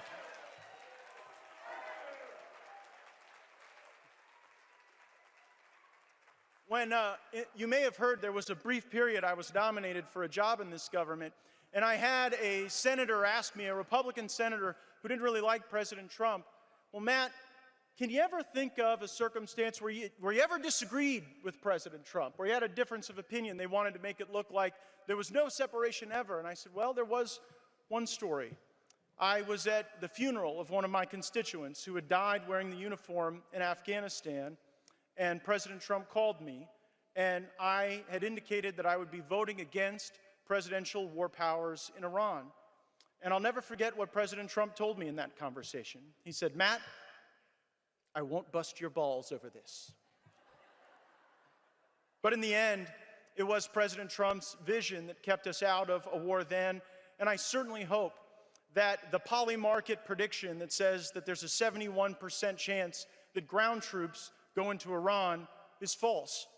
I want President Trump to have every diplomatic tool at his disposal, and I do trust that he knows a great deal more than I do. But a ground invasion of Iran will make our country poorer and less safe. It will mean higher gas prices, higher food prices, and I'm not sure we would end up killing more terrorists than we would create. In Iraq, we stayed for decades in Iraq, and we ended up giving the country to Iran. We ended up with 20 years in Afghanistan, and we just ended up giving it back to the Taliban after that period of time. And so maybe unconditional surrender in Iran looks like this. Didn't they just pick a gay Ayatollah? Like, I just think that's Asalama fabulous. I think a gay Ayatollah in charge of Iran is definitely mission accomplished. I'm not for Pride Month in June in the United States, but I'm not entirely sure I'm against it in Iran. At the end of the day, we indeed must stick together, and indeed we must reject where the left is taking us. I recall one conversation I had in Iowa campaigning for President Trump. I went into a little coffee shop, freezing cold, and a barista walks out and she said, oh, Congressman Gaetz, my boyfriend is going to be so mad he's not here. He's a big fan and wanted to meet you. Can we take a photo? And I said, well, sure, but will you go and caucus for President Trump? She said, oh, I'll do that. I said, well, if we send it to your boyfriend, will he go caucus for President Trump? And she looked at me with that steely-eyed Midwestern grit and said, Congressman, I'm not just going to make my boyfriend caucus for Donald Trump. I'm going to make all of my ex-boyfriends caucus for him too. And so in these midterms, call your in-laws and your outlaws, your vexes and your exes. Get out and vote. Stop Hakeem Jeffries from becoming the Speaker of the House, and let us continue the golden age of America together. Thank you all so much.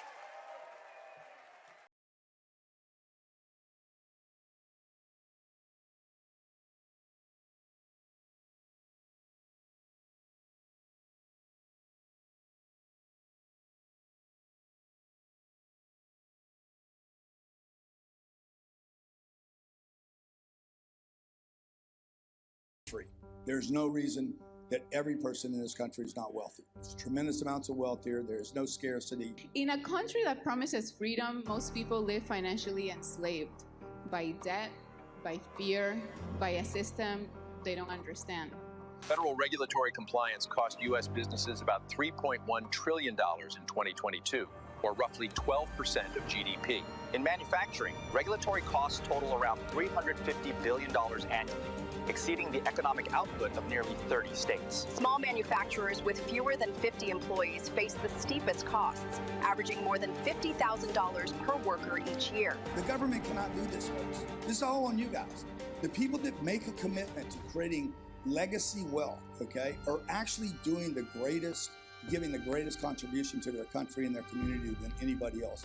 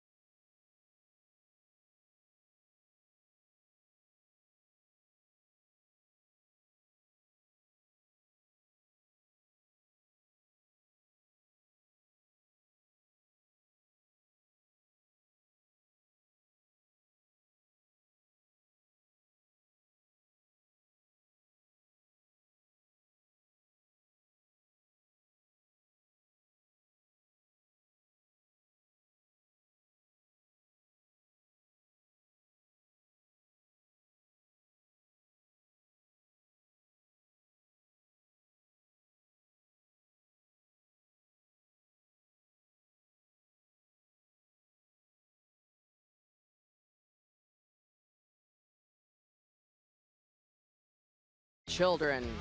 Please welcome CEO, Education Freedom Foundation, Erica Donalds. Chair of Athletes for America Coalition, Frank Murphy. A scholarship mom,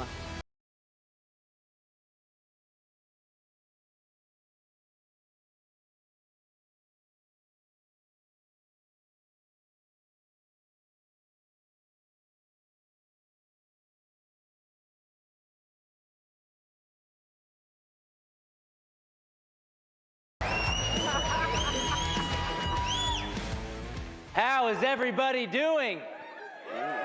Who's ready to make education great again?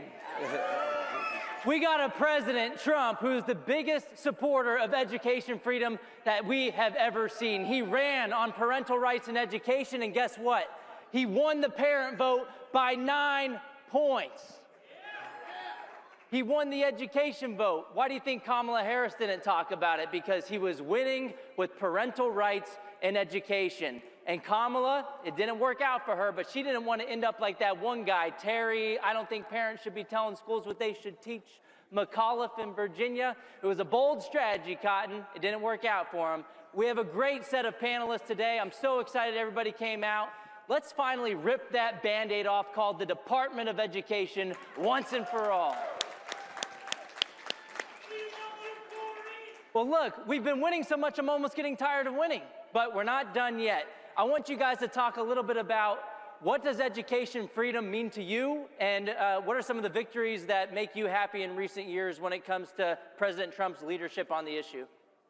Well, I believe education freedom means that every parent in this country can make the decisions on what is best for their kids, who educates them, how they are educated, under what value system, with what materials, and no secrets are kept from those parents when it comes to what is happening in their schools. It means that they have every dollar of funding, that if they choose a school outside of the traditional system, all of that money follows them, and we get free market competition in education, which is so desperately needed in this country. Greta, talking about free market education, how did that work out for your family? I know you live in the Dallas area, right? Yes, sir. I live in Fort Worth, actually, and having an opportunity to go to the school of our choice is major, especially because of the zip code that I live in. There's so much crime and so much death, and so to have an opportunity to send my kids somewhere that I know that they're safe and that I know that they're learning. I'm so excited about ACE scholarships, as well as what the president has done and what Lyndon McManus has done for education, for parents. I'm excited for us. And Greta, you were just at the White House for a roundtable with Lyndon McMahon during National School Choice Week, and I saw a viral video of you with President Trump himself, and you said, changing education yes, changes everything. Could you talk a little bit about your story with your daughter and how that kind of changed her trajectory? Okay, so I have a son that went to public school, and he found drugs in public school. So he recently died, and so now that I have my daughter, she's in a private institution and she's thriving. She's doing very well. And so changing education really does change everything.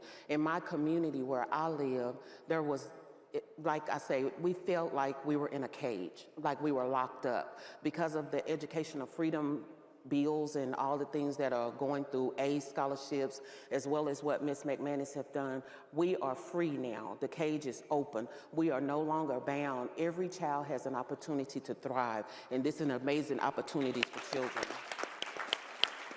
Frank, I read your bio and I saw that you ran a 4.22 40-yard dash, and you were in the NFL. I ran a 4.5, but I don't think it was official. I think my coach was trying to make me feel better. So could you talk a little bit about what you're doing with education and sports? Well, education is big for me because it gives me an opportunity by using sports as a platform to make sure that our next generation of youth, our next generation of athletes, that they purpose don't go to the graveyard. Because see, a lot of times we got to understand it takes boldness. But one thing for me, I got a second chance. I got a second chance